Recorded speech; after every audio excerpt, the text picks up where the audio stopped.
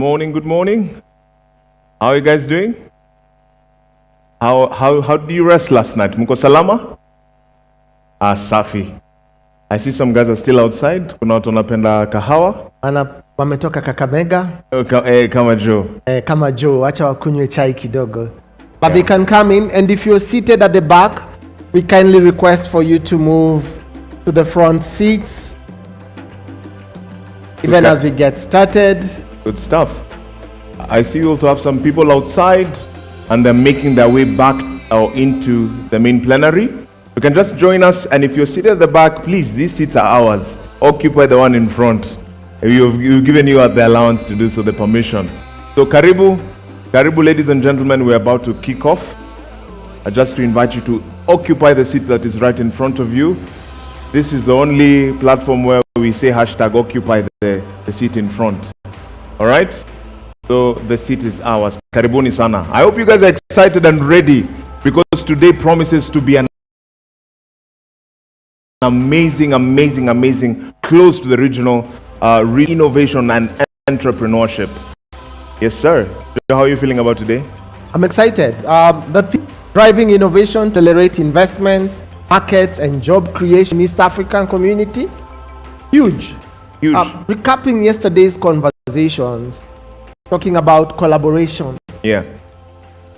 And capacity building, not just sitting in class and taking us through business models. Yeah. But how do we actually scale up? Right. We had a few exhibitors in the room. So looking forward to another exciting day today. You know what caught my attention yesterday was a conversation around university entrepreneurship, university-led entrepreneurship. And what we were trying to cover is that sometimes academic rigor is overemphasized as opposed to looking at the practical, what is actually in the world. So what came out strongly was the need for, practical, experiential sort of things that go after research so that commercialization makes sense. So as opposed to just emphasizing academic rigor, that bridge between practical world and academic theories needed to be bridged. I really love that.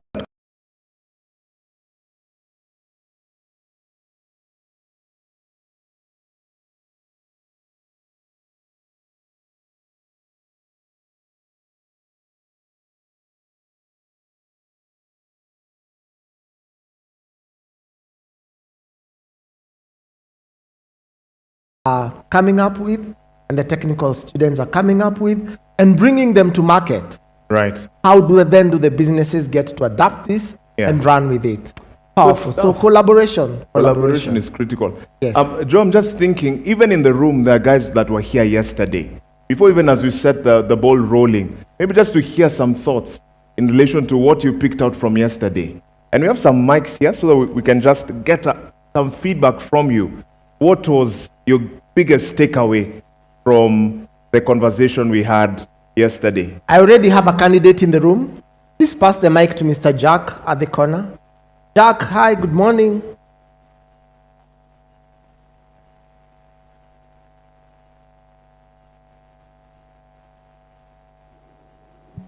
Can you hear me? Yeah, morning everyone. Onyango Jack is my name. Thank you, Mukoko. I want to agree. Yesterday, I attended the session on improving smallholder farmers' livelihoods. And it was very exciting. And it is true, there was the need to really bridge this gap and make sure that we come up with solutions that are very practical. Most of our smallholder farmers are left out of the equation. If I can quote one of the panelists, Mwalimu from Uganda. And I'll give an example. We're involved in cotton farming. We support cotton farmers. And when you look at the value chain, the cotton value chain, cotton textile value chains in Africa, it's massive. It's really, it's full of value. When you talk about AGOA, talk about the EU, EPA, there is a lot of potential value for smallholder cotton farmers. But unfortunately, one of the things that we see a lot is that they're left with very poor farm gate prices. So they don't get a lot from their labors in these values. And there's need to really come up with practical solutions that can include them in these value chains so that they can reap more from their labors. Thank you very much. Thank you, Jack. Let's give a round of applause That's for amazing. Jack Otieno. The different sectors can sectors can come together. Okay, yesterday I was in the university's discussion breakout room. So it was majorly how the different sectors can come up together and work together to empower the coming generation, especially on empowering them on the industry skills, so that they don't come out of the universities as just like graduates, but as skilled personnel. Thank you. Thank you very much. It's amazing. And I think that was what I was trying to capture, the mismatch between academia and practical. That's fantastic. Thank you so much for sharing that. I've seen some people have just joined us in the room. Karibu sana. Welcome to day 2 of the Regional Innovation and Entrepreneurship Summit for East Africa, powered by ASEC. This is the inaugural summit, and we are here for a fantastic time just to have conversations around how we can have growth in East Africa. So yesterday, we started off the conversation looking at East Africa, paying homage to the context that we are in. And as many as studied in Kenya, particularly in the 844 curriculum, there's this thing that we used to do in Inshas. And I know some of you can relate. These guys we called wahengas. Have you ever heard of wahengas? Wahenga? Yes. So there were these proverbs that we used to say. We used to write them down, cram them and write them down. Let me give you one. This is when we should say, wahenga na wahenguzi hawakutupaka mafuta ya samaki waliposema siku njema onekana asubuhi. So that's to say, good morning, good people. How are you today? Oh, no. We can do better than that. How are you today? Fantastic. Siku njema onekana Asubuhi. asubuhi. It's a good day. It's a good morning. Thank you. So we get the show on the road. Remember, our theme is driving innovation to accelerate investments, markets, and job creation in East Africa community. Absolutely. What is our hashtag on our social spaces? The hashtags are basically the acronym to this specific summit. Hashtag RIESEA. So keep the conversations live on LinkedIn, on X, which is formerly Twitter, on Instagram as well. And you can tag ASEC. ASEC, how you spell that is capital ASSEK. That's on LinkedIn, and on Instagram, ASEC News. So keep the conversations live as well on our social media platforms just to engage. And yesterday we had some selfie moments. And I saw some of you posted those selfies online, and we have gifts for you. I promise you. Thank you very much. And now, ladies and gentlemen, let's get the show on the road. Absolutely. We invite on stage Mercy, and as she makes her way on stage to say hello and give us a proverb. One proverb, that's your challenge, Mercy. Water points are to my left and at the back. If you need a bottle of water, to my left and at the back. Executive chambers, outside the door, right gents, left ladies. Mercy, the stage is all yours. Karibu sana Mhenga. We're keen to hear your Swahili proverb. Karibu. You well?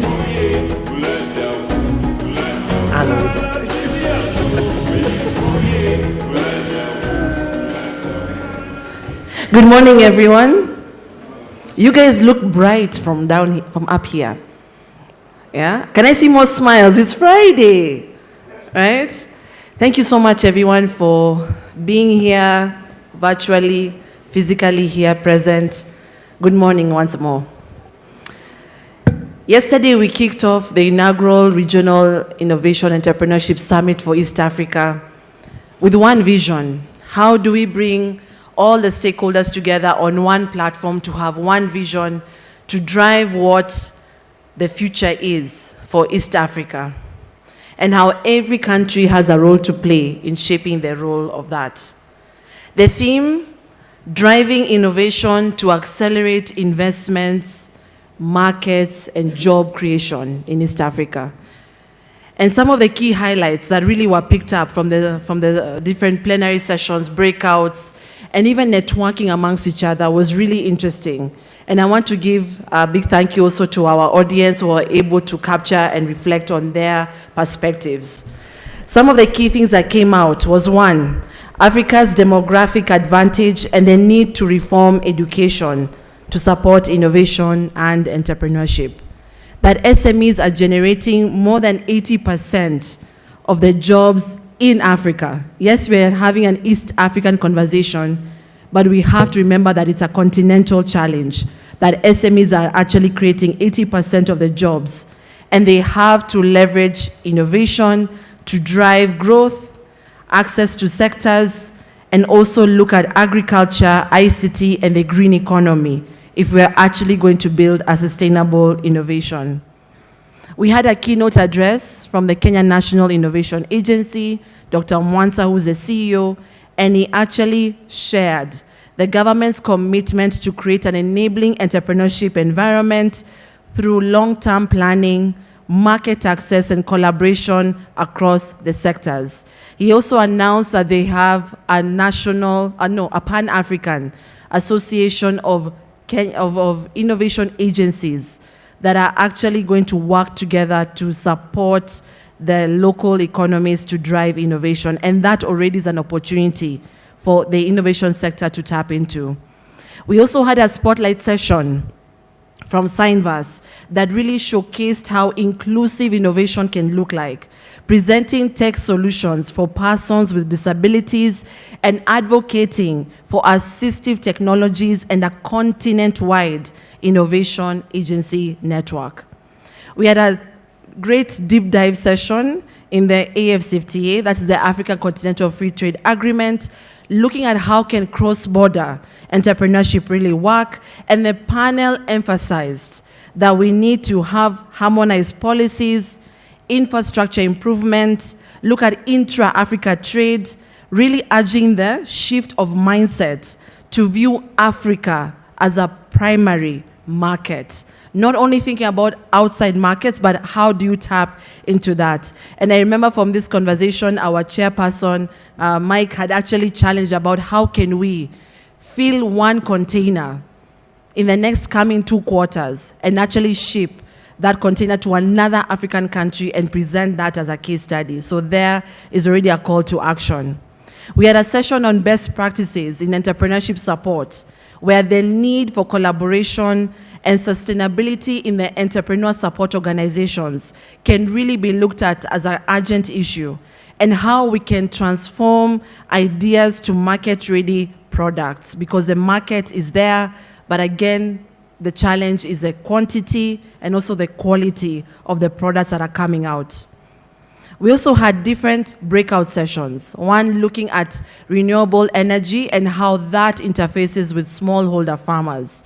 And from there were many lessons drawing out on how we need to leverage the renewable energy to really support rural and marginalized communities, actually build a sustainable food system. There was also a workshop on ESG, whereby how can you integrate all these diverse principles so that not only are you building products and solutions for today, but you're also doing it in the mind of the 3 Ps, people, planet, and profit. Of course, we had a workshop on the future of work and how that looks like, and they're helping different enterprises to really shape on how they need to be able to prepare for the future workplace of young people, but at the same time also the workforce in that regard. Overall, if you look at day 1, it really laid a powerful foundation for a collaborative, inclusive, and action-oriented driven ecosystem in the region. Today, we dive into investments, looking at community building, and overall mental wellness. For far too long, we always put pressure on everyone that you need to go out there and make impact. But no one really takes a moment to step back and say, how are you doing as a founder? How are you doing as an investor? How are you doing as a university lecturer? How are you doing as an ecosystem builder? How are you doing as a change maker or as an entrepreneur? So we're actually going to be dedicating a whole 1 hour just to look at how can we build mental fortitude and mental clarity such that when you go out there today, after the summit, you also have tools to ensure that you remain healthy. Because remember, we need you tomorrow as well. Alongside this also, we'll be having a fireside chat where we actually get to hear from the startups and actually hearing their stories and their perspective. My call of action for you today, yesterday I invited you to listen deeply, and I'm glad I saw that. But today I'd like to invite you to do one thing. Be vulnerable. And one way of being vulnerable is asking for help. One thing that I heard during the networking sessions was that everyone wants something, whether it's a partner or it's a question that they have in mind or a link to someone. So I'd like you to be intentionally asking for help today. Whether it is understanding something that is seeking knowledge, whether it is being linked to a network, someone has it, whether it is finding a partner. I don't know about love partnership, but for business partnerships, that one I think I can guarantee 90%. But please ask around. Whatever you're looking for can just be right there next to you. And I know one thing, speaking as a CEO, we always say that the top leaders should never show weakness. We have all the solutions in our toolbox. But guess what? The way the world has been disrupted and is changing so rapidly, we need to actually come together as a community and find the solution. So today, as we kick off the discussion, is just to wish you a wonderful day, and again, find a way to ask for help. If you need support, the team is here on the ground to help you, because we really want this conference to give you the right tools and framework to go and make impact. We want this to be a game changer as well.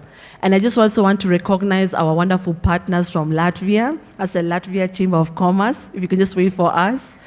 I met them in February and we just connected. And it's been a wonderful partnership, and I know we're going to move forward.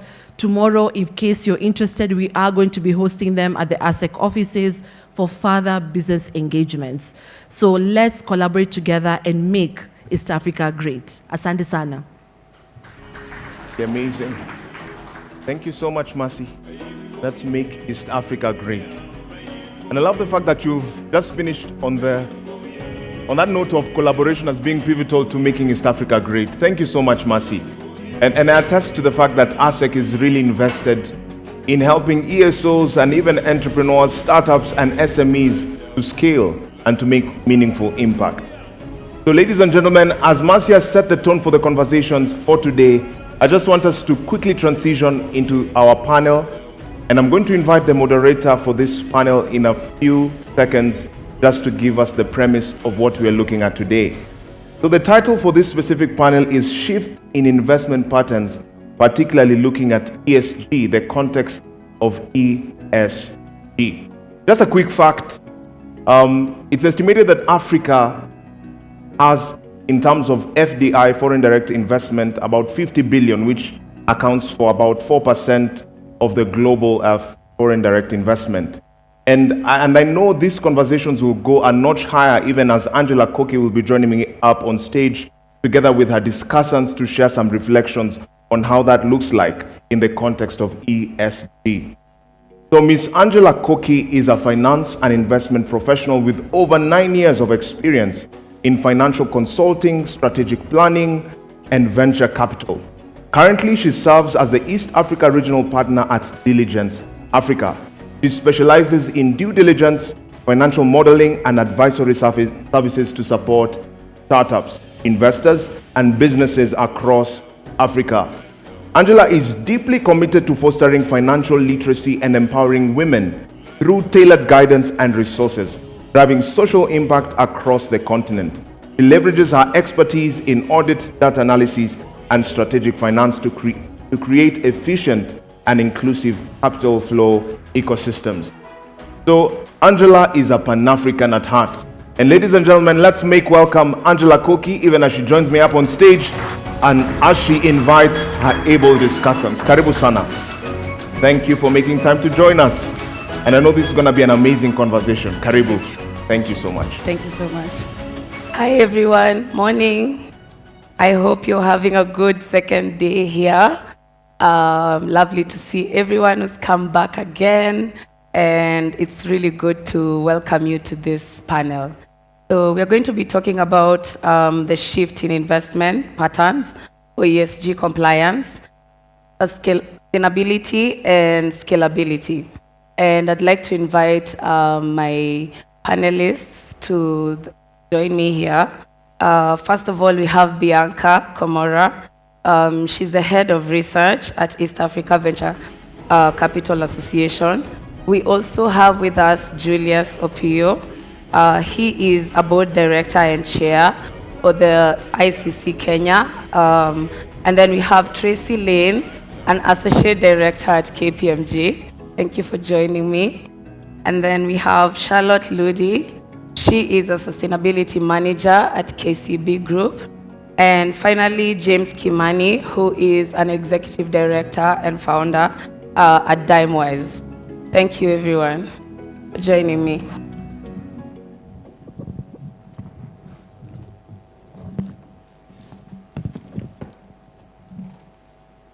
Thank you. So, just a brief introduction. Yesterday, there was a session that was run by Gladys Kivati for Sustainability Business Consulting. And she did give us some statistics yesterday. And I want to start with those statistics first before we get into the panel. So 2 to 3% of GDP losses come from drought. And this came from the 2008 to 2018 UNDP report. And then 30 to 50 billion a year is lost in economic loss in Africa due to lack of ESG frameworks. And then 70% of the population is below 30 years. That means 10 million jobs need to be created in the next 10 years. And 83% of this is informal employment. And this informal employment has 30% of SMEs being female-led. And as well as that, there is 10 billion of USD that is annually lost to corruption in East Africa alone. And this was by Transparency International. So sustainability is rising in global priority. And ESG factors are becoming more than just a compliance checkbox. And it's a strategy filter through which capital is increasingly deployed. So in Africa, we need to push towards ESG is both driven by internal reform and external investor pressure, especially from global partners who are demanding alignment with ESG frameworks. But the road getting to that is faced with a lot of tension between growth imperatives and sustainable mandates. And on the investment side, we have ESG present both as a risk and as an opportunity. So this panel is going to be unpacking those real shifts that are happening in investment patterns and what this ESG means essentially in practice. Who is driving this agenda essentially? And how can African stakeholders come together and respond with resilience and creativity and pragmatism? So I'll start us off with a simple question from Bianca. What are the key trends that you're seeing in ESG-focused investments in Africa at the moment? Thank you very much. So I'm not sure I was introduced. Yes. I'll just do a quite short one. So I'm Bianca Komora. I lead research at the East Africa Private Equity and Venture Capital Association. The EAVCA is an association that was formed by private equity fund managers to support in advocating for the industry as a whole. We're in 5 countries, Kenya, Uganda, Tanzania, Ethiopia, and Uganda, and I'm happy to be on this panel. Thank you. So the key trends driving ESG-focused investments in East Africa, I will say, is, as you mentioned earlier, the drive from the limited partners. So most of our funding comes from Europe and North America, and that's where most of the ESG-driven conversations are coming from. So if the investor is looking to raise funding from Europe, for example, they are obligated to follow the ESG compliance frameworks that came into action in 2021, 2020, thereabouts. So if the investor is getting the pressure to be ESG compliant, then the companies, the portfolio companies they will be investing in will also be looking to be very ESG compliant. Another thing I'd say is investor interests is also really driving it, in the sense that most investors are looking to not only have a good IRR, but also create impact. So that's also driving the ESG conversation. Thank you for that. As we can see, there are investor priorities that are coming up, and these investor priorities are evolving as we go. So maybe I can just take a question for you, Julius. What are the structural barriers that you're seeing in terms of limiting SME participation in ESG-linked finance, and how can they be dismantled, given the fact that investors are coming with a clear direction of this is what we want? How is that translating downwards to the SMEs? Thank you very much. My name Please, is you Julius can introduce yourself. Board Director at the International Chamber of Commerce. We're an international organization we are headquartered in Paris, in 170 countries with 45 million enterprises across the world. We normally drive policy on behalf of businesses at regional level and global level with international global organizations. Thank you for the question. I'll just pick maybe 1 or 2 points that are actually barriers. One thing we're looking at is regulatory pressures. So currently we have frameworks that have been designed for the top corporate organizations that are listed in the securities exchanges. So like in Kenya, we have the Nairobi Securities Exchange. In other countries, the developed markets, we have the LSE in the UK. In the US, we have the New York Stock Exchanges. So these institutions have very strict ESG requirements that need to be complied to. Now, the challenge we have with SMEs is connecting into these requirements when they become partners or suppliers of these organizations. So there's a lot of challenges when the ESG requirements are also cascaded downwards to SMEs. So SMEs, from what we've seen, need a lot of capacity building and support with the companies they work with. So for this, in this case, corporate. Another area is transition financing. We have SMEs who have made investments in old assets that are not, I would say, environmental friendly, so they have to transition. And this comes with a cost. So we need to see how we can financially support SMEs who have shown interest and commitments to transitioning from high carbon to low carbon initiatives within the organization. And this should come with incentives. From a government perspective, I think the government should come up with more policies that support this transition. An example I would give for SMEs that we were involved in the policy submission about 2 years ago on electric vehicles. When we started off, there was a lot of resistance, but eventually we got government support. We submitted the policy to the National Assembly, and as a result of that, it was adopted. As you see now, we are seeing a big transition on the two-wheelers. I would call them motorcycles. Locally, we call them boda-bodas. And we're seeing a transition now from internal combustion engines to electric motorcycles. Now, the next level is to go now to the trucks. So we need to build infrastructure for these SMEs who have trucks shuttling from Mombasa inland into Kenya and into the region. So in the next 5 years, the support we need to give to SMEs is how do they move their assets from high carbon emissions to low carbon, and we give them that support. I've just given you one example in the sector. There are many others. So if you go into renewable energy, like ESG into their growth strategies, I would say, right? Maybe I can just ask Tracy to also tie into that. What should investors be demanding or adjusting in their ESG due diligence for African startups and SMEs?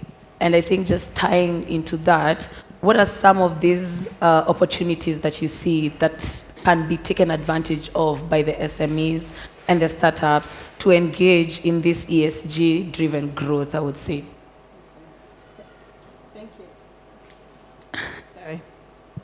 Hello?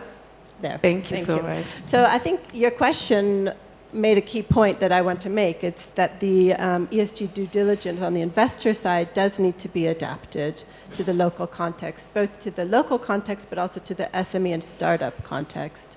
So when an investor is coming in, they really need to contextualize any materiality assessment. When they're working with a company, they need to understand the local issues that the local environmental, social, governance issues that are material for those companies, and understand how that fits in this environment. Any kind of materiality assessment would always need to be sector specific, but the sector, the agriculture sector, for example, here in Africa, is not the same as the agriculture sector in more developed markets. So you need to understand that context and understand the local maturity of that sector and the business environment that they're operating in here. On the environmental side, I would suggest pragmatism rather than perfection. Emissions data, investors, regulators, etc., are looking for data, but that data is not often available at the startup or SME level. It's expensive to get. The infrastructure is not in place. If the SME's been around, it's not something they're used to doing, perhaps. So really understand that this might be a journey and that you might need to work with any companies that you're investing in. And it's really important to encourage sustainable practices, get them on a journey rather than expecting 100% compliance with what you would traditionally be looking for. On the social side, in Africa, this is often the most important element, especially if you're talking about impact investors are really looking for strong social credentials on job creation, on youth employment, youth entrepreneurship, working with women entrepreneurs, and also the realities, again, of the social sector. Informal economies are a way of life and how things are done here, and companies work with informal economies, and that needs to be accounted for and allowed and understood. On the governance side, again, be flexible. I would encourage focusing on the basics. Strong governance, financial reporting, capacity building, financial controls, and then just working with the founders on integrity, transparency, and building over time. And fundamental to all of that, and I think this was the point made by my colleague on the panel, capacity building is really important, and understanding that you're not working necessarily with someone who's been working this way for a long time. It's perhaps a new area. You need to offer tools, support when you're setting post-monitoring, post-investment KPIs for monitoring. Be realistic and understand that those can kind of ramp up over time. So, yeah. It's very key that we combine scalability with sustainability on both ends of the spectrum. I think that's an overarching thing that is coming out. And I want to ask you, tied to that, Charlotte, in KCB, because you do fund a lot of startups, you do provide a lot of support for them. When it comes to aligning that scalability with sustainability, especially for a business that is in the private sector, how and what is the role of, you see the role of financial institutions in promoting ESG through lending and investment practices? And how does KCB, I would say, assess ESG risks and opportunities in its portfolio? How do you merge the business case and the social impact case of making sure that ESG is also driving the how, not just the how much? Yeah. Thank you for that question. So my name is Charlotte Ludi. I am the Group Sustainability Manager within KCB Group, and we have our portfolio in 7 East African countries, and we have been in this journey of sustainability from the year 2008. When we did start this journey, of course, it was a conversation that we had with our European partners, and so that is where the conversation started from. And at that particular time, in Kenya especially, the conversation was quite new. And so we were in a situation whereby we needed to actually localize whatever frameworks we were getting from the European side to localize it to the Kenyan context. And so that meant that as a bank, the first thing that we looked into is something called environmental and social due diligence. So the financing that we are giving to our customers, how are we ensuring that the financing we're giving to them is not going to do any environmental harm and any social harm?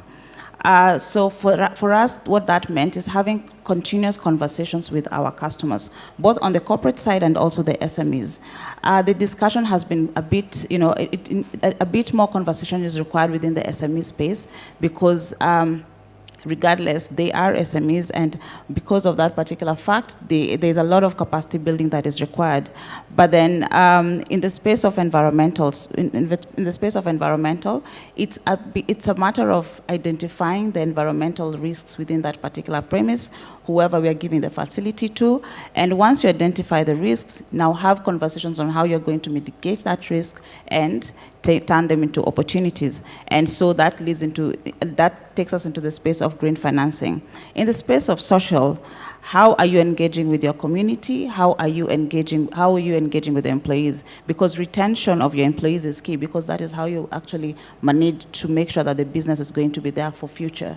In the space of governance, what are the policies that you have in place to ensure that you have transparency within your business and you are actually you are putting in place ethical practices within your businesses? So for us, it has been very key to make sure that the customers that the bank finances has put these items in place.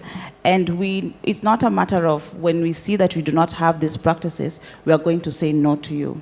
We are going to put in action plans that are going to help you to get to the point of you have good ESG practices.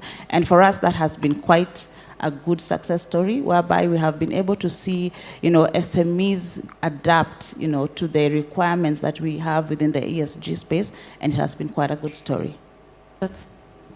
Yeah, and I can see that a lot of businesses have they're treading that line between short-term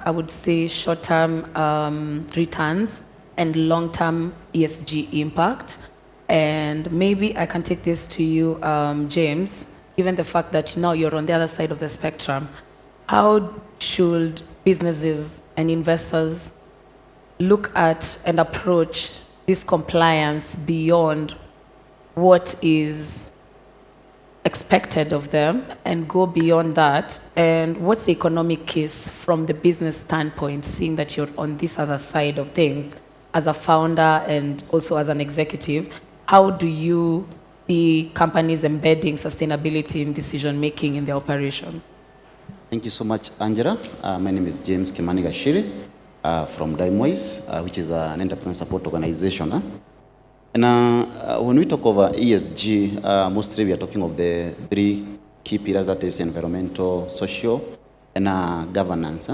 And according to the statistics you have just given us, is that there is a lot of loss that is usually incurred for businesses not following up or not having ESG practices on board. And I would say one of the economical case that I would give to the businesses, it would be as a way of risk mitigation. Because you realize whenever you have this in place, you're able to protect yourself as a business from all these challenges that come with you not complying.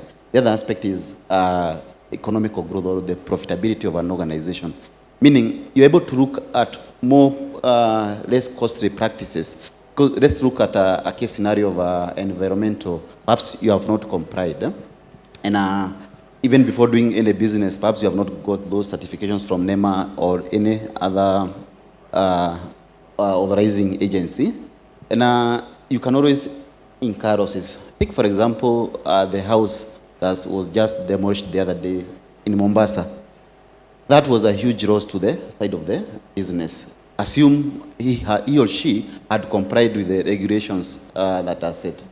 So you find with that aspect in place, look at also the issue of governance. When you have, let's say, an advisory or perhaps who have skills that are giving oversight on an organization, it it means they're able to guide you in a better way, and then you're able to avoid some of these losses that can always incur. And also look at the aspect of also having policies in place, also ensuring that you are inclusive in all your programs. That means in the long run, because the aspiration of any entrepreneur is to have a business that is able to outlive them. So meaning a business that can stay in the long term. And also, there are also incentives that come with you being compliant. And here we are talking of carbon credits that come with you complying, or even when you are supporting such initiatives. And also, look at this aspect of innovation coming in place. Because you cannot just do business the way we have been doing previously. So you always look at what are the current practices that are there, and what are the opportunities that come with there. And that leads to more of economical value, adding more economical value to the businesses as compared not considering the ESG components. Yeah, I totally agree with you on that. And it speaks to the whole regulatory, I would say, and policy landscape in general. I think everyone in this panel is not just in operating in Kenya. There is an East African and a Pan-African element to the work that everyone is doing here. And I think we need to also have an understanding of how African regulatory frameworks are shaping these ESG expectations, I would say. And maybe I can throw this to both Julius and Bianca. What are the structural barriers that limit SME participation in ESG-linked financing? And how can they be dismantled? Because these regional policies, can they be recalibrated to just not promote but enforce the ESG accountability to business growth? Any one of you can just start. So some barriers that exist for entrepreneurs, I'd say, is not really understanding what it is. So the regulator, for example, CMA in Kenya, is trying to embed ESG reporting in the annual reports. But when it comes down to the entrepreneur that is supposed to be reporting on this, they really have no understanding about what ESG is. It was basically just, quote unquote, placed on them. So some of these things can be broken down by the regulator, not just telling them that this should be included, but also training them as to why is it important, because we're looking at ESG not just from regulation and investing sustainably, but also what is the financial materiality of this? How does this reduce your risk as a company from operational risk to the kind of markets you can scale to? Just to pick a random example, there was an agricultural company that was not able to really penetrate the European market because of the labor rights and how they treated basically their workers. So it's small things like that that you need to start incorporating as a business to be able to scale further. So if a business does not understand that it's as basic as that, and that's what you're meant to report on, then it seems like something that they are not able to do, yet it's very doable. Thank you. Yes, you said, how do we unlock the barriers? Yes. First, I would like to put emphasis on the corporate organizations, the big companies that work with SMEs. Because SMEs sometimes they come to us saying, okay, fine, the requirements are quite stringent and costly to them. And unfortunately, in some organizations that we've seen, the procurement department has no idea on how to implement ESG. And if you look at the KPIs, it's purely financially driven without a component of ESG. So one way of unlocking it is that corporate entities need to work very closely with their partners, SMEs.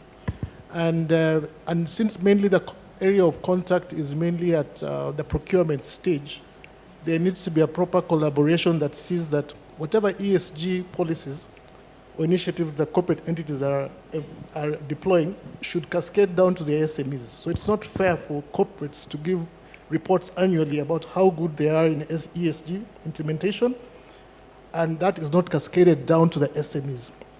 One challenge we get, SMEs are complaining, is that they're being pushed so hard on pricing, and as a result of that, it compromises on their ESG delivery.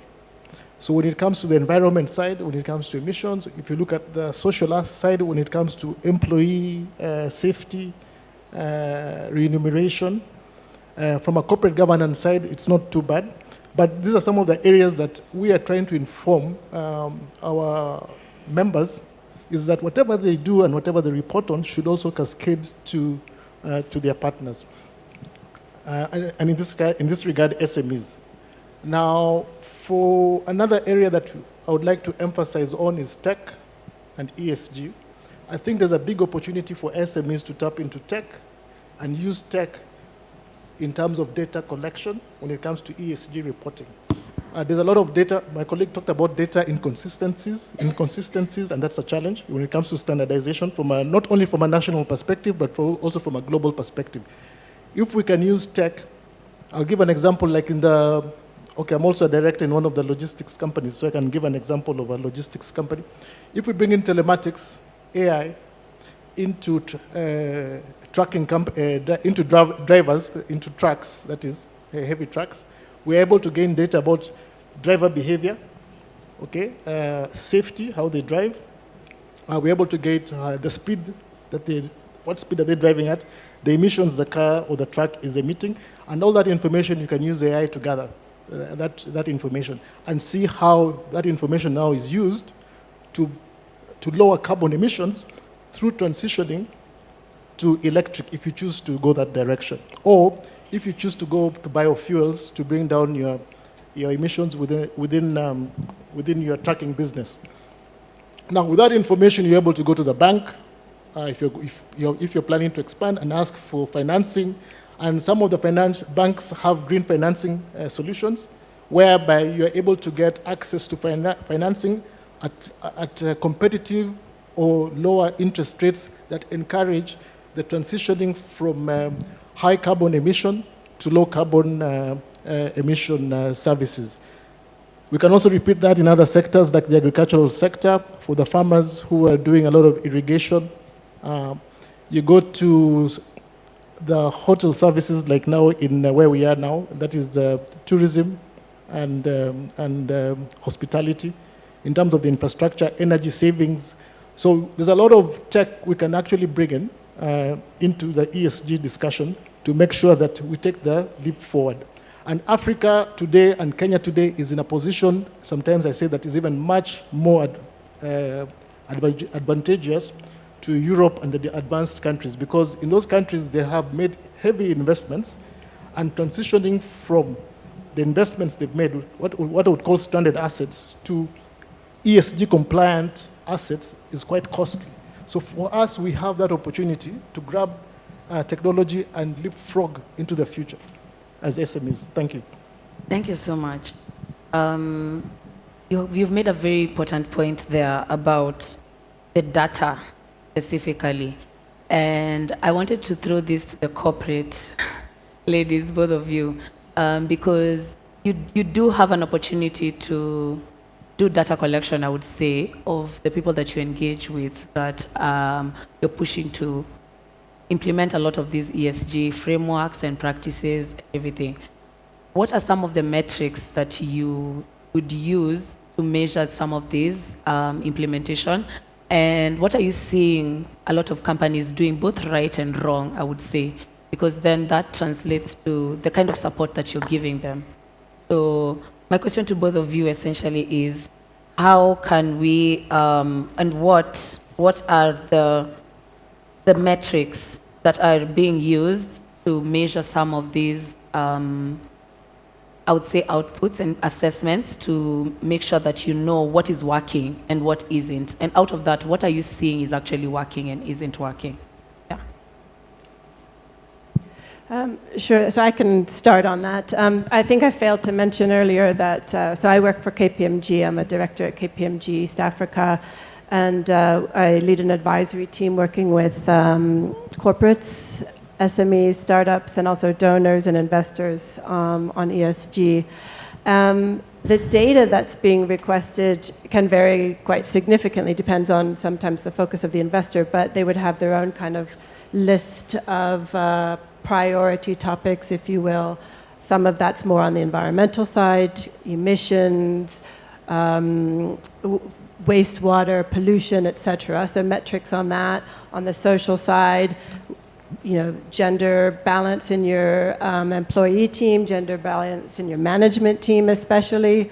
There's a whole host of metrics that might be, I don't think we could get too deep into them, and I think there's a lot of that available online. I'm happy to talk about that a bit more.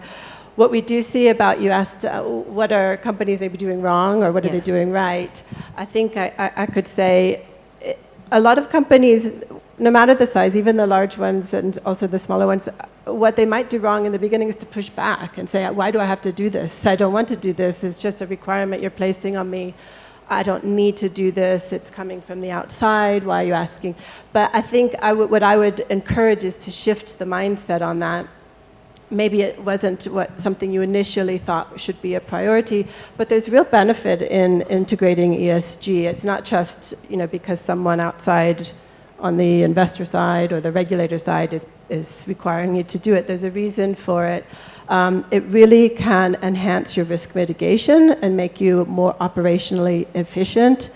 Companies that incorporate ESG tend to be better run, and that's why ESG is taken off. It's a strong risk mitigation driver. On top of that, the opportunity side, which you mentioned earlier, you can face loss of access to markets if you're not appropriately incorporating ESG. Customers are looking for these types of things. So what I would encourage is to just shift the mindset to, this is not just being forced on me or a new requirement that's challenging for me to meet, but what's the opportunity for me from both the operational side, the risk side, and the opportunity side? So how the bank has actually, taken advantage of the data that we have. Just last year, we embarked on an initiative called Calculation of Our Financed Emissions. And so this meant that we looked into our portfolio and we were able to identify the sectors that are quite the high emitters, so to speak. And some of those sectors that we did identify were the real estate and even the transport sector, quite high emitters. And so it meant that, we started conversations with our clients in regards to, enabling them or assisting them to just transition into to a low carbon space. And we also, for us as a bank, we also led by example, whereby we also looked into our own operations emissions. We identified the areas that we are emitting quite high carbon, and we also started a transition within our own spaces. So it's not just about pushing back to our clients to just, making them do what they need to do, but then also we led by example and, started implementing on our end how to reduce our own emissions. And it has actually meant that we identified some of the branches that are high, use quite a bit of electricity, and now transitioning them to the renewable energy space. With our clients, and this is something that we did introduce even this year, whereby we have assisted social institutions to now go into the space of renewable energy. And a specific product was even introduced with a rate of 9%. And the uptake has been quite good. And we continue having conversations with even partners. Just last year, we got an approval for one of our concept notes, whereby we are going to be able to start financing, projects within the space of climate smart agriculture, waste management, water initiatives, renewable energy, and energy efficiency. These are all going to go to the SMEs and the MSMEs within this particular space. So there's a lot of support that is happening towards the MSMEs, and which we need to just be able to be ready for. And the readiness that can be done is by integrating ESG practices. Because at the end of the day, we need to know that the person who is going to benefit from this financing is actually doing good business. So the opportunities for us are actually there for the MSMEs. Yeah, I totally agree with you on that. And I can see we are short on time.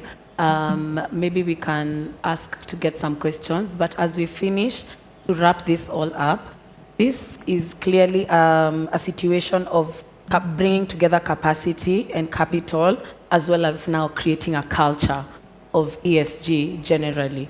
And on the other side of the spectrum, and this is what I wanted to ask you to close out, what kind of support do you feel, both technical, advisory, financial, should the ecosystem be offering essentially? And what advice would you give to entrepreneurs trying to integrate ESG without losing focus, I would say, on the scaling of it all? Yeah. First of all, I would mention that the ESG aspect of doing business, the most ethical way any entrepreneur would incorporate on. And it's not that expensive. You just need to start and then just look at a given area. And I would give an example like what we do as an organization. One, we have tried to triumph green entrepreneurship and also do a lot of advocacy, make people understand what is this ESG, so that you're able to move this ESG from just being a big buzzword, becoming a reality.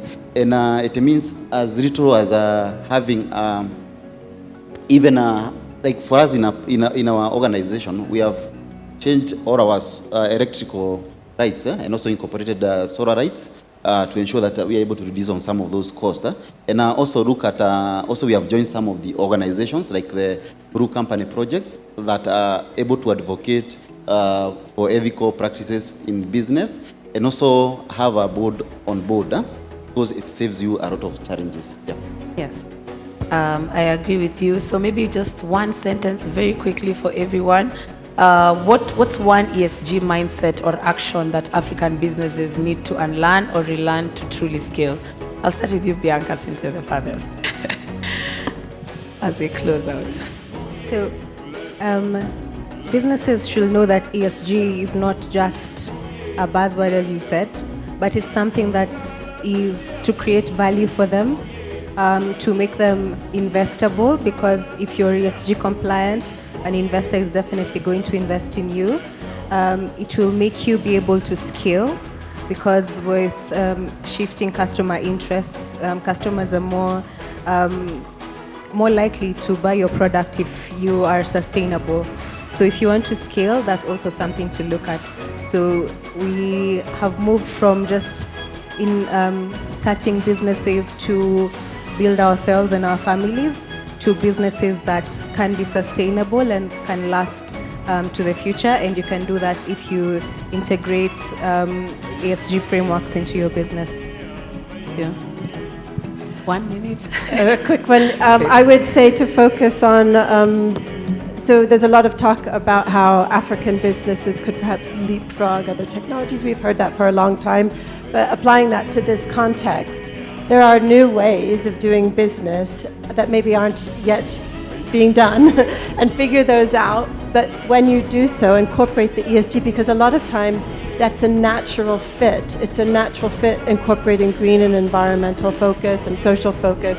And when you leverage and combine those two types of thinking together, I think there's quite a lot of opportunity. Thank you so much. For me, I would say it's our challenge between short-termism and long-term gains. Yes. So how do we balance? If you're an SME today, how do I balance between my short-term objectives and long-term gains and embed ESG in the process? So the ESG journey is a long-term journey. I don't think it can be done overnight. So once you make the commitment as a business enterprise, you stand to benefit in the long term, and your business becomes more sustainable, not only from a nationalistic perspective, but also from a global perspective.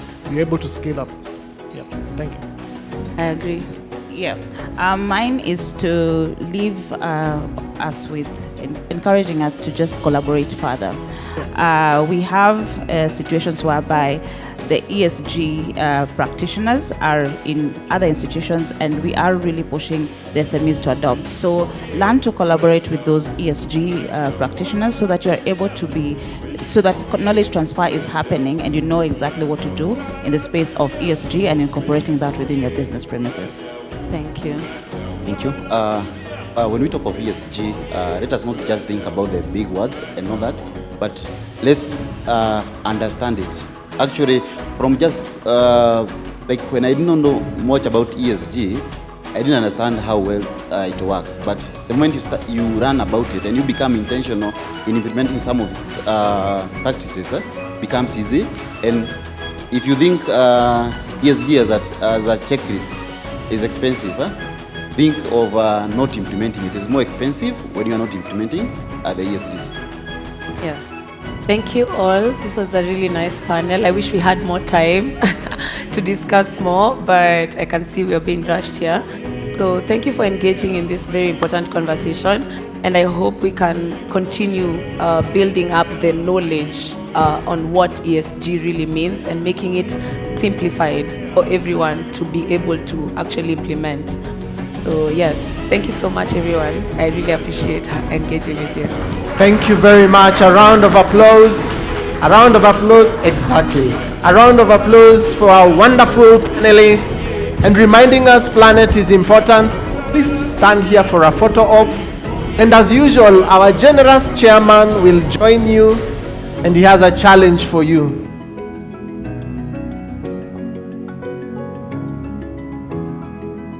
Yes, take the picture first.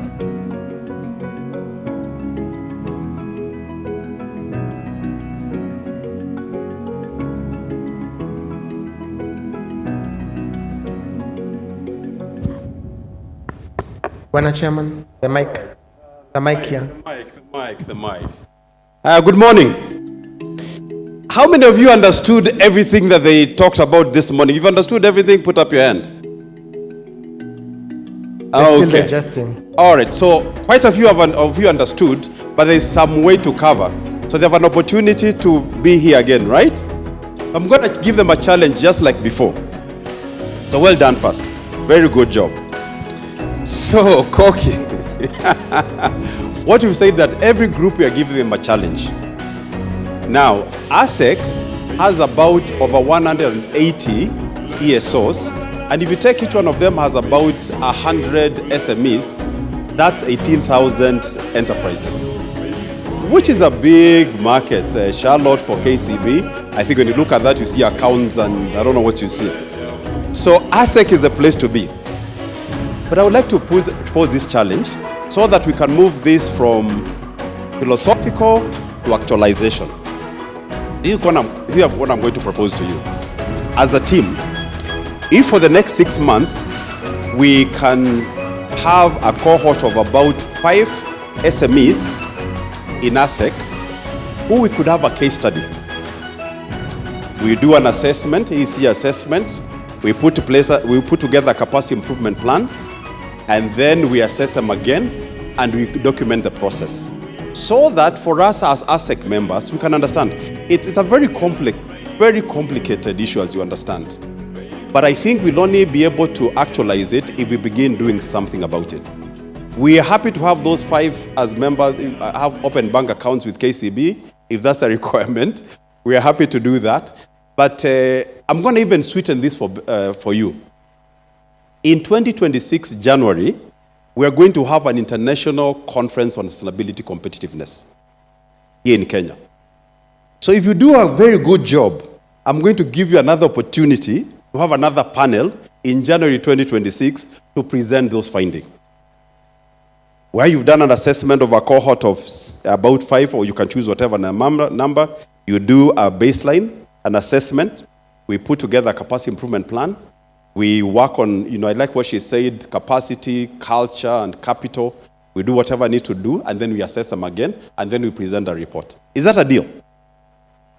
Now, if the chairman says that, you're going to say yes. You don't have a choice. Chairman.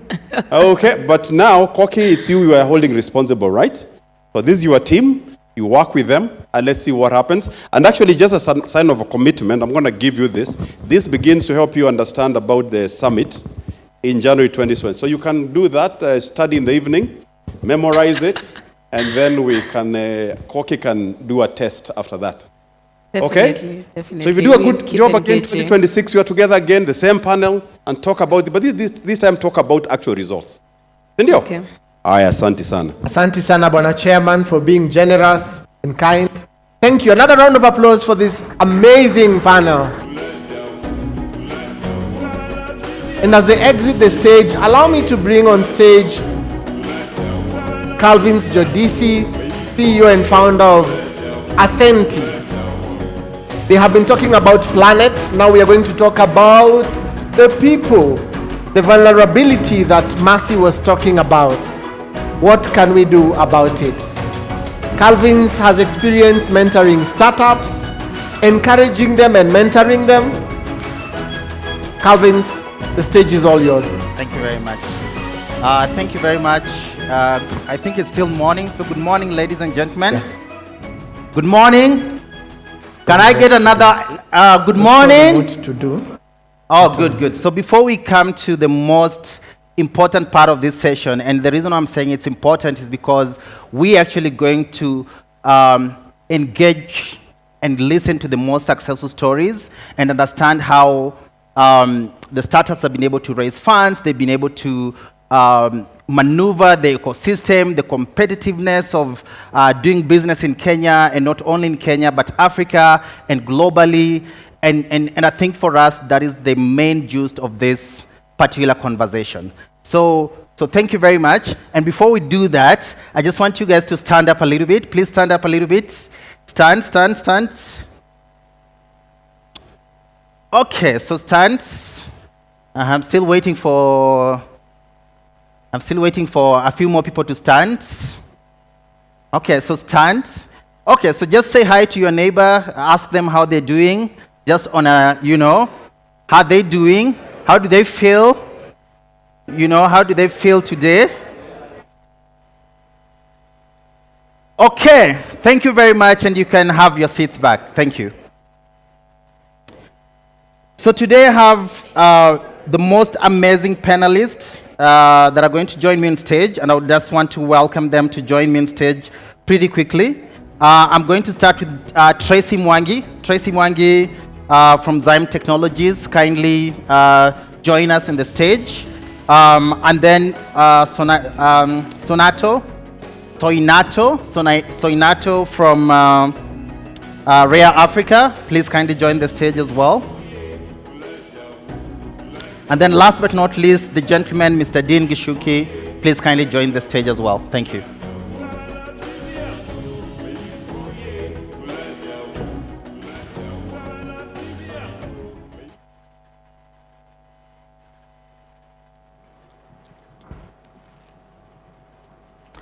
Good, so thank you very much.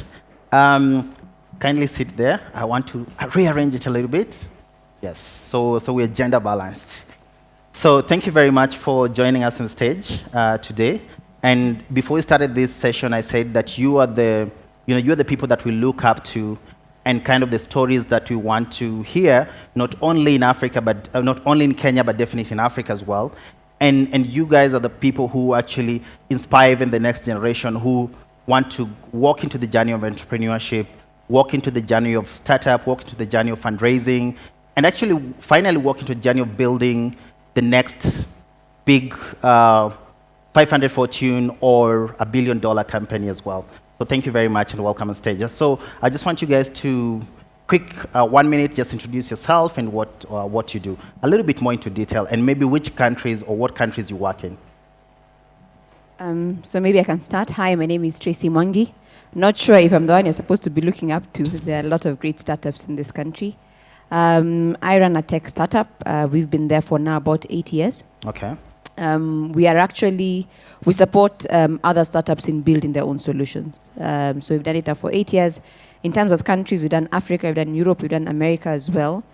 We've helped different startups, including Bupa, so have gone to raise funding, Watu Africa.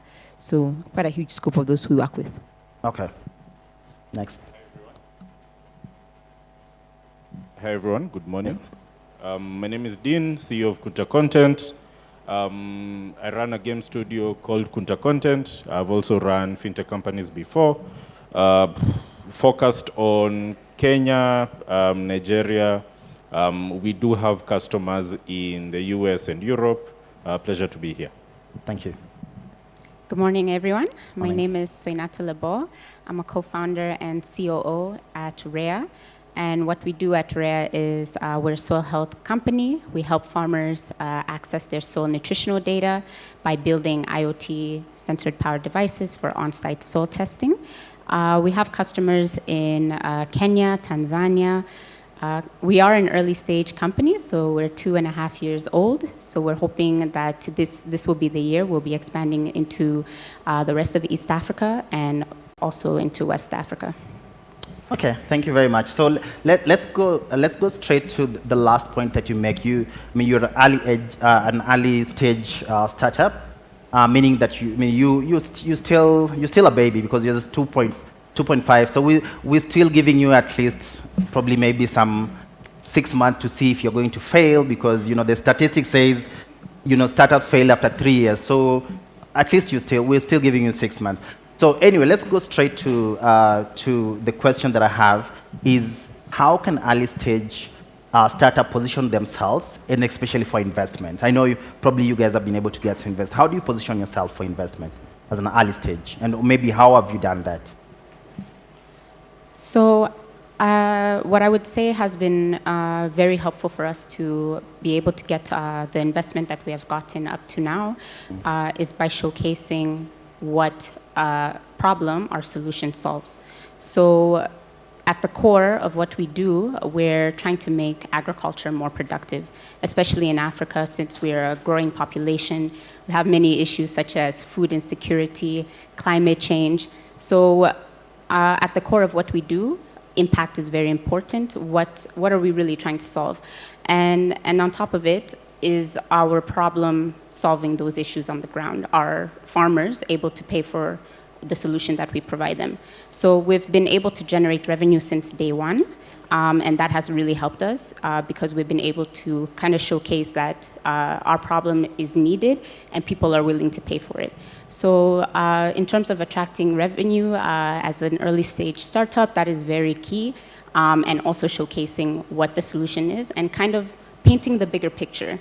2.5 years isn't long, so you kind of have to show what are you going to look like in the next 3 years, 5 years, 10 years, and what is the space you're working on looking like? Is it big enough for your problem, for the problem that you're trying to solve, to make a big enough impact over those years? Cool. So let me come to Tracy. You've been in the game for quite a while. Can you probably just tell us how your early stage was like? So I'm going to be just a bit controversial, and I hate being the controversial panelist. I don't know why this happens every single time. The one thing I realized, even beyond the revenues you make, it's your network. Mm-hmm. Who trusts you? When you enter into a room and you speak to somebody, do they feel the confidence on what you're able to do? Yeah. Right? And what we realized, and I'm sure all of you know startups who have made money and they're not making any sense. Right? I'll not mention one huge one, right? But there's one that came about food, about vibandas, right? And they got a lot of money for the first year, they died after 1 year. So at times making money is also about, again, and even just business generally and revenue, is when you walk into a room and you speak to somebody, what network are you building? I think one of the biggest issues most early stage startups forget is that every single conversation can lead to a funding round 3 years down the line. We think that it's about when I want funding, I will find those who are able to give me funding on that day. So be careful about the networks you build and the connections you build from day one. I think for us that has been very clear. So a lot of the clients we have now, we have spoken to for 3-4 years, we have spoken to for 2 years. So for me, one of the things I think I would say about the early days is that we never neglected any conversation we had. The people we spoke to, we kept. So for me, one of the critical area, we've seen startups that are funded without any product, and we've seen them fail in a few months. Okay. So yes. Yeah. So Dean, maybe you can also tell us how you've been able to. You work in so many countries across Africa. So how has your early stage been like? Have you raised some money? Yeah. Yeah. So I do agree with both of my panelists. I have a few additions, but I generally agree. I think my biggest lesson, especially with fundraising, has been you do have to be a bit, the idea, the business, the concept does have to be a bit left field, almost a bit crazy. And I think Tracy is right. You have to manage how crazy that is, because there are a lot of businesses that I speak to, a lot of founders I speak to, and it's not clear, it's not strong, the product doesn't make sense. Okay. But oftentimes that if you iterate that enough and you dig deep enough, oftentimes you find something that's special enough and potentially can grow big enough, as has been shared, to become a strong moat business, right? And often that's primarily what investors invest in. They're looking for something that's really protectable, right? Okay. They're looking for a strong moat. Usually starts with team, then gets into the technology or solution you're able to build, and over time it becomes the market, right? And what we've learned across different markets is there are certain really significant differences, Yeah. but you find most foundational challenges are the same. So you find whether it's payments, there are certain maybe trust issues in almost every African market, and even to expand that further, almost every emerging market, right? Yeah. But how you deliver that product into the market, how you go about building that trust tends to really vary. And that, I think, makes the relationship with investors a bit harder to manage, because the assumption can easily become, you figured out Kenya, go to Tanzania, do the same thing. You did Kenya in 1 year, do Tanzania in 4 months, and so on and so forth, right? But in 4 months, you might not even be able to launch a product, let alone win the market. Yeah. Exactly.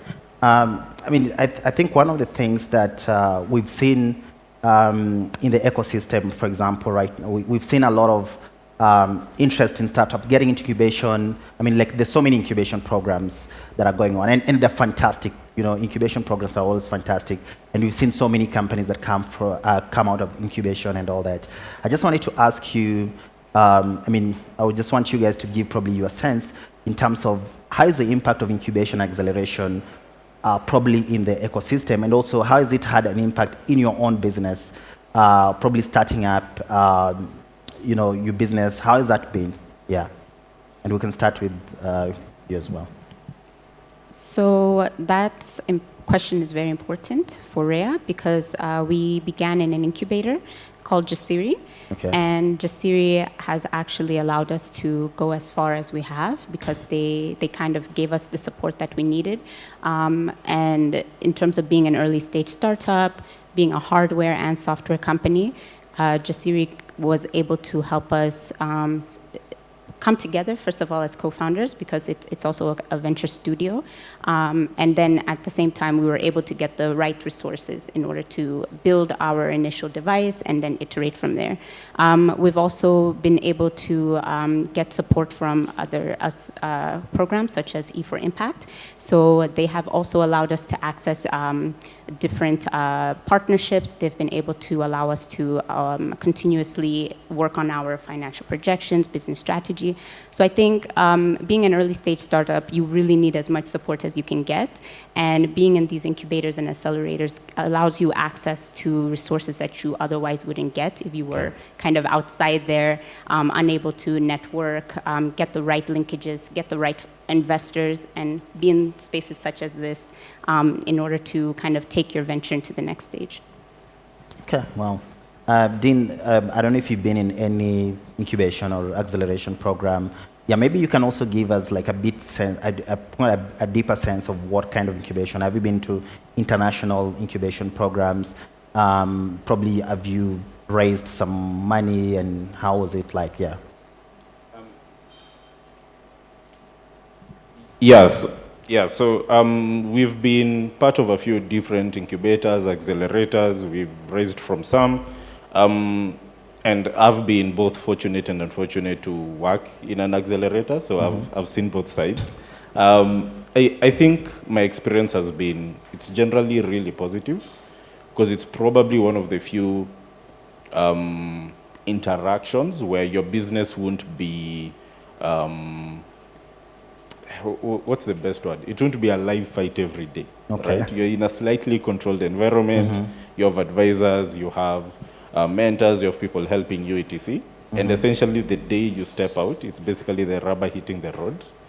And I find not only are incubators useful at the beginning, I think every couple of months or years, it's always a good idea to figure out a way to either create that environment or actually join one, where you can take an outside-in view into your business and try to understand what's going on, what are the opportunities we're chasing after that are not mission-critical day of. And we've seen many different conversations around this where startups that are 5, 6 years old still being in accelerators and people wondering, okay, these guys just raised $10 million. Do they really need an accelerator? What's going on here, etc.? And a lot of those founders have spoken about how valuable it is to get back into that mind frame of rethinking your business, getting more support, getting more assistance. And we've also seen much older businesses, 7, 10 years plus, make some really critical, simple mistakes where you do see the need for new mentorship, new guidance, and so on. So I have swayed in this opinion over the past few years, to be fair, but I think I see the significant value of a good accelerator, good incubator. And I think as a founder, the more you grow, the more you understand how to extract value and how to help guide the accelerator and the incubator as to what you need. Versus at the beginning, you're in class, you're learning, you're just gathering information. Yeah. So, I mean, Tracy, let's twist I like what Dina said in terms of the constant growth of a business. I mean, you're 8 years old, definitely you need constant growth. So even looking at incubation acceleration, do you think, how are you able to grow your business further in terms of advisory, in terms of mentorship, even if not necessarily like incubation, getting an incubation or an acceleration program? I think that's a great question. For us, I think the first thing we did was get an advisory board. An advisory board is a cheap way of having very brilliant people in your helping you and mentoring you on every single day that we sit on a quarterly basis and they give us advice. Secondly is we have those who believe in the vision of the business, and we have taken, not advantage, but taken full use of them. Okay. So again, these are the people we met at the beginning of our careers, who are then managers, now are CEOs of banks. So like one of our mentors was a manager when we met him, now he's a CEO of a bank. So he's actually allowing us to do a lot more.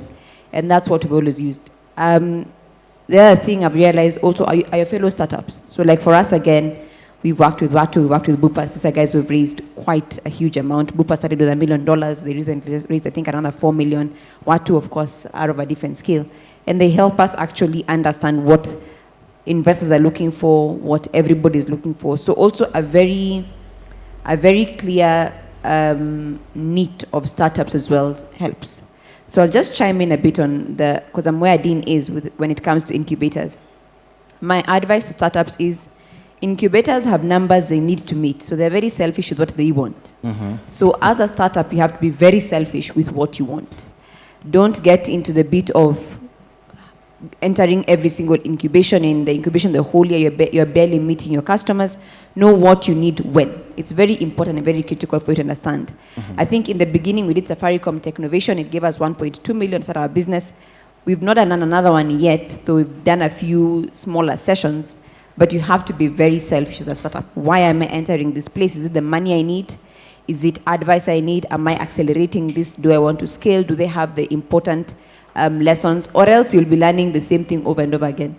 No, so you have to be very clear and very practical with what you want. Yeah, exactly. I mean, before we move from this, and I think this is very important.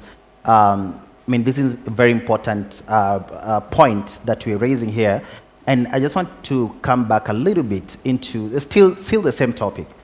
Do you think that probably maybe incubation or acceleration is more deemed as like stages? So for example, if my company joined Y Combinator, I am sure all the investors will be looking into investing my money.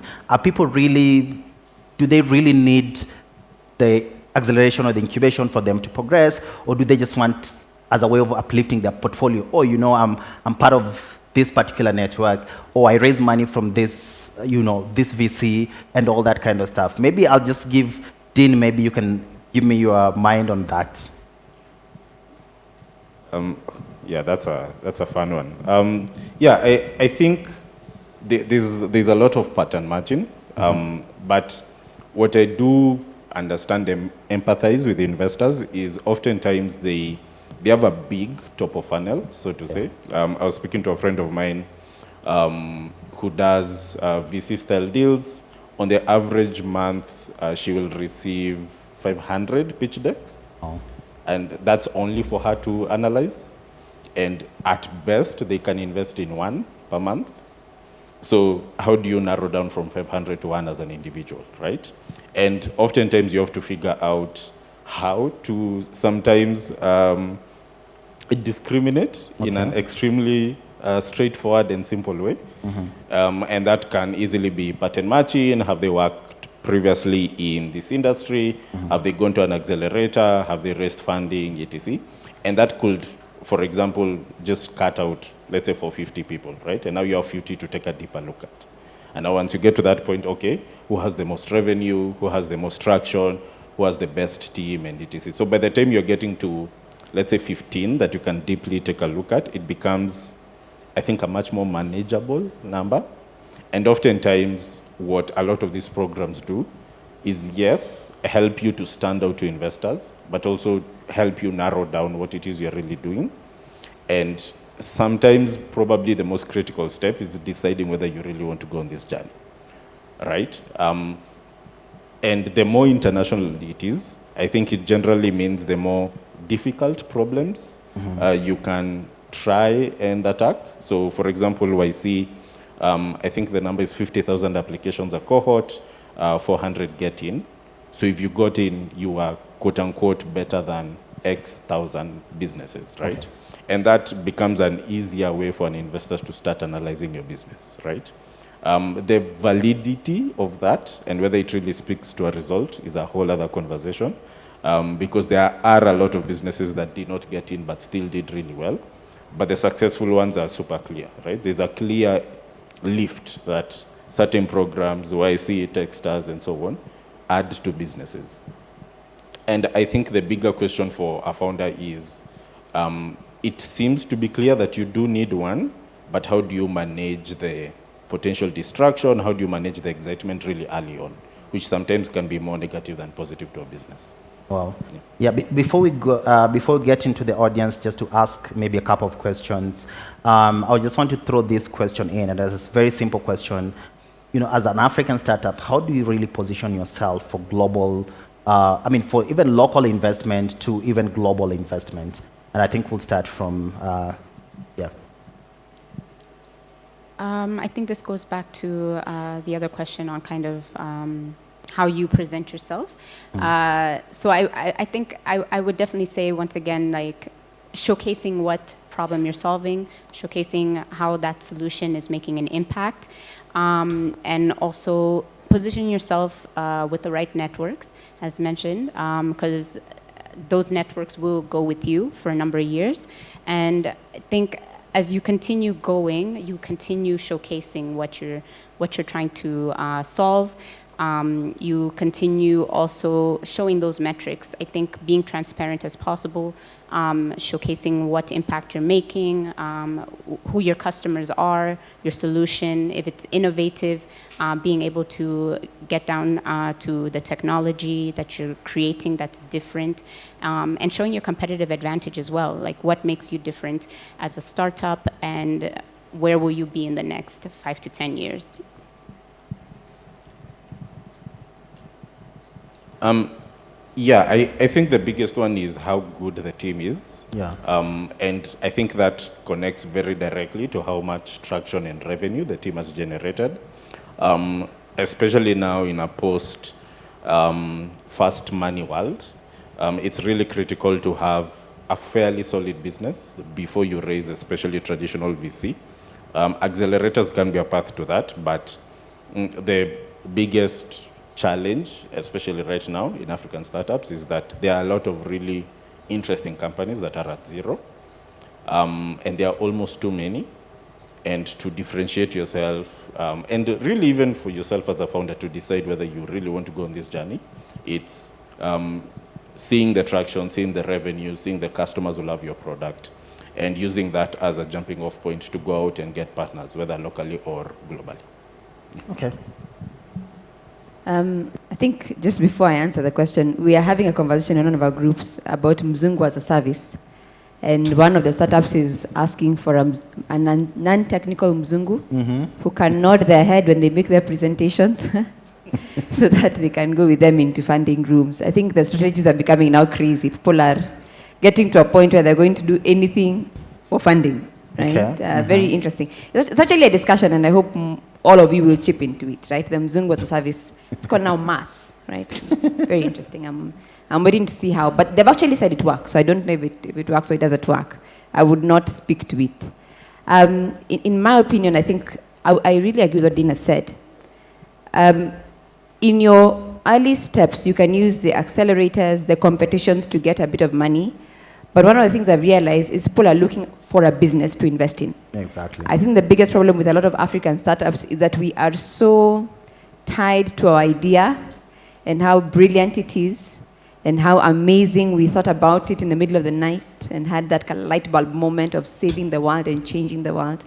But somebody is actually looking for a farm business to invest in. Exactly. So one of the things I've realized when we're actually at the Web Summit in Qatar, and we have one of the products we've just built last year. I'll not speak to it, but we're now looking to raise again now for this particular product. And I'll never forget, our board was the only one with an AI-powered da-da-da-da-da-da. And everyone kept on coming and saying, but everyone is using AI. Why are you mentioning it? Mm-hmm. And I realized we're playing at such a different game with global startups. Startups out there, by the way, and the 4 startups who pitch, one of them is an IoT startup, AI. The guy who won was using,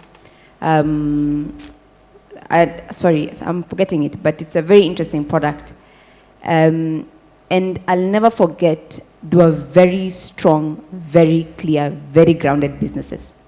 Nobody was coming to pitch a vision of changing the world mainly, and that's a whole pitch. No, they were very clear. We've done this. This is the traction. This is what we did at this particular stage. We have this person in the team. And then, as I said, their teams were very strong, very diverse. They had somebody running business, somebody running finance, somebody who was heading technology, but it was a very clearly structured business. So for me, one of the things I love to say is, one, that build a business. Your idea is great, but anyone can make ideas and they'll be fun and they'll be exciting. But be very clear about building a business. If you need mentorship or support, contact those who've done it before, contact those who've have been there. Secondly, for me is, there's a word we like saying it, but I don't think people understand what it means. Scale. A lot of it I've realized is, leave even scale of how many users you can get. A lot of investors are looking for products that fit into their portfolio or that help them drive their agenda. Mm-hmm. So even as you're speaking to investors and people, right, is your product fitting into their long-term path, right? Can it do a few extra things here and there that then is of benefit to them? So one of the things is scale and what your product can do. A lot of people, and I think we've had this discussion because we are now entering the fintech space. We had one of the investors asking us, can it do X, can we do this, can we do 3, can we do 4, 5? And we're like, yes we can, but we've not thought about it that way. Yeah. And we had to expand, even as founders, our thinking on what the product can do, where it can go, where it can be placed at, and what it can actually do. So for me, I think that is such an important thing. But secondly, focus on building that business. Every single thing, regulation, your structure, your finances, your books, how are they? That is such an important part of also being able to attract investment. Wow. Yeah, thank you very much, Tracy, and the panel. I don't know if there's a roaming mic. We can probably just take 2 or 3 questions from the audience before we close the conversation. Anybody? So just raise your hand. I'm sure a mic will come your way. I'm sure your mic will come your way.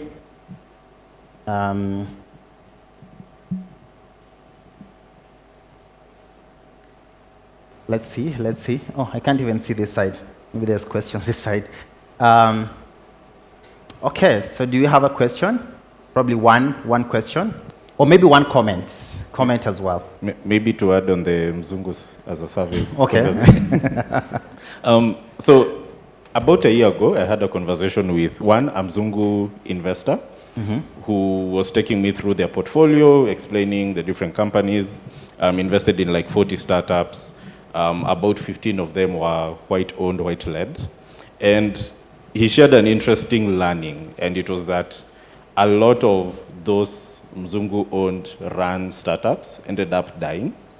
And he tried to understand why, And it seemed that what every founder will do after the business died was go back to MIT, Harvard, pursue a master's, make the business a thesis, and continue building and working on other things, right? And he went a bit deeper into the African founders that he's invested in. And he said for a lot of them, there really isn't an option to.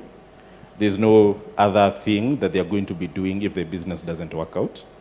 And what that generated for him is a unique thesis where I even saw him tweeting a little about Mzungu as a service, and I remember that conversation, where for him, it's really important, yes, to have a great team, but you also want a team that is almost all in on this. And oftentimes, a lot of the large startups that have raised funny money and ended up failing, sometimes I go through their team composition and I'm like, Mzungu as a service. This was not a good decision, right? And it's not exclusive, of course, right? Because there are businesses that are doing really well. But that is an element that I think a lot of founders, especially a lot of African founders, don't place enough weight on. Because it's easy to see the TechCrunch announcements and you're like, I know like 5 African businesses that are doing 2x better, right? And they should have raised, right? But then a weird side effect of this becoming so loud is more investors being aware that it is possible to rent a founder. And I think decks are going to be significantly more scrutinized at this point. They're like, this advisor over here, what does he really do, like on a day-to-day? Like, does he have an email? Is this official? Does he have shares? Is he actually contributing to the business? And what that hopefully generates is a better culture, even from the investor side, of funding better businesses. Cool. Yeah, there's a question there, so then we'll come back to you guys because of time. Yeah, question or a comment? Yeah, Mzungu as a service always gets people. Good morning. My name is Javan from Navigators APTF. Yes. And listening to the conversation, especially the point, Tracy, you've made, the last point you've made, I would want to ask, when it comes to striking a balance between pursuing or remaining true to the calling of a startup, or rather the goal and the objectives of the startup. And then on the other hand, there is the demands by the investors and funders. And what you've said appears like you're suggesting we need to look and pay attention to what the investor is looking for. But I am afraid that sometimes when we look at, or rather consider, what the investor is looking for, we might end up losing track as a business and end up, there are so many investors, so you want to please that one, you want to please that one, and you keep aligning. Okay. How then do you strike that balance to attract the funding, but still remain true to what you are and what your DNA, what you're called to do? Okay, if you have maybe one more question, and then I don't know if someone has a question. Okay, perfect. So I think let's answer that, and then we'll probably just close up the session as well. Okay. I think let me give further context. So the reason why I said you need to check is for that exact same reason. At times when you meet too many VCs who are everywhere, then you're placed everywhere. But you see, in the beginning, when you understand in terms of the kind of startups a VC has invested in, it means then your vision is not shaken because you're not going everywhere, right? Because you're just begging everybody for money. I mean, it's just like normal life. If you're very desperate, then you go everywhere and you're told to do anything. But in this case, when you understand where you want to be, then it's very clear whom you go to for investment. It's also very clear which accelerators you join, which ones you don't join, because then you have a path of their history. But secondly, also, my advice, and I think we learned it in Web Summit, pay attention to what VCs say. They have invested for quite a long time, so at times don't get too stuck on what you believe, where you are blocked completely meaningful advice. You can find that maybe just one advice, like for us, the meeting we had, one thing we added was a game changer, just one thing. So a balance on both, but I do understand it's very hard to strike. So for me, begin from a vision, then now identify who is aligned, who would be better to speak to before you even go to them. Fine. Do you want to add something? And so you might. Yeah, so I have very many hot takes on the investor side. I won't go too deep into them, but I think the biggest one I like reminding founders is that you are the first investor. You've put in your time, you've put in your money, you've put in your energy, and oftentimes a very heavy opportunity cost of doing this versus a different business or a different job. So you should take your investment as probably the most important. Yeah. And what every other investor will do is essentially come along for the journey that you've chosen. Yeah. And oftentimes that means that you as a founder are guiding the investor into the opportunity you see, right? And for a really critical point is that if they understood the market, understood the problem as well as you do, they would have started the business themselves. Okay, cool. Yes. I would agree with Dean and Tracy. So as an entrepreneur, you are kind of the expert of what you're working on and in the industry that you're working on. So at the end of the day, it's your goal to find investors who are ready to kind of say, okay, you've identified this problem, you've already been able to see that there's great potential in it. So are they willing to now work with you on that journey? And the ones who aren't aligned, then ideally they shouldn't be your investor. And early on, that should be the main goal while you're an early stage startup. Yeah, thank you very much. So I also want to just add one of my sense is that don't only go to investors because they want to invest in a business, but also see the value they also add into that business, because it's not just them putting their money, but what is their network, what value can they bring that could actually multiply the value that they've seen in your business. So that's also very, very important. So thank you very much. You guys have been amazing, and I think we can stand up for a photo or something. Thanks. A round of applause for this amazing. They are all founders, from Calvin's all the way to Soinata. They are all founders. Another round of applause. And they have accepted to be vulnerable. Bwana Chairman, this is where you know you have to stand with your people, your children.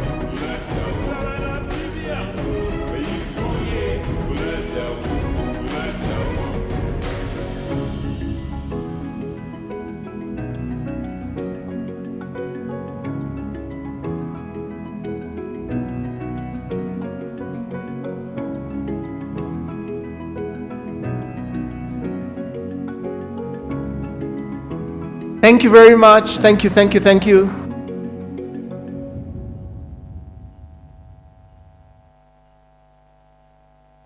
And as they exit the stage, and just before we break for tea, allow me to bring on stage Girts Bitenieks, the CEO of Golden Tech.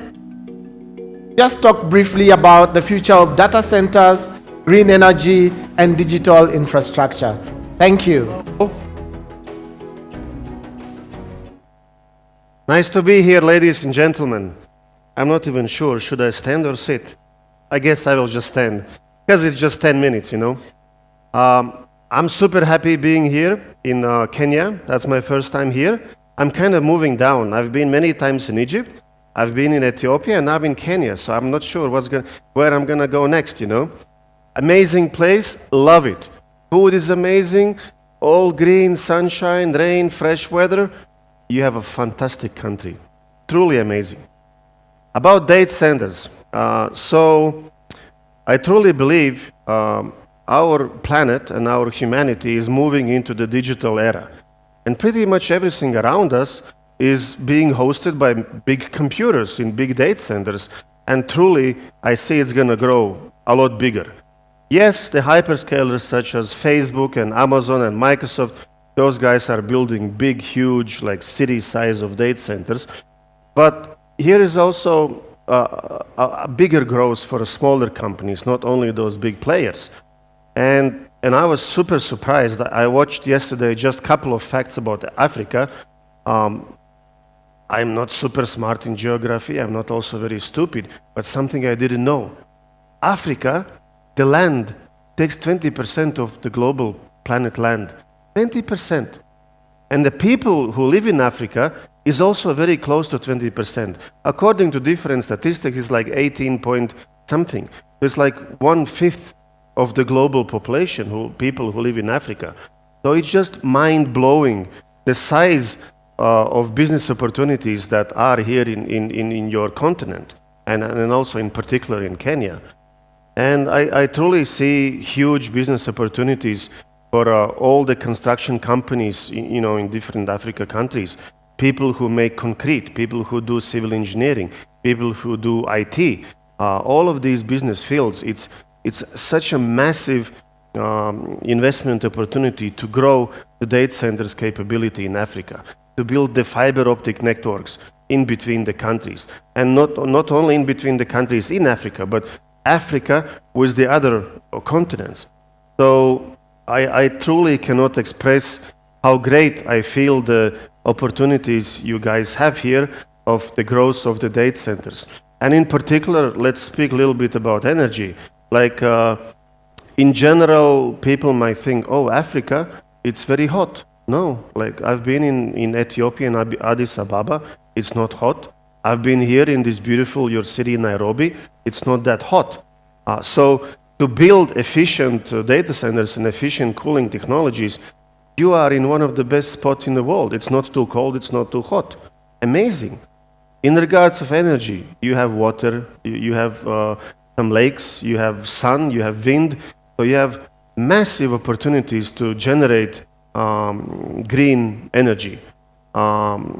In regards of, let's say, solar parks, the land of Africa can probably power the whole world energy.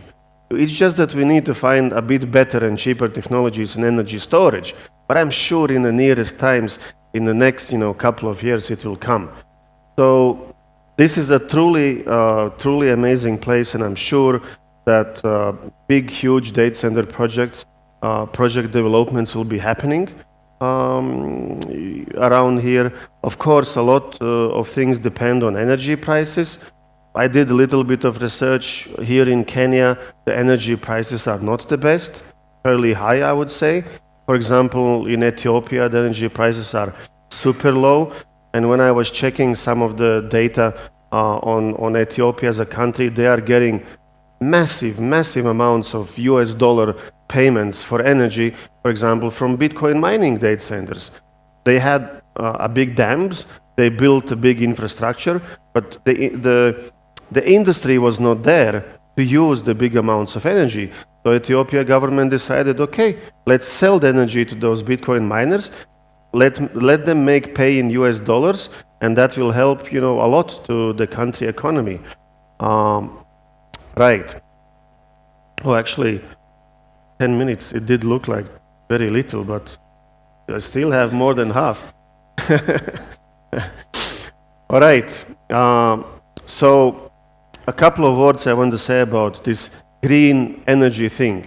And here I'm going to a little bit break the protocol, Many smart people say green this, green that, coal is bad, gas is bad. We need to make energy from wind, from solar, from things like this. Electric cars, it's not really true. Like if you read different scientists, researchers, then let's say burning the gas, it's bad. Let's make energy from solar. But what will happen with those solar panels after they become old? Where we will put them? In which country we will bring them and bury? It's going to be very difficult to do something with it. What's going to happen with those fancy electrical car batteries? Where are we going to put when they become old? And how much water, how much different rare minerals it takes to build those batteries? So me personally, I know it's not a very popular topic. I think this green energy thing is not what many other people say. I kind of even think it's a lie. Let's take from another point of view, burning something like wood or gas that comes from planet Earth.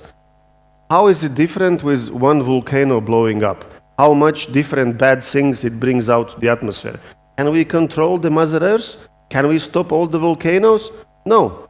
What about animals? How much gases they bring from their bodies just by being alive?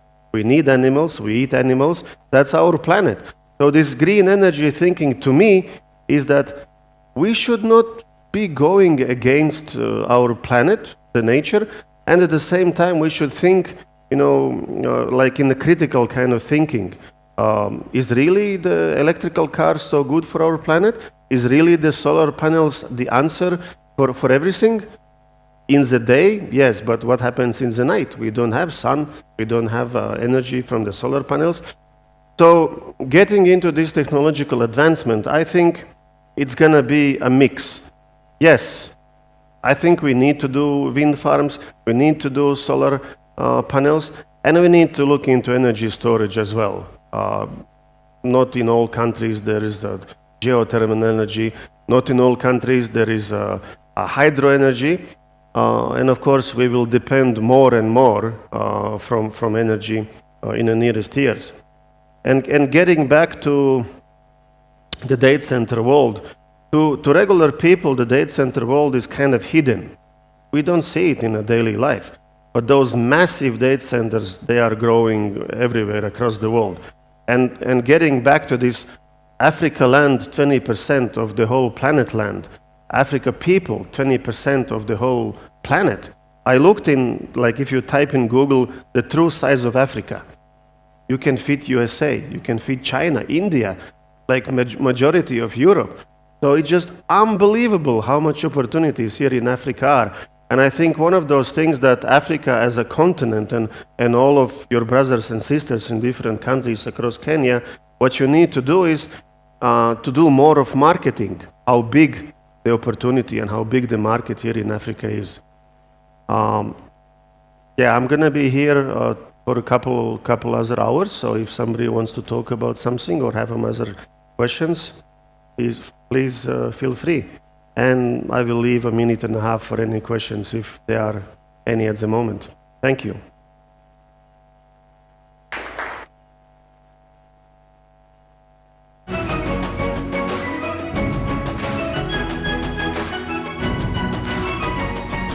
Thank you. Sure.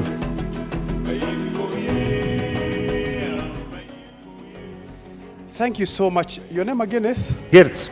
Geert. And I'm from northeast of Europe in a small country called Latvia. I think our Latvia. country is like one block of Nairobi, probably. Wow. And if somebody thinks like, what do you mean small? Yes, we are around 1.8 million people in the whole country. How many?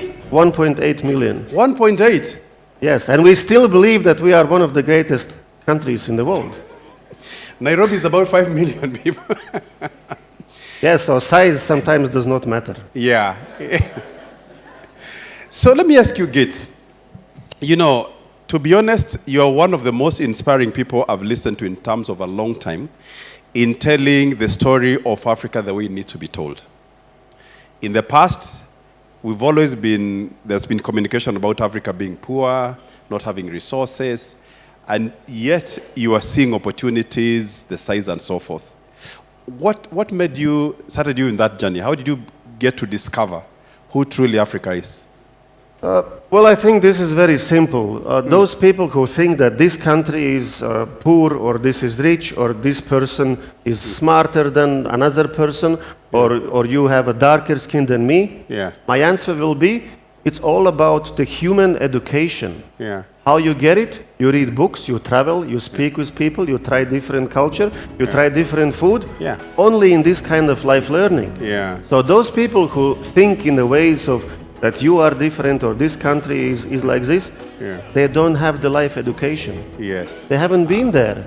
Like I wasn't here in Kenya, and if you would ask me what's my impression, well, I had another kind of impression. But some of my friends said, do they walk with the leaf like this? And whoo!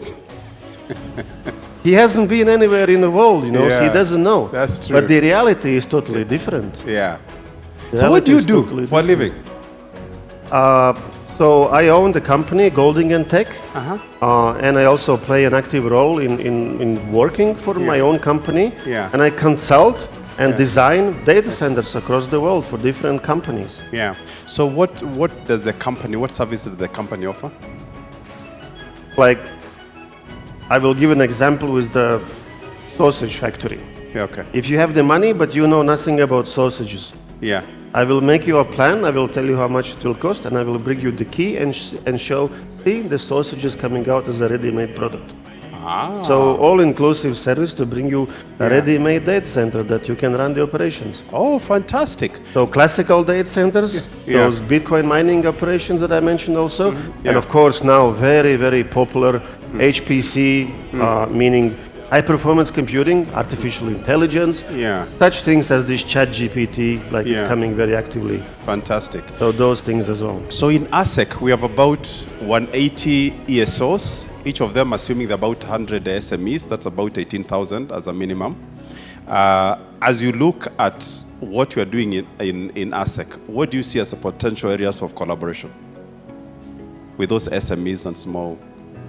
I cannot answer this question without data. You need data. Very smart answer. So final question to you. One of our interests, not just, of course, ASEC, but Africa, as we look into the future, is seeing opportunity, helping people in Europe see as Africa as a potential investment destination. Just because of the reasons that you've talked about.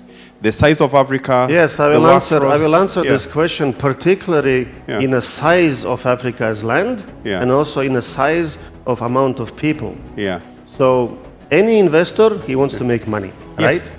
So that's what it is, right? Yeah. So imagine that here in Africa you have 1.5 something, more than 1.5 million people. Yes. That's more than in China.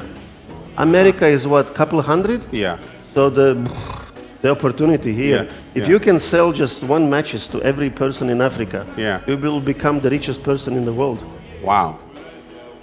Just the amount of people are here. So it's about what gonna be the service, what the people in different countries need, and plus, are you making an impact? Are you actually doing something good, not just becoming rich? So like every speaker here, I'm giving them a challenge. So if we can work with you, we don't want to make a long commitment. You can think about 6 months and help us begin seeing how we can communicate to Europe and sharing about the opportunities that are in Africa. At least you will help us to understand how to communicate better. But, you know, however that will benefit you, I hope it will be of a benefit as well. But if you can do that, that will be a great and immense value to ourselves. But hopefully also that will create a bit more market for your company as well. Sure. All right? So it's a deal?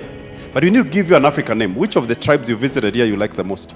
None yet. It's just None yet? Oh, it's just the second day. We want to give him one of the tribes' name. Which tribe should we give him? Huh? Omosh. Okay, the Luos have it. So Omondi is your name. All right. Thank you so much. Nice to meet you It's guys. really a pleasure being here. Yeah, it's a pleasure to meet you. Thank you. All right. Oh, we need a picture. Where's my The cameraman. cameraman? Nobody to take a picture. I know.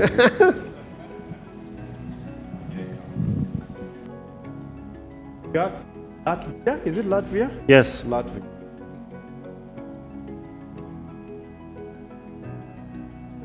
Best country in the world. Yeah. That's what makes you strong, right? To be proud about your place. Thank you. All right, thank you.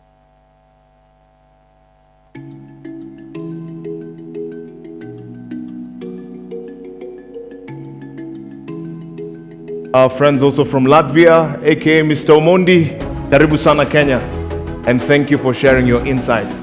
So ladies and gentlemen, we're about to break off for tea break, but just to make some few highlights and mentions for the partners that we have, I'm just gonna hand it over to Joe to give a highlight of the partners and the exhibitors that we have right outside, and then we can carry on to have instructions for the next segment. Thank you very much, Jay. We have an offer from Little Cab for those of us who are using cabs to move around. The 300 bob offer still runs until midnight tonight. So if you'd like to move around after the conference, use Little Cab. We'll be able to share with you the code at the entrance. Right outside the door, we also have some exhibitors: Vilgro Africa, Pine Safaris, Thomas Series Africa, African Leadership University, I Choose Life, and we have Ricky bags as well. Guys, I mentioned as we began the session today that we'll have gifts for those that participate.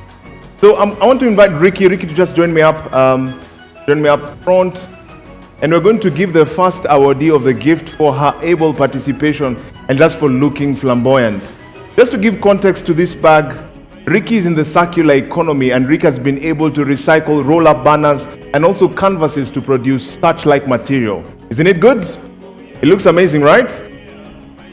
And not only that, Ricky is using some of the funds to help the less fortunate in Kilifi.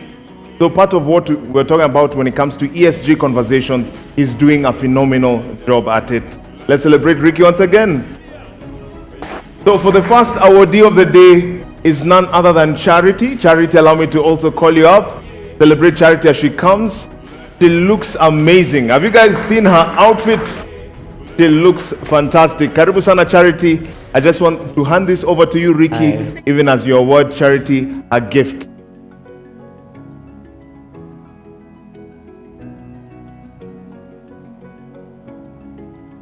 Ricky, smile. See the tips.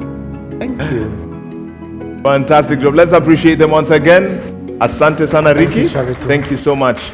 So ladies and gentlemen, be attentive. We have some wonderful giveaways, even in the course of the session, that I hope you'll take home after this. Amazing stuff. So just to give some instruction in relation to the segment, which are going to be breakaway sessions after this, after tea break. Right now is 11:07 a.m. and we're going to have a short tea break period for about 15 minutes, 20 minutes. It's right outside, and then we'll proceed to the breakout sessions. So here is where I need your attention. Lend me your attention for a couple of minutes so that I can give you the directions. So starting at exactly 11:30 a.m., we have 3 breakout sessions. The first session is Strengthening Associations for Economic Empowerment and Sustainable Innovation, and that will be moderated by Kudzai Mubaiwa. Is Kudzai in the room? There she is. That's Kudzai. It's going to be at the Whiskey Room, 4th floor at the Emara. So let me say that again. This panel conversation or breakout session is called the Strengthening Associations for Economic Empowerment and Sustainable Innovation, 4th floor, Emara. Emara is the new block. When you go out this exit, the new complex that is there, Emara Ole Sereni, 4th floor. The room is Whiskey. Whiskey is a room for this context. All right? Whiskey? Up.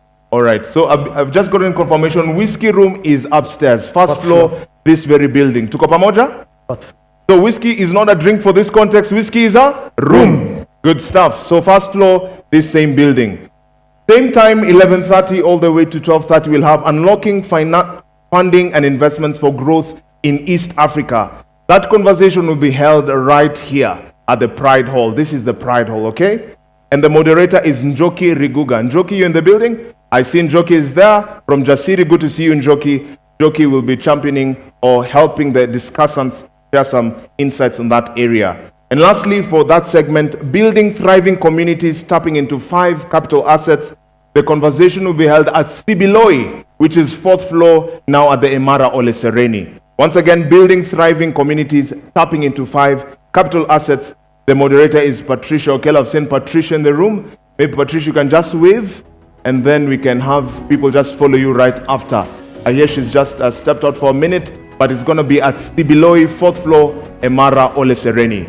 Over to you, Joe. Thank you. We shall have the teams from CIO after break with the list of panels outside. Choose the room you'd like to go to, participate, have fun. We have more goodies to give away. And for those of you interested in the program, the registration link, confirmation link that came to your emails has a download for the program. You can download and be able to follow. Ladies and gentlemen, I kindly request us to rise on our feet. That time for a health break. So tea is served to our left. There are 2 serving stations. One to right hand up. So you're going to high five me from where you are. So when I count 1, 2, 3, we do 3 high fives. So together, 1, 2, 3. Please turn and face your neighbor. My neighbor. Yes. Niko hapa. 1. No, don't. Wait for instructions. The high five is in the air. Aye, okay, you want to follow it your own way? Let's do it your own way. 1, 2, 3. 1, 2, 3. Fantastic, good people. Please exit and have tea, and we only have 15 minutes for that function. Thank you very much. Asante. Go.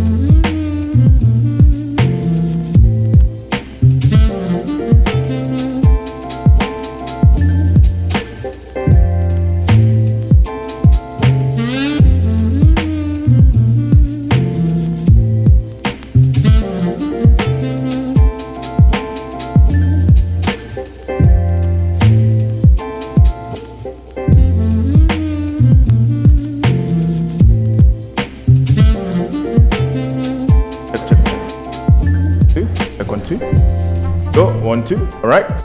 Ladies and gentlemen, we're about to kick off the breakout sessions.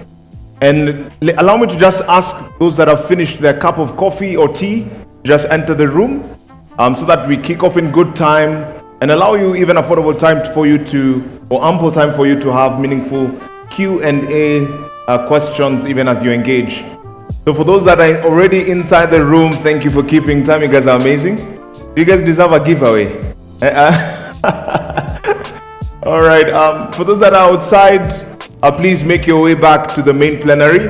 We're about to kick off the breakout sessions. For those that are going to the whiskey room, please also make your way. It's first floor, this same building. The able convener and moderator is ready. And of course, we also have fourth floor, Emaro Le Sereni, we have Sibiloi, which will also be utilized for purposes of further conversation around innovation.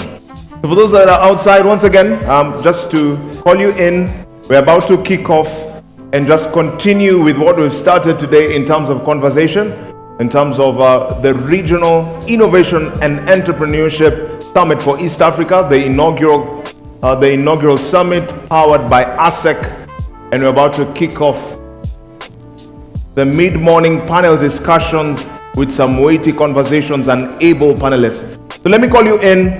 Once you're done with your cup of tea or cup of coffee, please enter and we can quickly proceed to the next panel discussion. And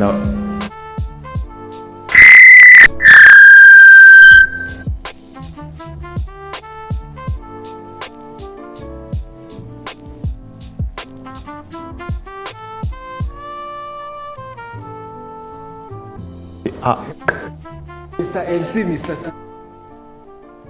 Hello?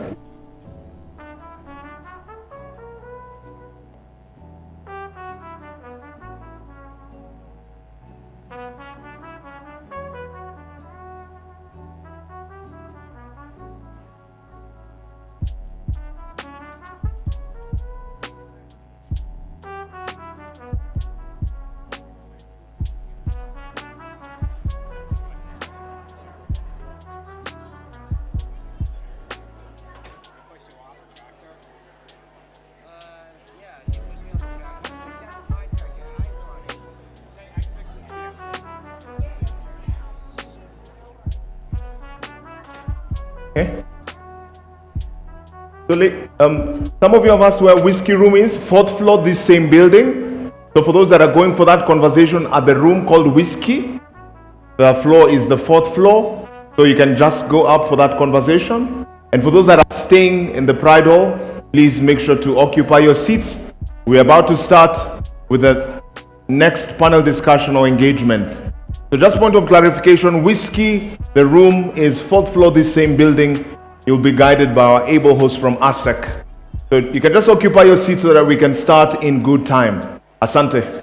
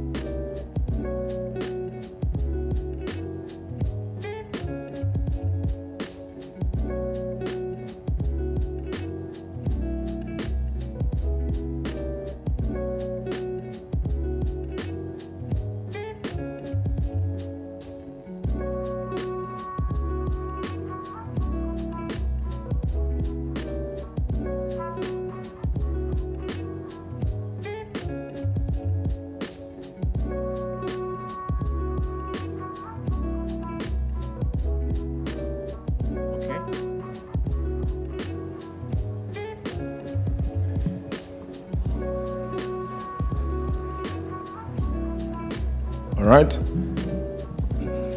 So, ladies and gentlemen, we want to begin our session. Allow me to invite you to just occupy the seat in front of you. The seats are open. You can just take on the seat in front. It's a big space. Let's just be a bit cozy. Caribbean, isn't it? Let's take up the space in front of you. For those at the back, George, where's your back bench? I know you well. Please, I've identified you. Please come. You can just occupy the seats in front. Those that are outside, we're beginning the session. Just kindly enter the room so that we can kick off with our conversation for today. Asante, Dr. Salome, if you're within the area, kindly also make your way towards the main plenary.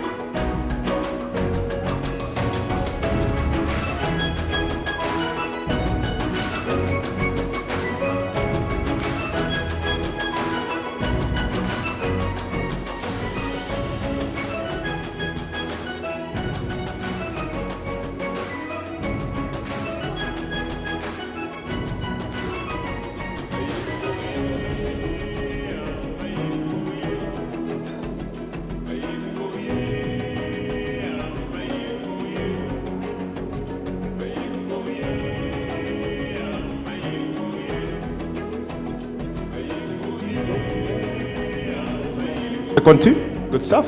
Asante. So, ladies and gentlemen, thank you so much. We are kicking off the conversation around strengthening, not really unlocking funding and investments for growth in East Africa.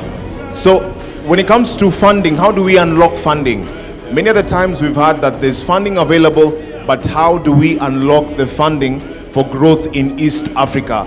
So, just to set the stage for the conversation that's about to ensue, earlier on in the morning, we talked about investments and funding opportunities. So even as you enter the room, just occupy the seat that is very in front so that we can have a cozy space. Please, all the seats are available for us. Make your way to the very front, Asante. I'm seeing you're quickly adhering to that, Asante. So we want to kick off the conversation in style. The conversation is around unlocking funding and investments for growth in East Africa. So the moderator, as I mentioned, for this specific conversation is none other than Njoki Ruguga from Jasiri. So Njoki will join me up on stage. Njoki Kiama Ruguga is an accomplished program and project management professional with over a decade of experience spanning nonprofits, business strategies, social enterprises, and volunteer service. With expertise in finance, economics, strategy, and project management, she has successfully led cross-functional operations and driven impactful initiatives. Currently, she serves as a program manager at Alan and Gil Gray Philanthropies. And Njoki oversees the Wavumbuzi Entrepreneurship Program across Eastern Africa. Njoki, I believe you're Pan-African at heart, and even how your dress shows it, very African. Thank you so much for allowing to guide this conversation. Over to you, Njoki. Asante. Indeed, Pan-African at heart with investments close to my heart as well. So good morning, all of you. Very warm welcome to this panel discussion. We're going to be discussing unlocking funding and investment for growth in East Africa. I am program manager for Wavumbuzi. In one sentence, Wavumbuzi is an ecosystem entrepreneurship development initiative that seeks to develop the entrepreneurial competencies, aspirations of secondary school students in Rwanda, Kenya, and Ethiopia. And it has a sister program called RIESEA that invests and nurtures aspiring entrepreneurs and startups through talent investor and growth accelerator stages. Before I introduce the session, I'd like to welcome my panelists to the stage, and we'll go into the introduction shortly. So Dr. Salome Enise, and we have other a panelist that is joining online. I hope he's already here. That's Banji, and then Vincent will join us later. So we will introduce them in a bit. Kindly come to the stage. So why are we talking about unlocking funding and investment? So what we see is access to funding remains a significant hurdle for businesses and entrepreneurs. And here, our objective for this session is to explore the current landscape of funding and investment in the region, to understand the barriers that hinder the access to the capital and see how to overcome them, to highlight perhaps some examples that are successful in funding securing. So today we have a group of experts that will share different experiences by answering a number of questions. I would like us to start. The area of investment and funding is quite a serious, but I'd like us to start in a very light. So Banji will come to you shortly, but now, my dear panelists, to get us started and for us to know you better, I'd like to ask a fun question. Think of it as a warm-up before we go to the serious stuff, yeah?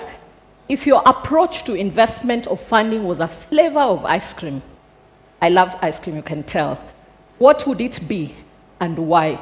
As you answer in 1 minute, please take a moment to tell us about who you are, your role, and your organization. We can start with Dr. Salome. Thank you. I'm pleased to be here and to be involved in such an important discussion at this time in Africa. So, my flavor of ice cream will be a mango sorbet. And I choose a mango sorbet because I enjoy mangoes. I just came from a season of eating refreshing mangoes. It's tangy as well, but if you're lactose intolerant like I am, you'll take a pure mango, but I can try a sorbet. And I say that because investments need to really leave a good taste to everybody involved in that. And a mango sorbet would do that. And so we are looking at investments that are fresh, that are adaptable, and they are scalable within the African context. In the case of a bad aftertaste, I would say maybe a tamarind. Tangy, yes, but can be really bitter for some. And we all know investment models that have been very good on paper, but have left some people really with a bite. I'm the founder of Sustainable Energy and Infrastructure Limited, where we focus on investor readiness for SMEs. When it comes to investor readiness, we're looking at helping them to develop business models, governance frameworks, and looking at them being able to also to integrate this dynamic issue of ESG into building sustainable models. So that's what we do with investors within the tech space, majorly tech-driven companies within the energy and infrastructure sector. Thank you, Dr. Salome. Let's come close. Sure. I guess to start with the ice cream question, I would say pistachio, because it's not a flavor that is for everyone, right? So when you're going to order such a flavor, you actually have to know what you want and what you're looking for. So I think I would say that flavor because I think that would be my general approach to investments, right? There are so many instruments out there, so many products, so many investors, funds, firms, but not all of them are a good fit, for an entrepreneur or for your company. So I think it's important to kind of do your homework and understand who's a good fit for what stage of business you're at or sector you're in or type of entrepreneur that you are. So that's why I chose that unique flavor. And to further introduce myself, my name is Anizi Ishimwe, and I serve as the Community Development and Management Consultant for Africa's Business Heroes. In case you have not heard about Africa's Business Heroes, we are a flagship initiative of the Jack Ma Foundation. And we support entrepreneurs across the continent, and we do it primarily through competition. And we identify 10 entrepreneurs and we give them funding. So we give every year a collective prize of $1.5 million, with the highest prize being $300,000, $250,000, $150,000, and then we identify 7 entrepreneurs that get $100,000. So that's what we do, but in addition to giving grant funding, we believe in really supporting a business. So we do a lot of workshops on different topics that our entrepreneurs are interested in to make sure that they are leading very solid and scalable businesses. So yeah, that's Thank you. Thank you for that. Would like to cross over to Banji. Kindly introduce yourself as you answer our fun question. Banji?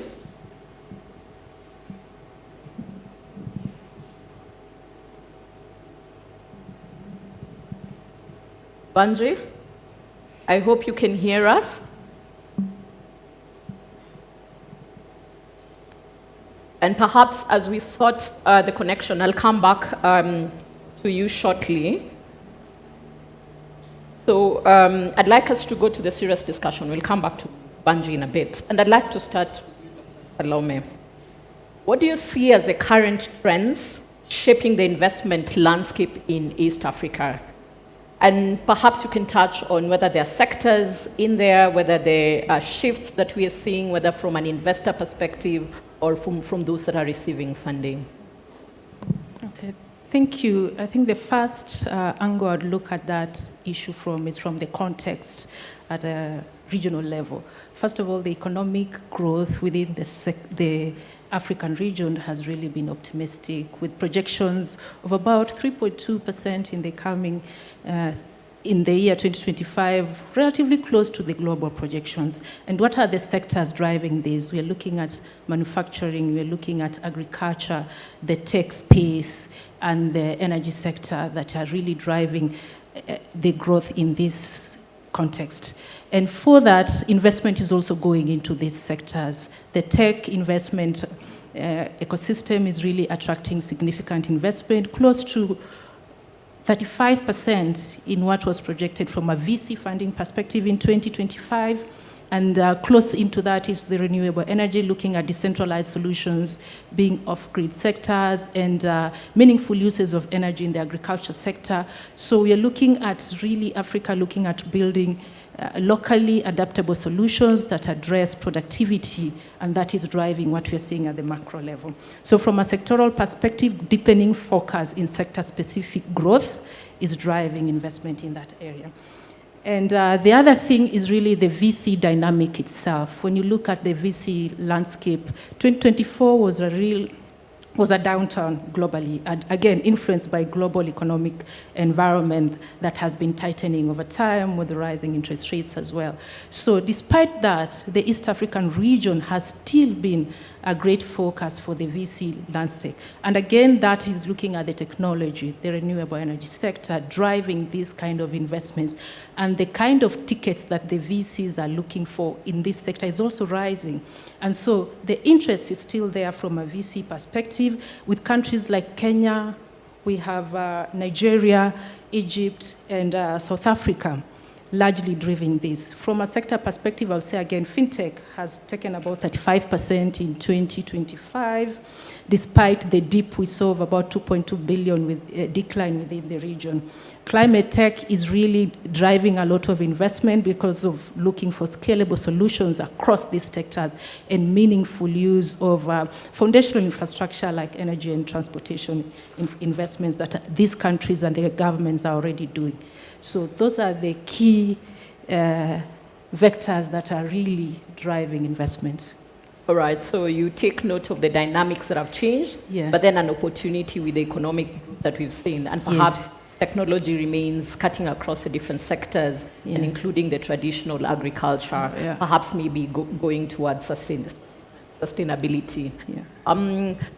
Banji, are you with us? I'd like to cross over to you before I come back here.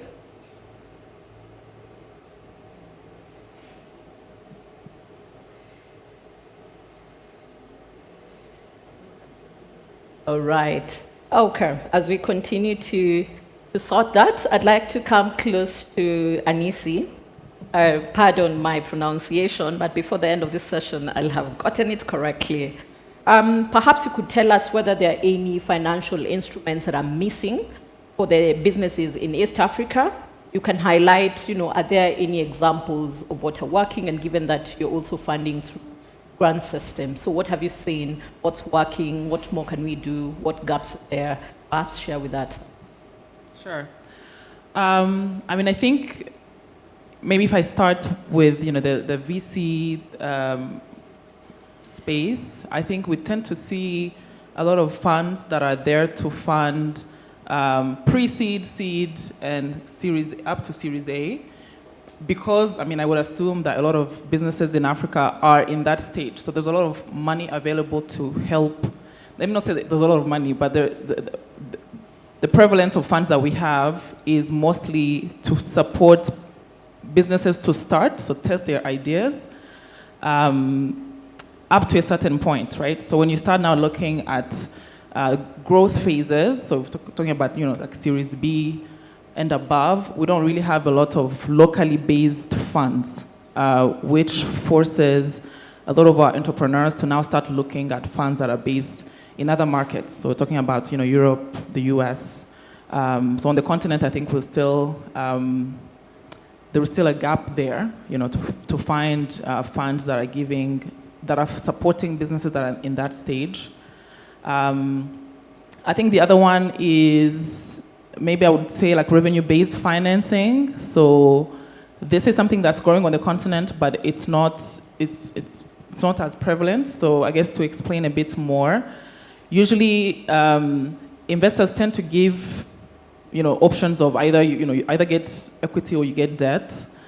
But sometimes an entrepreneur is not, let's say, ready for equity, right? To give away a piece of their business.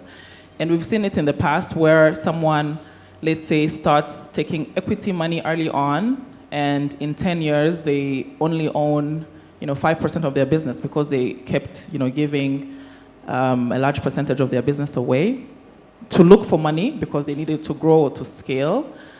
So that's an existing instrument, but sometimes when you take it early on, it can be detrimental in the long run, especially if you want to be an entrepreneur who wants to maintain control. The other one is debt, of course, and if, for example, you are in the growth phase and you're looking for a certain amount of money, then let's say, collateral requirements are going to be very significant, and some of these businesses don't want to take that risk, right? So instruments like revenue-based financing, where you agree with an investor to say, let's agree on the timeline, and let's agree on a percentage of my revenue that I'll be giving you, in the next 3 years, up until a certain amount, would be great, for businesses that are in the growth phase, but it's not as prevalent. But that's one instrument that I think is missing, but that would be very good for our market because of its flexibility.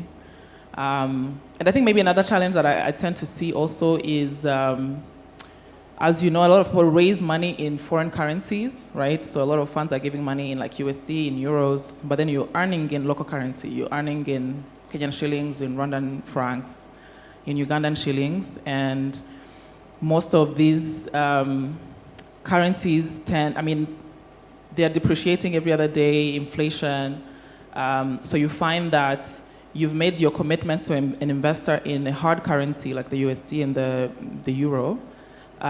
So that means over time, either you're paying more than you're making because you're earning in a local currency. So maybe figuring out instruments or funds that can disperse capital in local currencies, I think, would help address some of these challenges. Okay. The question, I like to raise the question, is there enough money really? Maybe not. And perhaps we'll hear about that later. I'm wondering whether then debt financing can be made flexible so that then whether or not you have collateral, you still qualify. So that way it addresses the gap that is there. And maybe before I go back to Dr. Salome, what I'm wondering is there more that we can do in East Africa to ensure the revenue-based financing actually becomes a reality and a norm, as well as their flexibility that we can infuse into the debt to ensure that then businesses have access to this? Any thoughts? Okay, do we have any, I don't know, banks in the room? Because they are the ones who basically make those requirements of collaterals, right? So I think that's a difficult question, right? Because everybody basically on the investment table is usually looking for their own interest, right? So one of the reasons why most financial institutions, the traditional ones especially, don't fund SMEs is because of the risk involved, right? So for them, they have, they have their own targets, their own percentages, and they're looking at you as a client and a business, right? But I think, I guess I'll give examples where maybe like DFIs can come in and minimize some of that risk. So in Rwanda, there is a fund that, it's a facility that was started by the Development Bank of Rwanda, and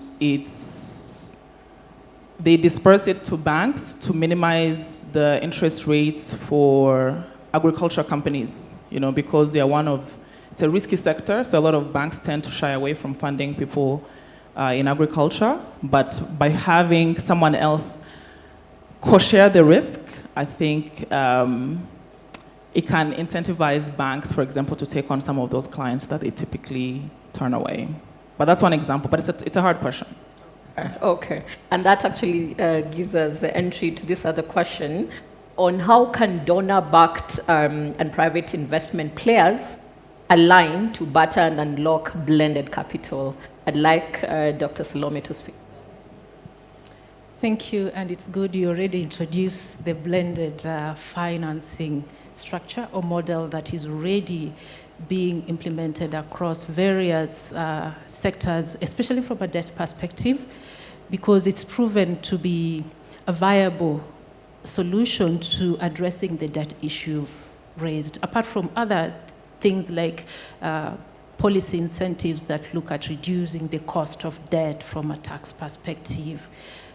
I'll focus on the blended finance and the link between the donor-backed financing and crowding in the private sector, which is the question you raised. So for that, I think the first thing we need to look at is the objectives of the investors. Like she said, investors have a certain return they're looking at. And the private sector specifically has a very driven commercial approach to looking at the return. And it's really admissible because you need a sustainable model, an investment model going forward. And the donors as well can come in then to de-risk this solution if they have a shared objective in the investment. And that is why we are seeing the different dynamics between the different sectors that are attracting investment. It's really how it's getting packaged to be contextually adaptable in the way of mixing debt from maturity levels, the cost, and who is really de-risking the solution. When I look at the Kenyan context, African Guarantee Fund has been able to provide such solutions to financial institutions.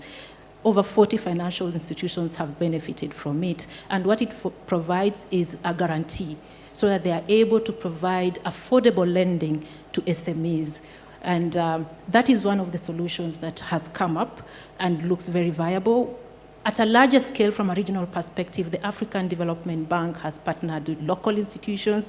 In Kenya, there's also with KCB and other financial institutions to try and create and mobilize resources locally that use the blended finance model to de-risk investments. And that is now making private sector able to participate in very complicated sectors like the energy sector, which is really highly capital intensive. And for that project, you need upfront capital. You're not going to be waiting for it to generate revenue. You have to deliver the project before you get revenue. So such solutions are coming into place. The other solution is really credit enhancement solutions that are bringing in concessional lending into sectors that would traditionally not get such lending. And when I mention those sectors, I refer to them as like a missing middle. An SME is really too risky for a commercial bank because they are innovative. They are looking at a model that is probably not been tested or maybe a product that has not been introduced in the market.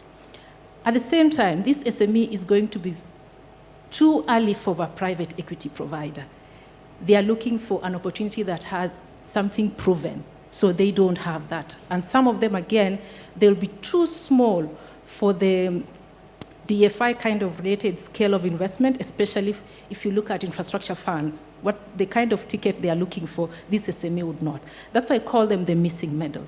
But they are good solution to innovating within the financial instrument sector and see how can then venture capitalists play in that space and bring in guarantees, and these other bigger players can bring in guarantees through financial institutions that can enable funds to flow into SMEs. That's number one. VCs are also offering solutions in that space where they are literally customizing financial instruments, especially from a debt perspective, to be contextually, not only in terms of region, but even the kind of product that you're selling, in terms of maturity, the cost, and their exit clauses that may be there to ensure you get capital from that space.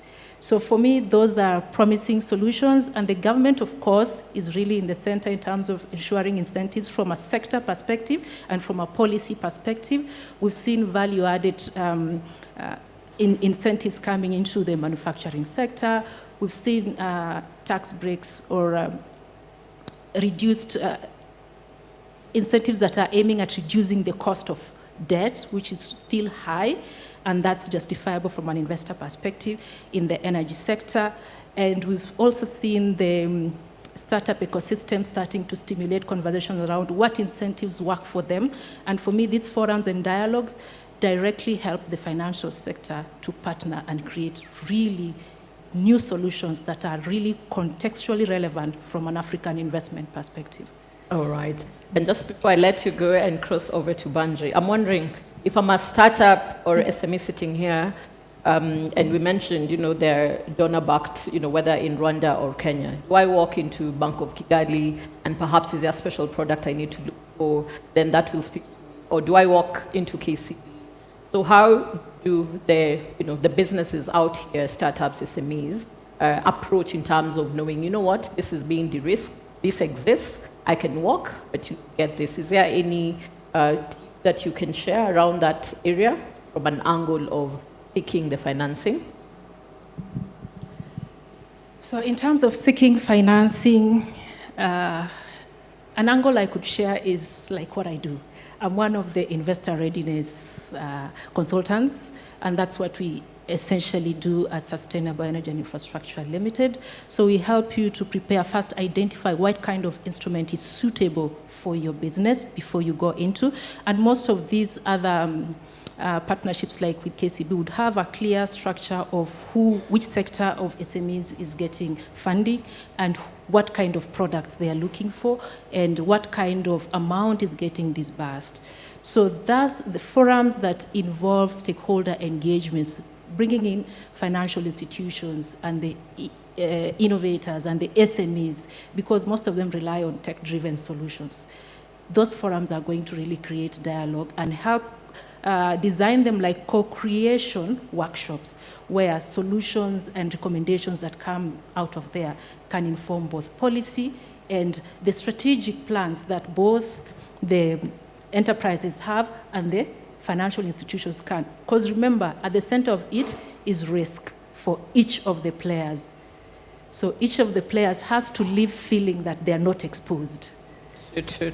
But you can add for sure? Yes.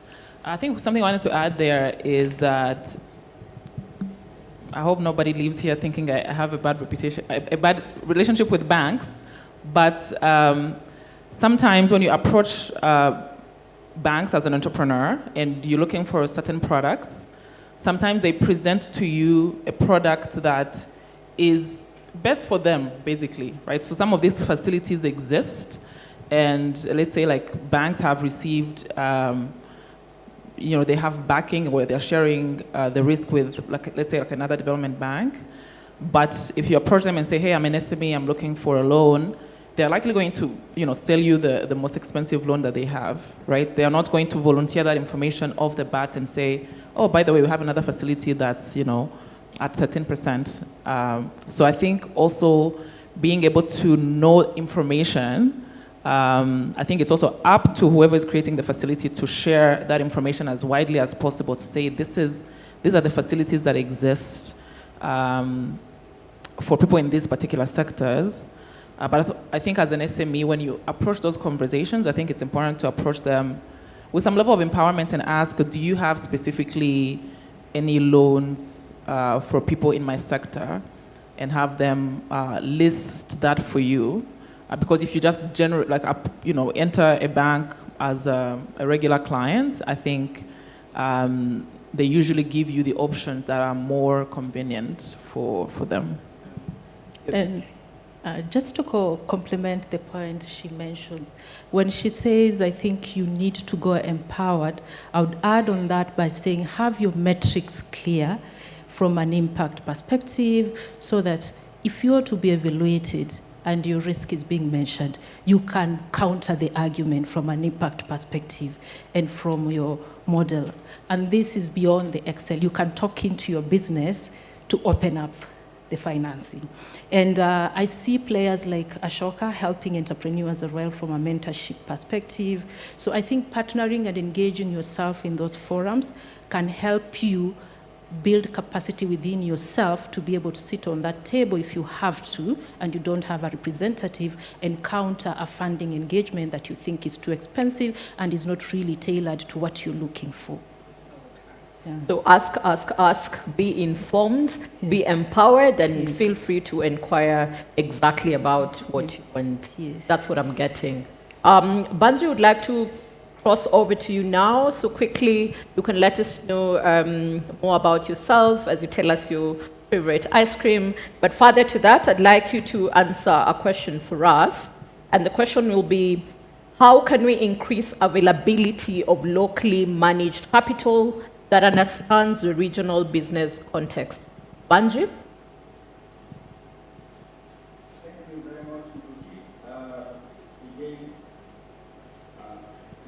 To the question on ice cream, I have accepted for a mixed flavor, vanilla and strawberry probably. That's because I like to mix, and that in the context of the investment also, I've also found that blended finance, which we've spoken to extensively, is one of the ways that I think and I believe and I've experienced as potential solutions to providing or unlocking capital for SMEs and for startup founders.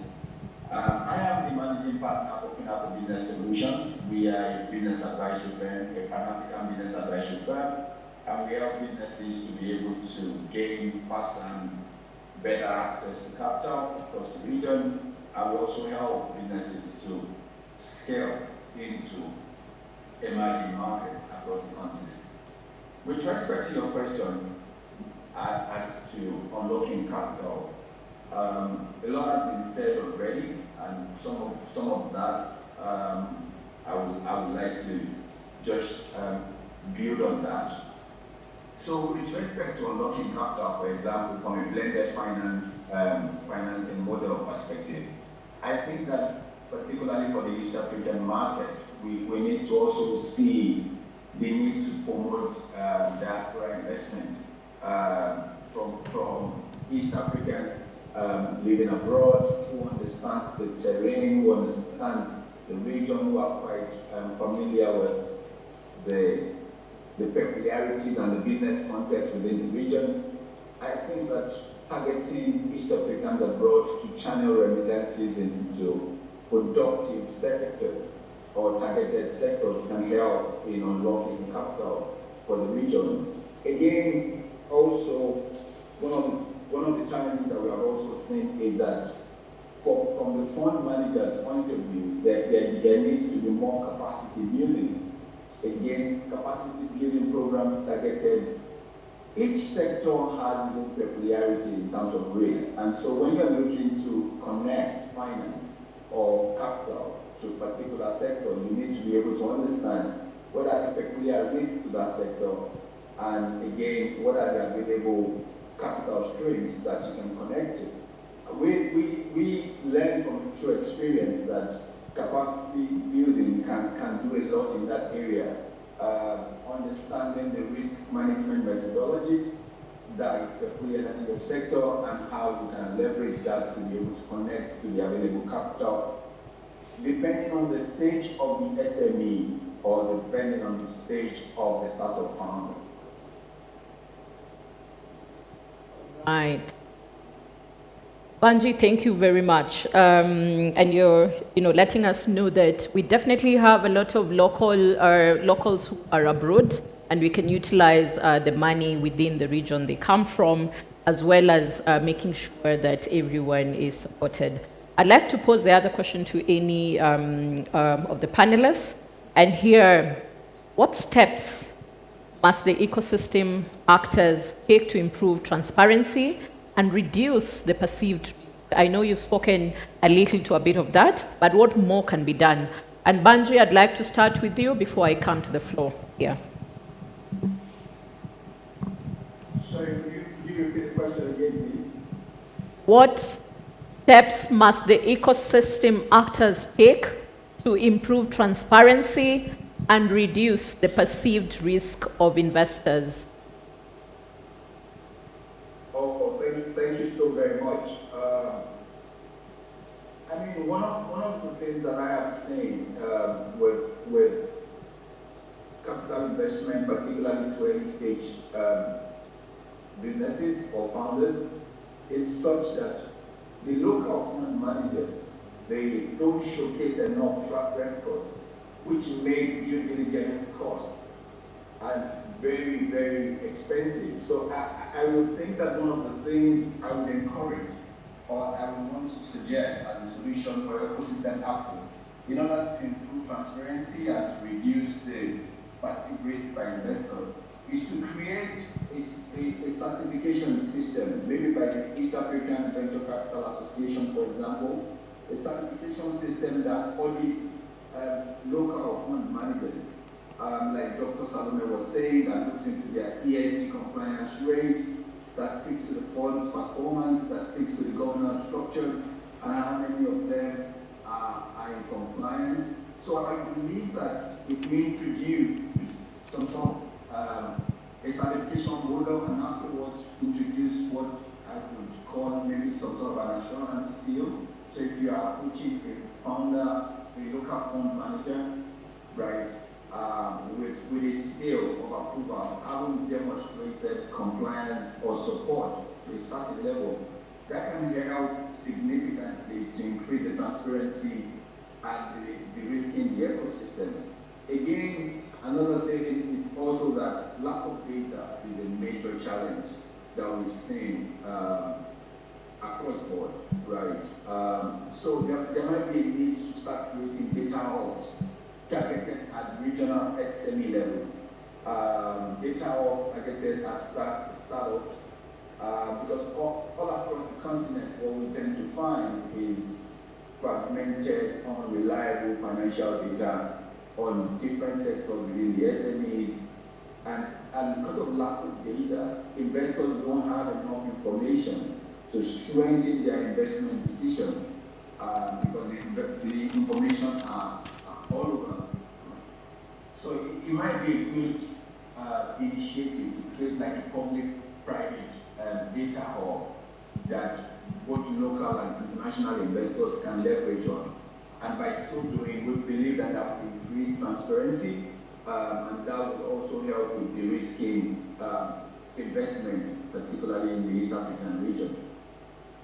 Okay, thank you for starting us with talking about the record, the certification, the demonstration, and data. Adding to whether there are any existing platforms, whether there are any mechanisms that can ensure that we enhance the transparency and make sure there's trust basically between the investors and the entrepreneurs. Could you add to the point on what other actors in the ecosystem can do besides the reporting by the entrepreneurs?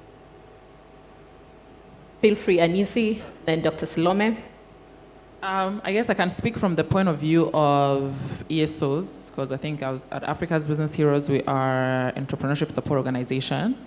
And speaking to the point that Banji made on data, we collect a lot of data because we have a lot of entrepreneurs that are coming through our programs. And for those who make it past a certain point, we also conduct due diligence. You know, we hire a third-party organization to conduct due diligence before we can trust this organization with our grant funding. But I think something I've been thinking about is that a lot of that data is not really analyzed or organized enough to be useful for investors, because in many ways we give grant funding and we could be a serious pipeline for investors who have other forms of funding to come to our pipeline and find these entrepreneurs. But I think sometimes, ESOs, we do our part, right, with helping entrepreneurs and founders set up their businesses or put in place corporate governance structures.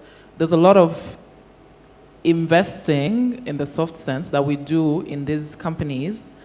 So we have, I would say, like a pipeline that could be usable to other investors now who have other forms of funding. And I think sometimes I feel like we don't leverage that enough. So if we can figure out a way to analyze that data, structure that data, make it usable, and figure out, of course, respecting data privacy and figuring out maybe, because it's a benefit to entrepreneurs as well, figuring out a way for us to be considered serious source, for pipeline. I know some ESOs do, matching of businesses and investors, but I'm talking about something that can be done at an even a bigger scale. Okay, so there's a lot of opportunity to bring together the data that is sitting across. In a way that's usable so that investors can come to ESOs to find a pipeline to begin with before maybe they also do their own due diligence. All right. Dr. Salome, anything to add? Yes, I would add to that. And from a progressive solution I witnessed yesterday, I was in a forum with CC Hub, which is looking at enabling green ventures. So these are really tech-driven, climate-smart solutions, cutting across all sectors as long as it's a climate-smart solution. So they've developed a database that is just collecting SME data from a green tech investment perspective. And as much as they're looking at it from a sustainability perspective, I think it's a scalable solution if it can be adapted to other sectors as well, and create like a registry of SME data that helps investors to assess. And that means the SMEs as well, we need to participate in creating our own data and educating the investor, because your risk assessment and measurement is technically, in simpler terms, an evaluation of your behavior now and even going forward as you've modeled your business. So if we come to the human perspective, really we are evaluating each other, and I'm looking at you, can I take a risk with you? Can I trust your behavior? Are you accountable? Have you put in place systems from a governance perspective that safeguard my interest? And will I be able to monitor you as I give you your money? And what is the cost of monitoring you? Because when you get money, you have audits, like she says, they are not cheap, they are expensive audits as well you have to go through. And that is priced within the money you get. So it's really influencing that entire package and noting that the cost you get should reflect your behavior. How do you assess? So let's create tools that help our ecosystem to reflect the right behavior we have from a governance perspective, accountability perspective, and the data, because we are creating really a development frontier that is going to shape the future. And those databases, like the one I witnessed yesterday, was really a transformative tool that is scalable and can be used to create our data and our story, because I know there are very impactful stories here that are simply not being evaluated fairly. And rightfully, as you said, how is your risk perceived? So perception is really subjective. Question that. There's something you said that just is sparking something in my mind. I think sometimes when it comes to these conversations of investors, founders, companies, we tend to puts an investor in the upper hand because I guess they're the ones deploying capital. But I think entrepreneurs also need to approach this conversation from a point of view. It's like dating, you know, you're trying to also see that if the person on the other hand is a good fit for you, but also just the fact that someone says I'm an investor or have a fund, it doesn't necessarily mean that they have the money that they are talking about, because most of them, they also have to raise from, you know, other bigger funds. So sometimes, depending on the stage of growth that people are at, they can have basically investors have them go through all kinds of processes. Give me your data room, give me this, and in the end you find, and someone, let's say, declines or turns you down, not necessarily because you're a bad business, but because they probably didn't have the money that they were claiming to have. So I think when we talk about transparency and due diligence, I think it has to be on both sides. Just because you need the money, it doesn't mean you have to take it from whoever is offering. And also maybe figuring out a way for entrepreneurs to also vet investors and confirm that the money that they are claiming to have, they actually can deploy it if, let's say, there was a match. So value on both sides, intelligence on both sides, and ultimately to find a way of thinking all this so that it adds value to all. I'd like to cross over to our audience. And as we wait for any question, I'd request for a mic to be passed across. Perhaps our panelists, you can reflect on if there's any entrepreneurs in here struggling to attract investment, you know, and perhaps there's money out here. What are the things you could recommend to them? And then, you know, are there specific examples that you've seen working within the ecosystem? Over to you, our audience, for question. Any question is welcome, and you can address it to any panelist or all the panelists. So questions?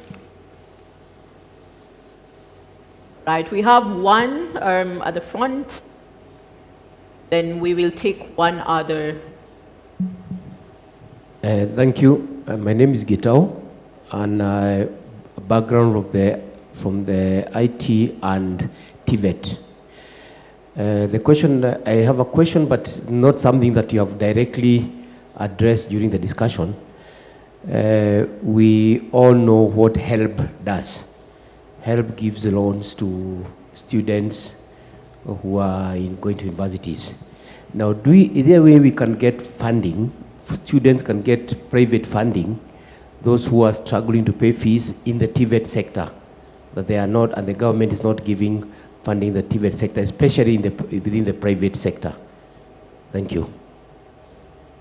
That's an interesting one. Let's take another question, then we shall see how to best address. Any other question around funding and investment, whether you are a fellow ES or an entrepreneur, you're playing in the East Africa region or beyond? Any question?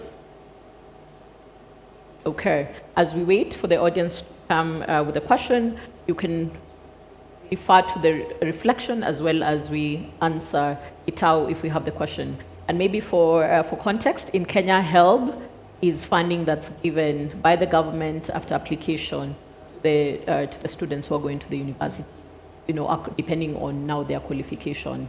That's the context, yeah. So, yeah, let's respond to Gitao, but also reflect to any other entrepreneur who's for funding.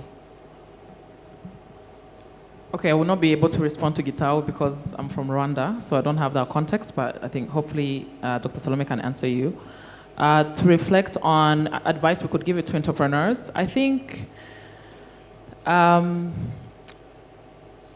you have to, I guess, be very familiar with your business and understand what's causing, let's say, investors to react the way they are reacting to you, or funders or financiers, right? Because sometimes I think some entrepreneurs can be quick to say, oh, there's no funding available, nobody wants to fund my business, but why? You know, like, do you have a very good, fundable, investable product, right? Because, like I was saying, most of these investors, they also raise money from other funds, and they have targets, you know, like whoever has given them money has given them a target of like growing like 3x minimum. So if they see that you are a channel for that to happen, there is no reason they wouldn't give you the money. But sometimes either the risk is too high or the scale is not interesting for them. So I think before, maybe as an entrepreneur, you kind of conclude that people are not funding your business, I think it's important to kind of self-evaluate and say, do I have all my, everything I need to have in a row? Is my product good enough? If it's not good enough, it's okay. Keep iterating on it to make sure that it's something that is attractive. I think maybe the other thing is what we're talking about, of also like being informed and know what instruments exist, what's a good fit for me. If you're going through banks, traditional forms of funding, inform yourself, educate yourself on what loans, for example, exist for people in your sector. So like, for me, I put a lot of pressure on the entrepreneurs themselves to first make sure that you've done everything in your possible power to have a very solid product, because the reality is a lot of people are going to have to bootstrap the first couple of years of their business life, up until you have a viable product that a lot of people are now looking to invest in. So yeah, so for me, the biggest advice would be keep iterating on your product, bootstrap to a certain extent, but also do your homework to kind of understand what's a good fit for you or what exists in the market that you're operating in. Thank you. Yeah, just to build on to what my panelist has mentioned, I'd say think system-wide, not siloed approaches to looking into this funding. We've seen system-wide thinking helping, because that is how you build ecosystems. And like she has said, some of these investors are looking at scale from different angles. Some will look at scalability within Kenya, but they're looking at, can you expand into the region? Can you move to Tanzania with the model once you've proven it in Kenya? Can you move it to Rwanda? Can you move it to Zambia? Can you move it to Uganda? Because some of the problems we are solving for, like improving agriculture, value-added solutions in manufacturing, can actually be scaled across different regions. So when you're looking at your solution, don't look at it as this small business you're building. Look at how do you define scale, both where you're operating, the value-added service that the flagship solution that you probably start with can generate, and that is how you start looking at your product from a system-wide, as a system-wide solution. That way, you can approach and you can build the kind of ticket size or amount an investor is looking for, and footprint from a regional perspective they are looking for. And I look at the example of the off-grid renewable energy sector. There's KEREA, which is an association they have within that space that is a voice for the SMEs working to solve for energy access and affordability. And they've been able to provide solutions that cut across East Africa. I've worked with a firm that the same solution has been deployed across East Africa. And that is just demonstrating and proving to us, pairing innovation and capital with a very fine line around scale, from a regional and product perspective. Product, I mean, you can start with one, but it is a value add, it can open opportunities for others. If you look that, then you're looking at building really a development frontier and not just a business, because that's essentially what you're doing. And this is the impact I think we see from your think ecosystem perspective. And that is how we can unlock the bigger funds that I was referring to, that the SME that I defined as a missing middle is now struggling to find, but it's a good candidate to innovate and create instruments that are adaptable and really sustainable and inclusive. Because remember, we're having this conversation because we feel the traditional model we've used is very exclusive to this entrepreneur. But then the big question is, what model is inclusive, and what are we doing from a collaboration perspective to make sure now we offer solutions that are inclusive and sustainable, and they're locally adaptable. That means they fit your cost of funding that you require. They fit the timeline you require to scale your product and the pace at which you also want to scale it, because investors are also looking at exiting at a certain time. If I'm exiting in 5 years, will I exit at the valuation I'm looking for at that time? So how fast do you scale? So you need to reverse engineer the thinking and do systems. Okay. The other part, public-private partnerships. Look at partnerships from that angle and look at your solution from that scale as well. If you can provide a solution that brings in both the public and the private, you stand a very good chance of getting proper facilitation as well. Okay, thank you. Yeah. Do we have an answer or a thought for Gitao on what we can do around TVET? Any thoughts, maybe in 30 seconds? But I know, Gitao, that's a question for us to think about in terms of funding education, but now TVET, and for that model to work from whoever is funding, but at the same time as those that are receiving. Any additional thoughts on that particular question? We have another question, so we'll come back to you shortly. So 30 seconds to respond to Gitao, then we'll come to you for quickly 30 seconds for the final question. I wouldn't offer a definite answer, but say it's a very insightful and promising gap you've just raised that would fit into even the PPP models that are being used within the education sector. And I think it needs to be looked at from that perspective. In my current knowledge, I think it's a gap that needs to be addressed. Indeed. Let's take the next question. Then Banji, as we wrap up, I'll come with any thoughts. Good afternoon. I'm Stanley from Maritest. It's a startup that I co-founded with a friend of mine to design malaria diagnostic device, AI-powered. So I have a question to you, the panelists. What level of risk makes investors shy away from funding disruptive technologies? And also there's this discussion that West Africa attracts more funding compared to the East. Why? Is it because of traction? And where you see it, is it traction over impact or impact over traction? Or is there a balance? Thank you. All right. Thank you for that. Banji, if you've had a question, I'd like to start with you in a minute, if you can respond, and then we can get additional responses from Dr. Salome or Anisi. That. Banji? To the last question. Yes. To the last question, my response would be that, generally speaking, based on existing facts, the East African region has actually raised more money than the West African region in the last 2 years. In 2024, they raised significantly higher than the West African region. So I think that the East African region is actually attracting investors.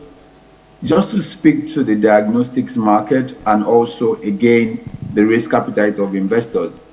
From investors' perspective, particularly with the diagnostics, it's about scalability. How are you able to scale this solution to how many people? Because it's a game of numbers. It's a game of numbers for the business. It's a game of numbers for the startups, for the investors as well. So I would say that you want to focus more about how do you present the scalability of the solution with respect to the diagnostics solution, right?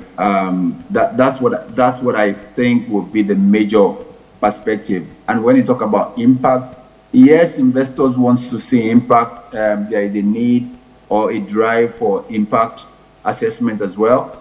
But more importantly as well, they want to see returns on investment. So you want to be able to showcase how you're going to acquire customers fast and how you're going to scale that in a way that is cost effective. That's what would be my response to this question. To the previous question by Itao, I think that investor mapping is a very critical exercise if you're going to raise money. And that's also because with investor mapping, you'll be able to clearly identify what sort of investors will be interested in the kind of solutions and the kind of products that you have. From the context of students, financing students, I would think that you'll be looking more towards institutions that offers grant to finance education. Organizations like the MTN Foundation and some of those prioritize education and funding of education, and they'll be more than willing to be able to give funds rather than an investor's perspective, because the question the investors will be looking to ask is, how do you intend to pay me back? How do you intend to earn 10x?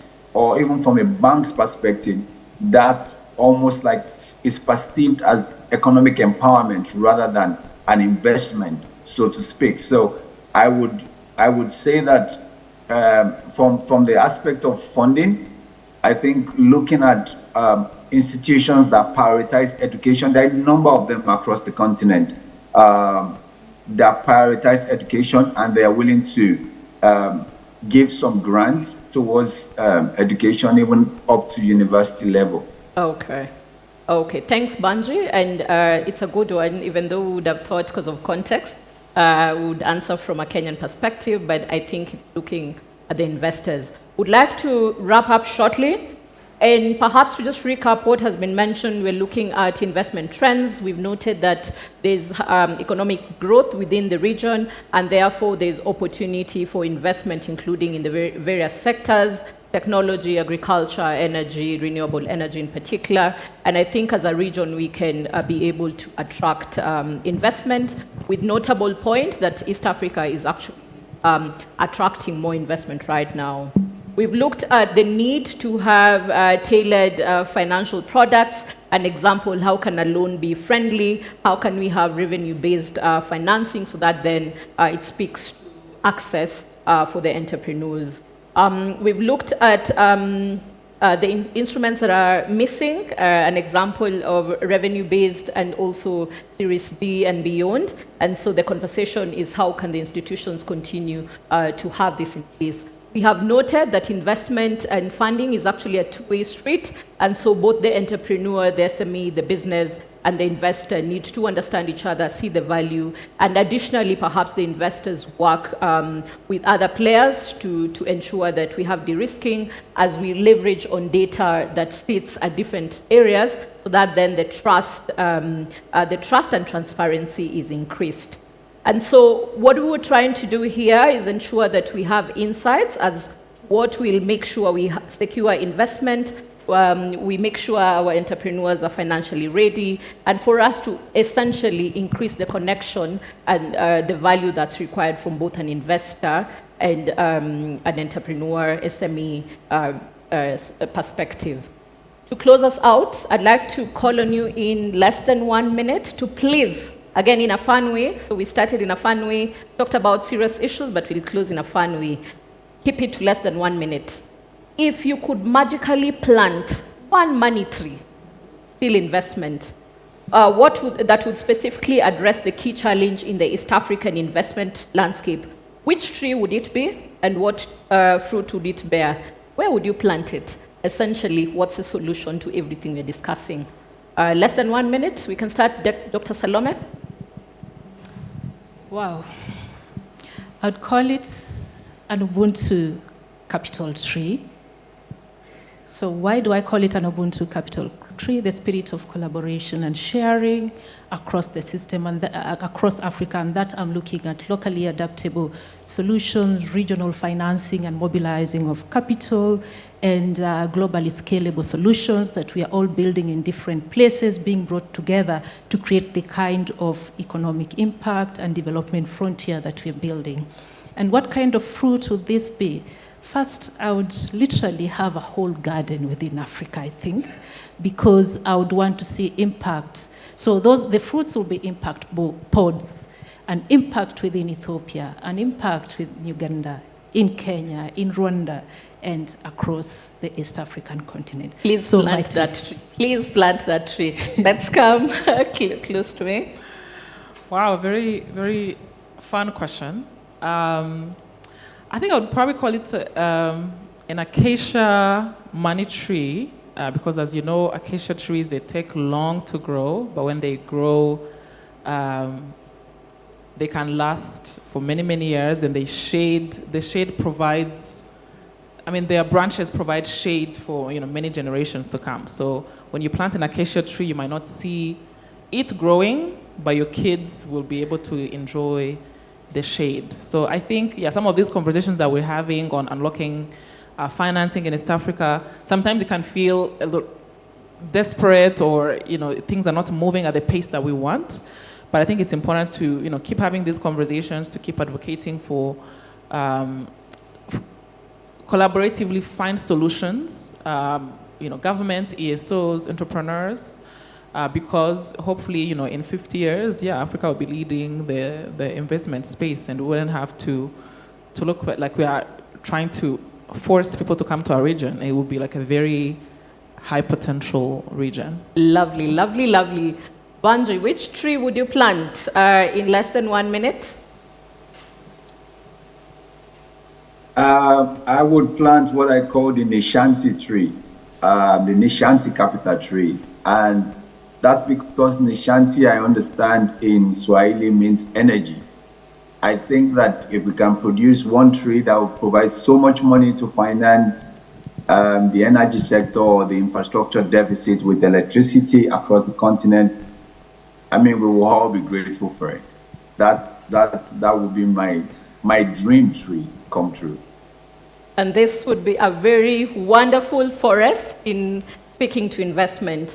On behalf of ASEC, Alan and Jill Gray Philanthropies that supports the Syrian Wavumbuzi, I'd like to say thank you to our wonderful panelists, Dr. Salome Oyuga, Banji Ajilo, Anisi Ishimwe, for sharing your insights, your perspectives, and your expertise. We really appreciate. And to our audience, thank you for being here. Thank you for listening in keenly, for asking the questions. Thank you again, and I hope that we can continue discussing investment, make it a reality and unlocked in the region. That's it. We'll take a photo and then call it. Sure. Please take a photo. As Chairman has a challenge for you. Ladies, let's take a photo with Chairman. Joki, I didn't hear about your money tree. You didn't hear about that tree? It's got, my tree, your my tree. tree. Yeah, my they tree. say their trees, all of them, including Banji, said his tree. I just want to be in this forest. It's already covered everything. Yes.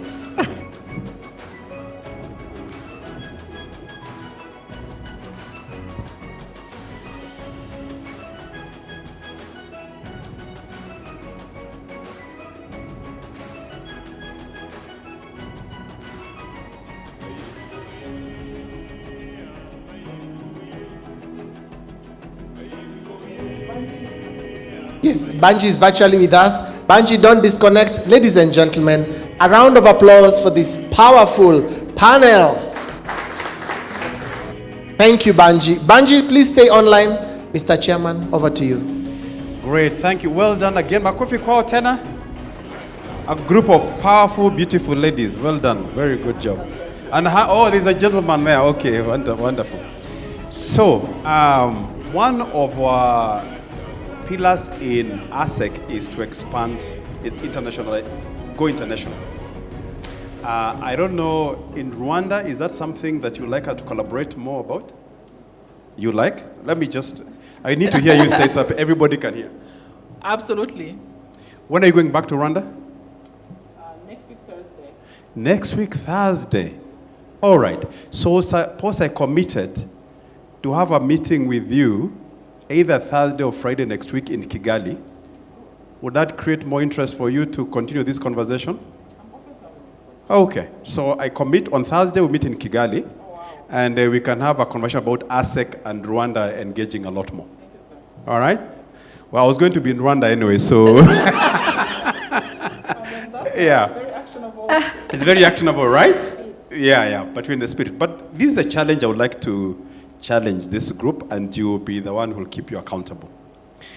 As ASEC, we have I would estimate about 20,000 SMEs in our ecosystem. So really, for whatever business you are doing, that is a good market for whatever you're doing, isn't it? This issue we would like to drive to have those SMEs have better access to financing. All they are looking for, they want to grow their business, they need money, and there are people with money that need to invest. But we all know there are challenges around the MSMEs knowing what is it that the financials want. So there is a capacity aspect as far as SMEs are concerned. But there's also an issue with the financials. I can tell you, even from my bank, I went and asked them, they were selling some SME financial facility, and I asked them, so you are selling this facility, but have you ever run any business? And they said, no. I've never run a business, and it's a requirement from the bank. I am not running business. So I began wondering, this guy who's selling me this product, surely what did he understand about business? So here's what I would like us to do. If we can take a cohort of maybe about 10 SMEs in ASEC and help them understand when the financials, whether you're an investor or a bank, what do you look for? And you can bring together different financials and help develop a checklist that the financials look for. We develop that together. It needs to get input from both SMEs and also investors. It needs to be a two-way. It can't be that the financials just put together this checklist and expect that they are suitable for the SMEs. And then we work with those SMEs for a period of time so that they can be investor ready. Whether it's accessing loan or whatever it is, I think that would be the best way of helping our SMEs understand where this is what's required, and then we build the capacity. Then after 6 months, see whether they actually access financing. Because if after 6 months they will not access financing, then there's a problem somewhere, either with SMEs or with the financial institutions. And we can see how we can do to help improve on that. That would be mutually beneficial, isn't it, for everybody? Yeah, because I believe there is a problem both ways. SMEs may have a problem in terms of capacity, but definitely investors also seem to have a problem. We can do that? We can. You're accountable? We will. All right, fantastic. Thank you very much. All right, thank you too. Thank you very much. My photo person, could we please put Banji back on? When a chairman, I'd just like you to move on the side so we can take a photo of you together with Banji. Has he disconnected?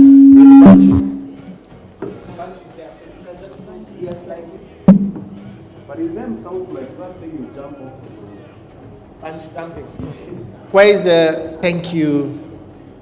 Let's take one photo together with Banji. Thank you, Banji, for staying online and for being generous. All the way from Ghana.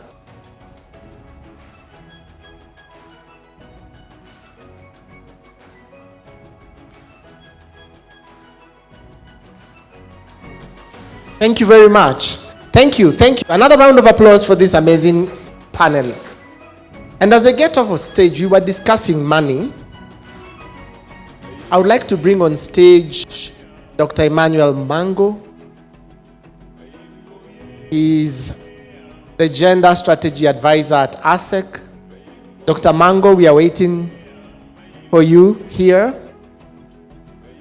He has got over 6 years experience in strategy and leadership coaching. And he's a PhD. Dr. Mango, let's put some music for him to dance as he comes in front. He's been keen to build SMEs, grow SMEs. The stage is all yours.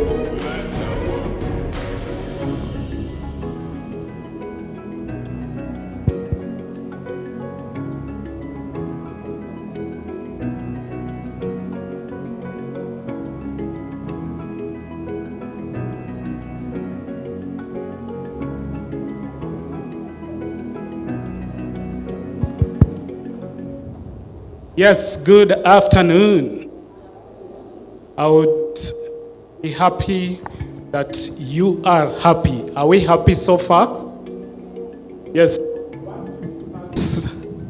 The mic is going on and off. We want to discuss regional strategy for women in business. So that's the next topic. Region strategy for women in business. We want to discover some of the barriers that hinder women doing business across the borders.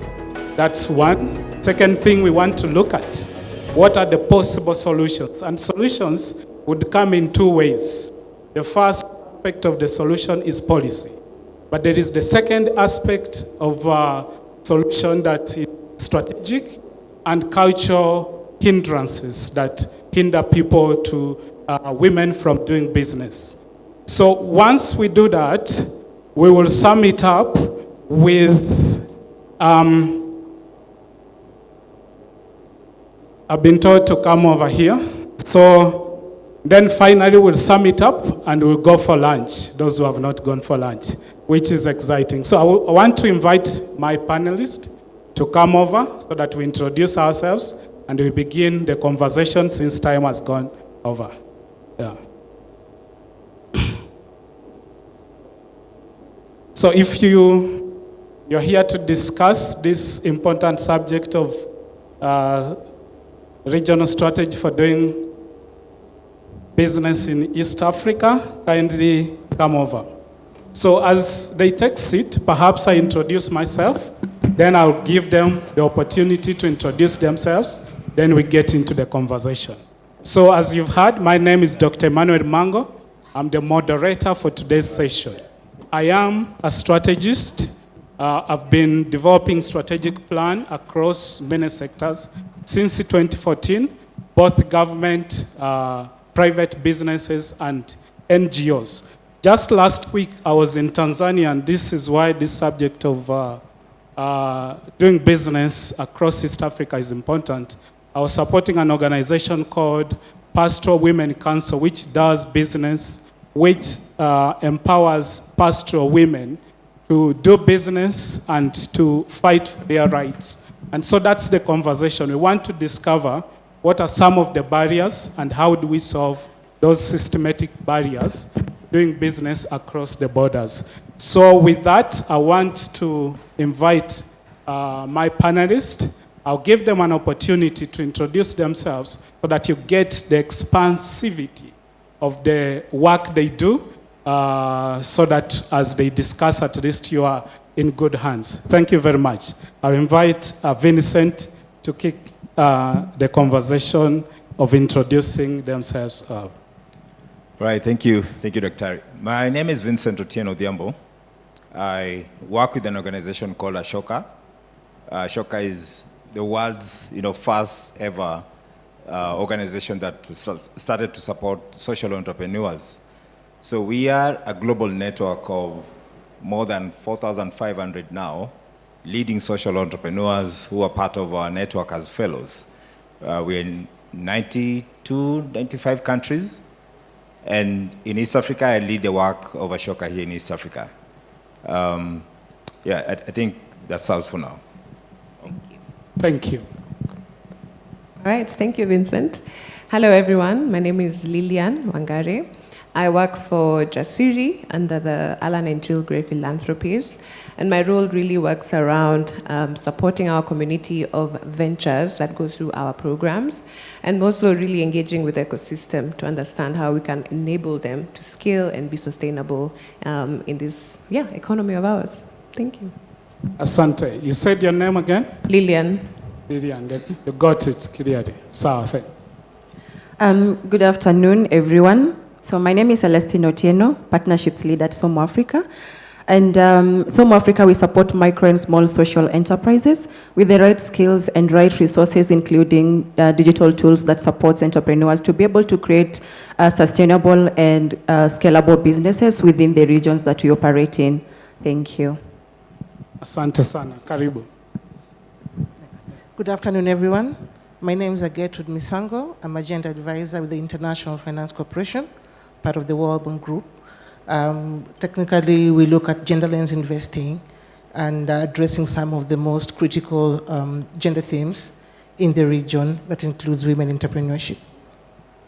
Thank you very much, Gertrude. And I'm going to begin from my immediate right with Gertrude here, just helping us to understand what are some of the barriers that are hindering trade across the borders, especially when it comes to women doing business across borders. So we can hear from her. Welcome. Thank you very much, Dr. Mango. When you look at the East Africa border trade, it's mostly predominantly informal, and it's currently valued at about 1.76 billion US dollars. You can see it's a good portfolio, but most of these women MSMEs face a lot of challenges when they're trying to do the business. One of it is the most common, access to finance. So the nature of the businesses, the type of women who are doing this trade, cross-border trade business, lack the necessary finance to be able to adequately carry out the business across the border. Secondly, the markets, the cross-border markets, in a way are very fragmented and they're not very stable. So these women MSMEs are not really able to bank on these markets to be able to do their trade and be able to, financially stabilize their businesses. Thirdly, there's a lack of information. There's a serious lack of information. The issues of tariffs, the issues of taxes, different countries have their own tax modalities that these women do not understand. And some of the rates, the procedures, the cross-border procedures also are very instrumental if these women SMEs have to be successful. And you find that the borders themselves, they do not have the right procedures that these women MSMEs could actually bank and ride on if they have to successfully do their businesses.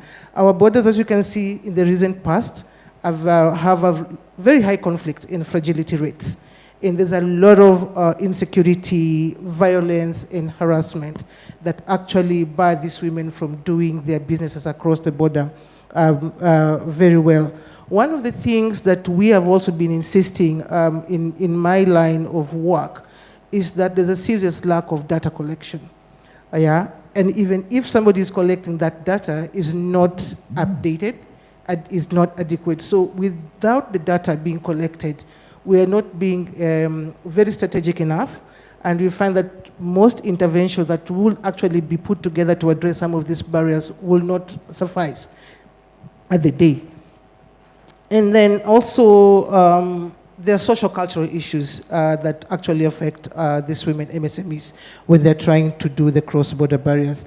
Our borders are prone to a lot of bribery and corruption, and this affects women MSMEs when they're trying to do their business across the border. So there are quite a number of challenges that and barriers that affect women MSMEs when they're trying to do cross-border trade in East African community. Thank you very much, Gertrude. And I think I want to double-click on that aspect of data. Why is that a big problem for policymakers and everybody who wants to get into that space? Because without the right data, then policymakers will not be able to come up with the right policies that will support and protect these women MSMEs when they're doing cross-border trade. And the unfortunate part of it is that, and I haven't had, unless it is there, and I haven't seen or heard of anybody who's accurately collecting this data across the border. So if that data is not being collected, then policymakers will have nothing that they will need to use to, to be able to design some of the policies that will be beneficial for these women MSMEs. Yeah. Wonderful. I want to bring in Celestine in these conversations. What have you observed as some of the barriers that are hindering women from advancing in business across the border? Thank you very much. So I just want to pick from where my colleague have left it.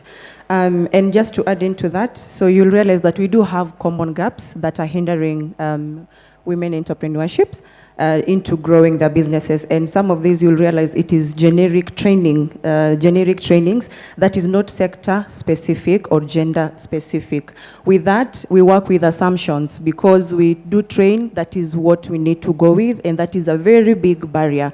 The way a woman works is not the same way a gentleman will work. They do have a lot of things, starting from taking care of the kids from home to ensuring that they work and to ensure their businesses are thriving to be able to support even their spouses. So if we do have training specific for the women, then we will be able to see, we will be able to close that gap. Moving forward, we are talking about getting this lack of data. It is a common thing, yes, and I just want to echo by saying some of the barriers there in regards to ESOs working in silos. So SOMO is doing, yes, SOMO has something to do with the entrepreneurship, the female entrepreneurship or women advisory programs, but how many organizations here knows that SOMO is doing that? So if SOMO knows SOMO is doing advisory programs for women, we do have that data internally. And it goes beyond, because it is not only data that we've trained, it is also data in terms of how many have we financed, and it goes beyond to how many employment have they created, and how many are women, how many are youth, how many are at risk. So yes, for SOMO we do have this data, but it is not open. This is because we're working in silos. So if we're able to come together and work together, then we will be able to close the gap of data. Also having the correct tools, as my colleague have said, having the correct tools to be able to collect quality data, not just data for the sake of we want to present this data somewhere, but quality data. Do we have the right tools to do that? And how do we go about it? And also when you're talking about the finances, it's also a very key challenge, because if you're looking at the 2017 report made by ICF, it shows that only 2% of the finances are coming up for women, only 2%. Now, how do we move from 2% to grow that, that investment? Yeah, thank you. Thank you very much. So I think there is an angle as we move to the next panelist, the angle of police.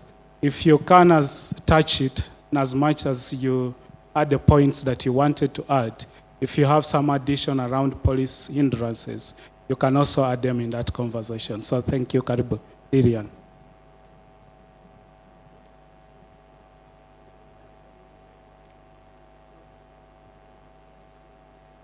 All right. Yes, I think one maybe extra barrier that I can also mention is underrepresentation. So I think both Gertrude and Celeste have mentioned, we have majority of the women playing in the informal sector, right? And as we speak, generally representation in other spaces for women is also on the lower side. So you can imagine the significant difference it is for the informal sector, which is where most women are playing, is close to not there. So we also need to really think about how are we representing the women in the grassroots level, are there challenges and their needs being addressed at the level now the policies can be made and discussed.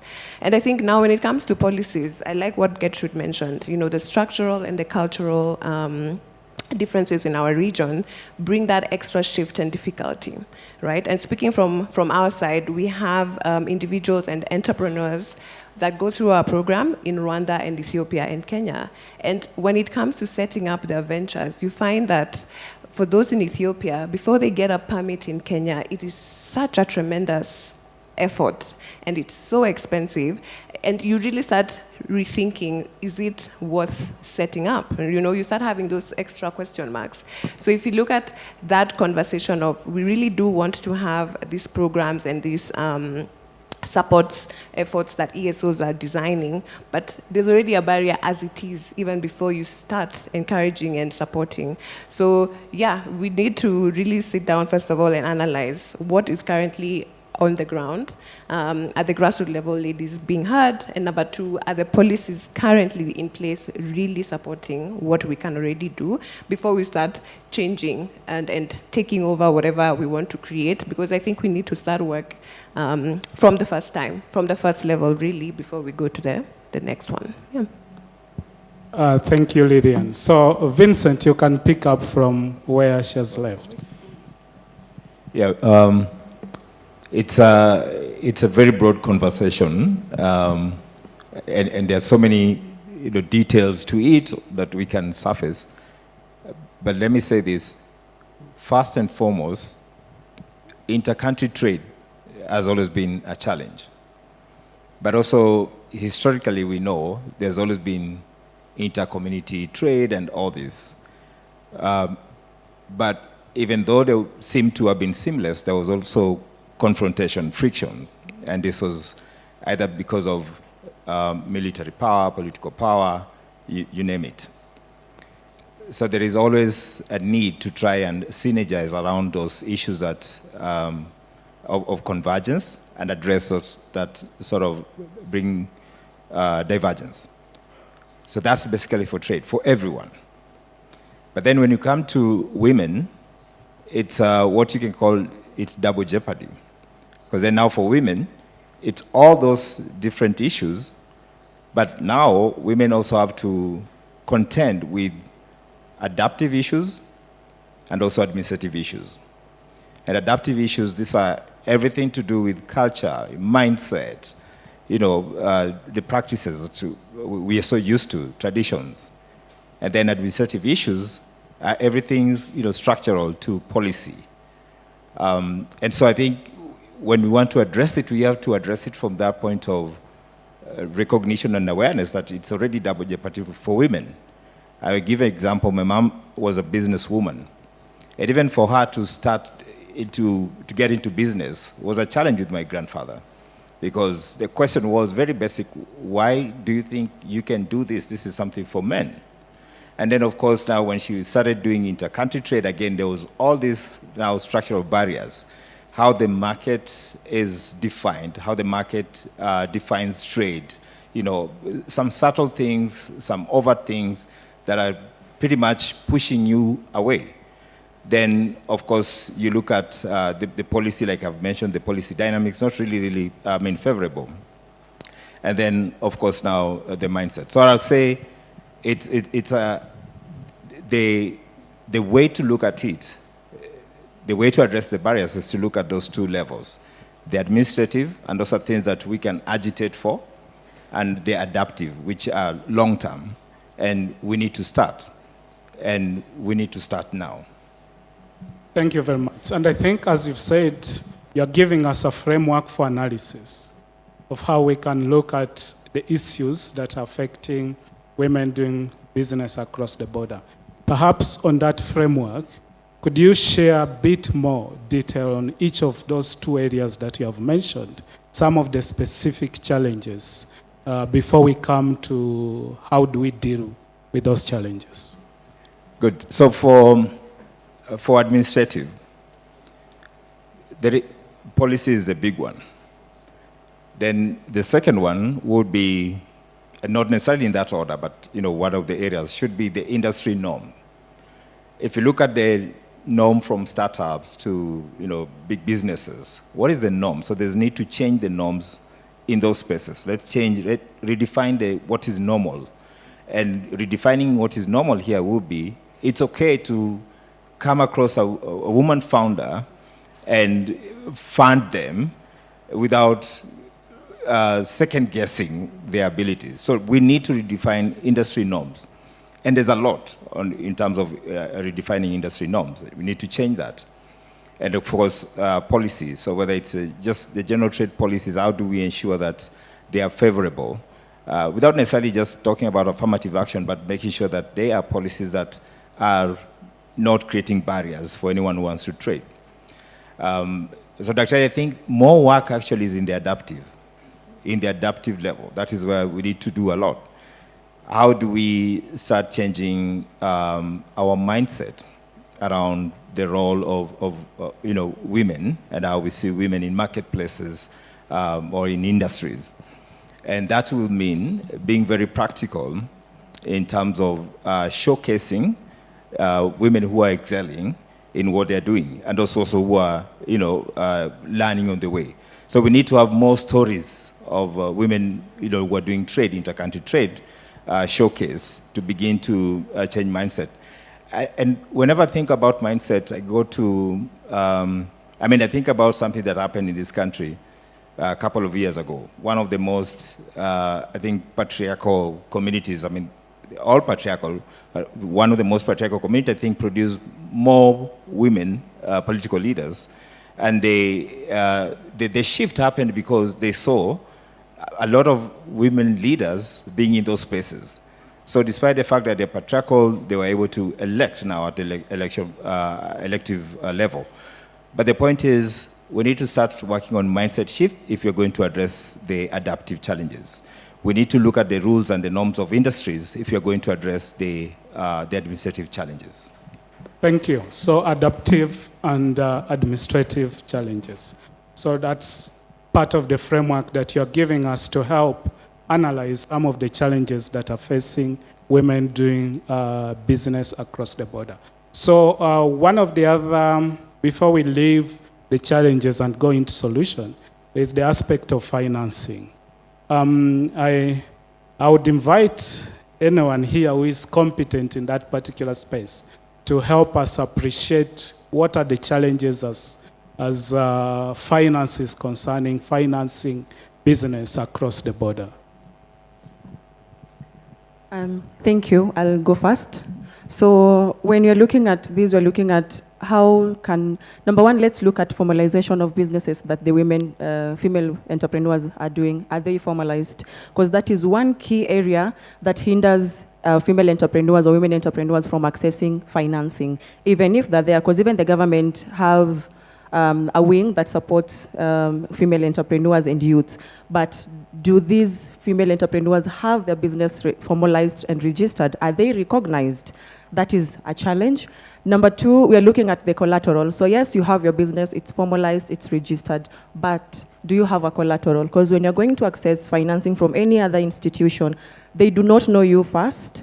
Number two, they will need a collateral to be sure that indeed you're taking up a loan, you're taking up an investment, and you'll be able to repay back. So what do we have to hold on to so that when you pay back, we are able to build that relationship, and from there we move to the next chapter. So collateral is a very key challenge, and this is not because information is not there. No, it is there, but is it working to the right people? Is it supporting the right people who wants to grow their businesses? So if you're looking at in terms of how we are going to work towards amending or readjusting the policies that we have, we need to look at first from the entrepreneurs themselves in terms of formalizing their businesses. We come to policies around collaterals, and a woman is not able to have access to the land because you're a female. When you're not married, you'll not be able to because your brothers will take care of the land. So you do not have a portion back at home. When you get married, it's your husband who have access to the title deeds and all that. And even if you work together towards achieving the same goal of buying a land, the title deed will not come under your name, but it will come under your spouse's name. And even if it's come with the two names, who has more power in it, you'll have to go and ask your husband or your spouse, can I use this to get a loan? And that is a very big challenge. So if you're able to work around policies around collaterals and how best female entrepreneurs can be supported, then we will be able to tackle a big elephant in the room. Yeah, thank you. Thank you. Gertrude, you wanted to add something? Yeah, I wanted to add to what she said. Access to finance is a very big mountain that needs to be discussed further. Because of the nature of these women businesses, as she has said, they're very informal in nature. And it becomes very difficult for financial institutions to actually be able to bank on them and give them financing. So how do we support these women MSMEs to build bankable businesses that financial institutions will be able to actually look at them and be able to give them credit lines or facilities? And also because of the nature of the work they do, most of them will rarely have bank accounts. Yeah, so they will rarely bank their money in the bank accounts. Is digital the way to go for them? Will they have like digital financing models that they will be able to bank their money on a daily basis so that then financial institutions can use that to give them loans or credit facilities to be able to finance their businesses? And maybe lastly, from a line of work, we've tried to look at different financing models for women entrepreneurs at the bottom of the pyramid. And because they deal with goods that they sell on a daily basis, financial literacy is not there. So they wouldn't know that on a daily basis, they could use that stock. If the stock is moving stock, how do they record that? And how do financial institutions use that? It's called mobile-based asset lending. How will financial institutions use that, the way their stocks are moving on a daily basis, the way they're selling on a daily basis, if they do not have the tangible collateral that she's talking about? Can financial institutions use that to be able to lend them money so that they can be able to facilitate their businesses? So those are some of just the things that we might need to look at if we have to, bridge the access to finance gap for women MSMEs. Wonderful. Yeah. Thank you for that Dr. contribution. You wanted to add something? Yes, I did, just before we close out. And I think Gertrude has more or less taken the words out of my mouth and spoken clearly on that these financiers do not have the time, they do have the time, but essentially the effort to allow these women to understand what they are bringing to them. So my initial thought and my constant question has always been, why can't you meet them where they are? Go to them, make them understand that we can work with what you have, and this is how we can support you to grow and scale and, more or less really change how you receive and work around your business and how we can support you. Because I think most of us have interacted with the grassroots ladies and the moms who do very,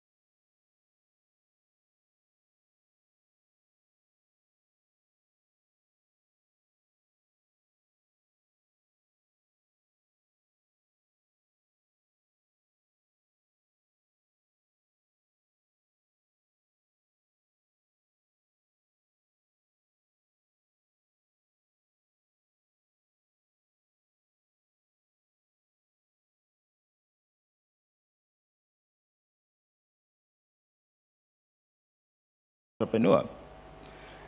Without necessarily thinking it's an affirmative action thing, but redefine what that really looks like. Do they have the equal amount of time to navigate all these so many, conversations and pitches and networking events? Do they have that? If they don't, is one or two engagement enough to redefine the success of engagement? So we need to redefine success in that front, and then not just set it on something like this is it, but as a way to create a pathway of beginning to change. When you talk about policies, it will have to start from the mindset. When you talk about rethinking industry norms, it will have to start from the mindset. And so to get to the mindset, we have to create like those, smooth pathways to get the big things to happen. We have to move the needle within the administrative things that we can do before we get to those, adaptive issues. Just creating those pathways. If it's access to financing, if you look at the challenges all the functional area challenges, they cut across men and women. But then we have to nuance it a little bit. Why is it so hard for women? I want to give you an example. We did a mapping a couple of years ago to identify where are social entrepreneurs, entrepreneurs, change makers as we call them, and what are the challenges and opportunities they're looking for. Here's the thing. Women entrepreneurs or women change makers did not rank access to finance at the top. They didn't. They ranked policy. So this is to tell you, there is an understanding, if you can work on the policy, then things start trickling down. Then the second thing that they ranked as a challenge, like the first number one priority they're looking for is opportunity to network, to meet with other women, entrepreneurs, other people in these spaces. So that was really telling, because then it was the other way for, men entrepreneurs. It was finance at the top, yeah? And then in terms of opportunities that they were looking for, they also talked about networking, which then gives a lot of credence to this kind of convenings. Everyone is looking for that as an opportunity. But then the challenges, I think, a lot of women from across, it was across board, they saw policy as one thing that needs to change. And you see, policy is probably the mother and father of every other administrative challenge. Thank you. Are there women-specific policies that will promote business?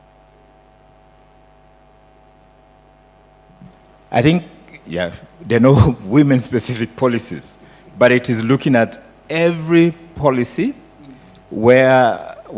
how are they creating pain points for women, and either, unless women here would want to go the full hog and say, let's create a policy framework for women entrepreneurs, but it could mean looking at the policies that exist, where do we need to make amendments, where do we need to amend, so that then it provides more space, it provides, it becomes, catalyst as opposed to being barriers for this.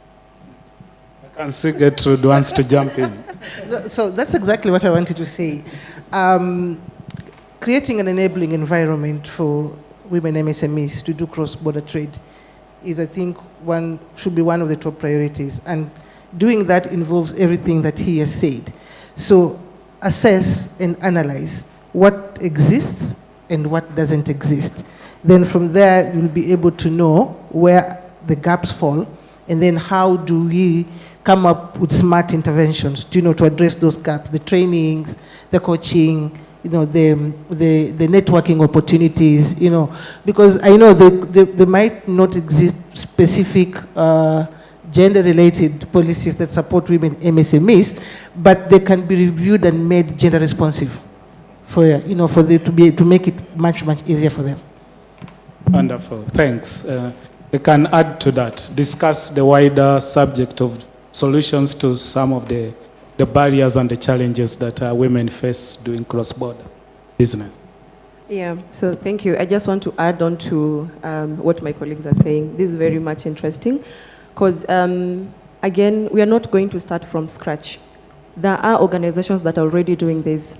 If you look at Somo Africa, 64% actually of the businesses we have financed, these are female-led businesses. And we have financed 754. And those 754 have created 18,000 jobs, more than 18,000 jobs. And you can see, out of 754 that we have financed, not to talk about that capacity building, so these 754, we have about 400 that are women-led businesses. And this is not by coincidence, it's being intentional about supporting the female entrepreneurs to be able to create a thriving business and also create employment for the younger entrepreneurs, female entrepreneurs that are aspiring to create and sustain their businesses. So we do have this, and it goes beyond just the capacity building, because through the women advisory sessions that we do have, we include the health mentorship, or the health, how do we call it, mental health session that supports these female entrepreneurs, because you might have all these things together. Yes, it's there. You are able to do all that. Capacity building, finances are there. But also, it starts from the mindset. just the same way Vincent has said, it starts from the mindset. And if they're not at a good mental health capacity to be able to take up and support their businesses, then it's going to collapse. So by including and being intentional about mental health for entrepreneurs, and they're taking a break out of the business, out of the kids, out of everything else that is happening, and they get to interact and network. Something else that we are doing as Somo Africa is supporting entrepreneurs, all entrepreneurs, to get to interact among themselves through the Somo Soko annual market day, because they have the products. But we normally leave entrepreneurs at that stage of, we've trained you, we've given you the finance to, or the grant to have a product. Where do you go to with your product? You're just new, somewhere interior in Western region. You do not know anybody. You don't know how you're going to support or to start. So we do support them through market access, and it is not only through the annual market day.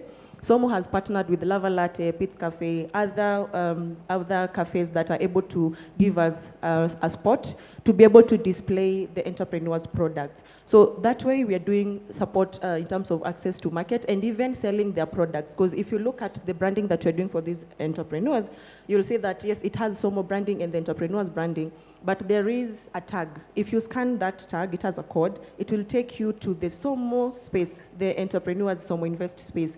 You will read about the business, you'll know what they're doing, why they set the business, and if you're an investor, why would you be interested in investing in that entrepreneur? So we are also utilizing our digital tools to support these entrepreneurs be able to elevate their businesses and have an equal thriving platform like any other business that is thriving outside there. Now, I have a question to the audience. When you're talking about access to finance, if you wake up today and you straight go to the bank, between myself and Vincent, who will be given a listening ear? That's a food for thought. So we need to change from the mindset. Thank you. It will depend on the statement you present. Are they just going to look at your face and decide between the two of you? Couldn't agree more with my co-panelists. Policy is at the top of every conversation, and I think we have started. We are doing what needs to be done. I think, especially with the AFCFTA coming up, there's a lot of conversation about women empowerment, women economic empowerment. But one thing I definitely want us to even consider is benchmark of the regions that are already more or less progressing ahead, right? Because we've seen regions like Rwanda, they have already started putting engagements to support gender inclusion in their engagements, whether it's in their cabinets or it's in their decision making. You find that women are being roped in a lot more, right? Because I think policy is happening and policy is being created, but definitely the implementation lag is what is pulling us back, because decisions and ideas and thoughts and frameworks and very big thoughts and white papers are being developed, but the implementation lag is what is causing us to continuously have the same conversation over and over again, because I'm sure we've had this talk before. We have, right? Yeah. But why is it that those initiatives talked about then have not been implemented up until now? And if they have, how far are we? What have we known, right? So you're saying we stop talking and go to work? Let's get to work, yeah. Let's get to work. Oh, yes, and I will also want to see the role of the East Africa community in this conversation, because we are talking a lot about the cross-border trade. Then the EAC has a lot to do in terms of creating an enabling environment. Thank you. And I think you wanted to add something, Vincent? Yeah, I wanted to, just going back to my mom, because I think, it's a very good example for me in terms of what are the challenges for women entrepreneurs. Do the rest of the panelists here have a mom?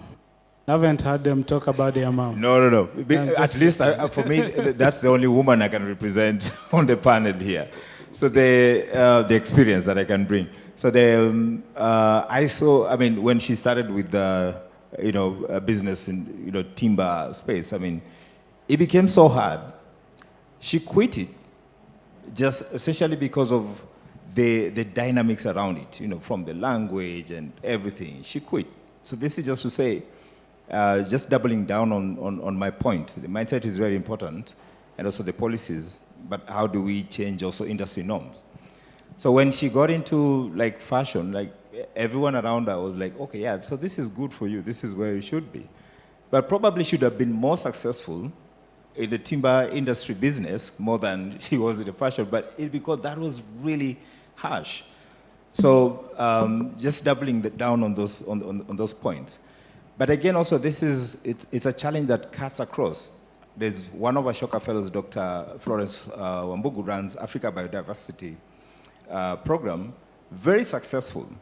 But if you hear her story, even with her, qualifications, and she had worked with many multinationals, when she wanted to start the business, the challenges were there, and it's from family to the societal expectation.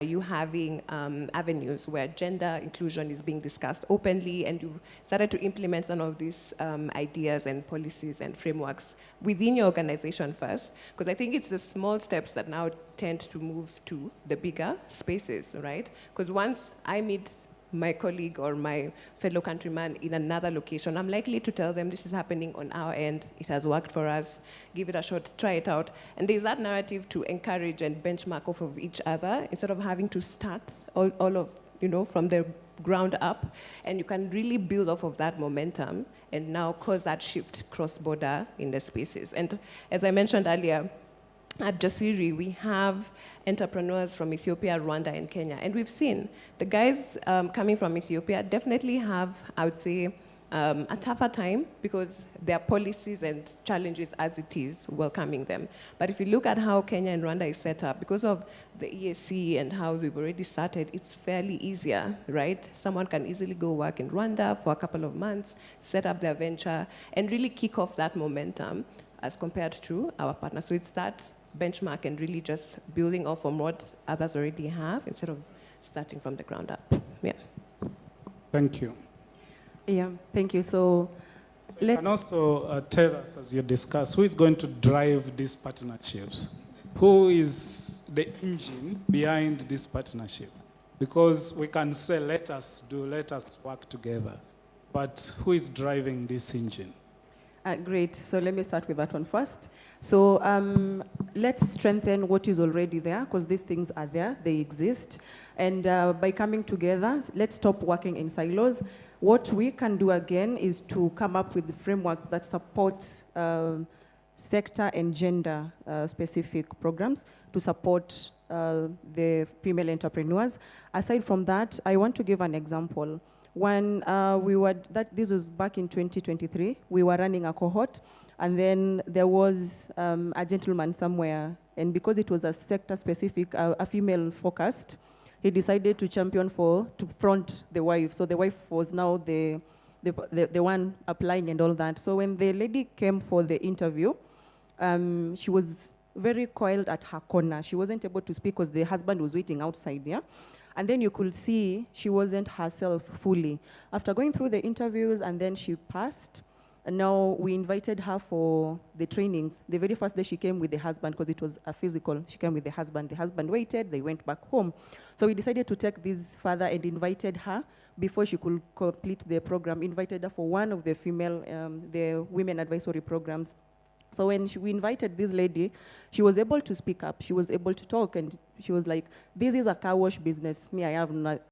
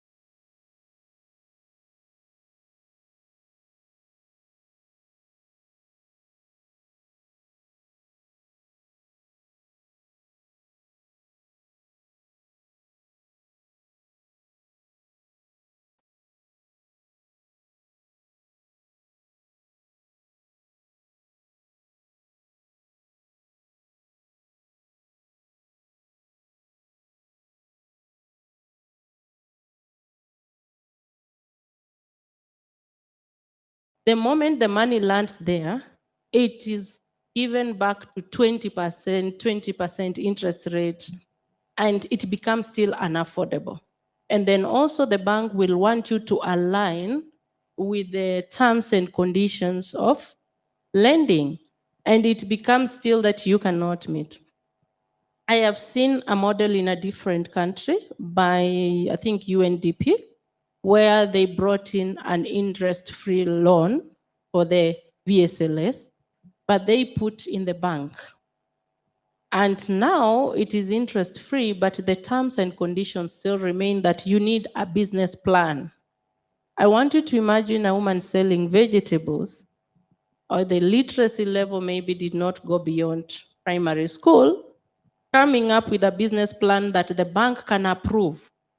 So then the call has been that beyond just looking at policy is about what can we do about the market player, that when this support comes in, then you are not going to revert it to your usual terms and conditions, and also you are not going to be calling for an interest rate that becomes still unaffordable. So we will go back to the best lending rate, the central bank rate, whether it was a grant or not. And so it's a question of sustainability at the same time, affordability, and how do we support then these people who cannot afford this. Then back to the issue of gender and social norms. I like her example in Somo, because then you are talking of cross-border, but thinking, just tell your husband that you are going to Kericho to sell mangoes and you will not come back. What does that mean? If you are going to women in cross-border, are they even allowed to leave Marakwet and Narok? So then the gender that we need to have a conversation is to have a conversation with the husband and not to have the conversation with the woman, because she has no problem going to Narok, but the husband will not allow her to go to Narok and come back tomorrow. Thanks. And that is both a question and a contribution, a comment. But the panelists will respond to it. Thanks for that rich contribution. Let's go to her so that we sum up. My name is Paulina Molo. I'm an evaluations expert, but also work at Nairobi University as a lecturer. So my question is on the cross-border traders, women cross-border traders, the example that was mentioned here. And I managed to have conducted an evaluation for Trademark Africa, an interim evaluation, whereby they support women cross-border traders within a number of borders in Africa. And one of the issues that we came across, which was a policy issues, is on the movement. You find that, yes, they're supporting the women, and when they're conducting their cross-border trade activities, they pass through the one-stop border points, but you find that those aspects are not institutionalized because it's just a normal or rather local communication between the women, the organization, and also the one-stop border traders or other officers. So that now when you're conducting the activities, they just pass by, they come to, let's say, Uganda, Kenya, or Rwanda, Uganda, or even Uganda, South Sudan. But now the program was able to help the women in terms of institutionalizing some of those aspects and supporting them, though there were still issues when it comes to accessing finance because of the elements of collateral, and you find that the middlemen were the ones who are benefiting from that aspect. But that aside, my question was, when you're designing these programs, do you take care of unintended consequences? Or rather, when you're conducting your evaluations, do you do outcome harvesting, whereby you look at the impact, the social environment? Because you find that in some of these countries, men actually were very comfortable becoming house husbands. That was an impact of the program. Because the women were building a very nice environment. Yes, they were doing their businesses, but now as an outcome, you find that even the persons with disability and also the men in that infrastructure were not benefiting a lot from that trainings and also the benefits of conducting businesses across countries. And do you conduct outcome harvesting to look at when we are designing programs, even when you're looking at some of those impacts? Let's say you are conducting a program 5 years or 10 years from now.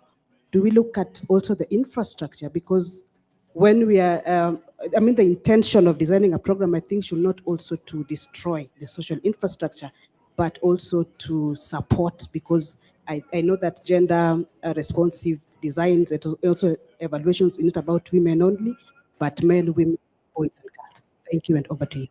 Asante sana. I wanted to cap it there, but because of gender balance, and they said we speak to men, why women are not going to sell mangoes. So let's just have him 30 seconds, please. We are out of time. Thank you. I think my name is James from Daimois, and I would like Dr. Muteshi to refer the women to me, because that's something we are addressing in terms of low risk, and also especially in the informal sector, and working with them, because like some of the programs we are doing, we have localized the content. If it is financial literacy, we are working with them through that journey, and it has been amazing, all the success stories that we have. So there are key players in that space, and we have borrowed our model from the Grameen Bank model, then did a hybrid with the local sector. Yeah. So who are you? Time-wise. Okay, thanks.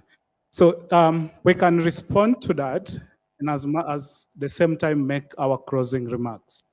Okay. Yeah, so Pauline mentioned Trademark, Trademark East Africa.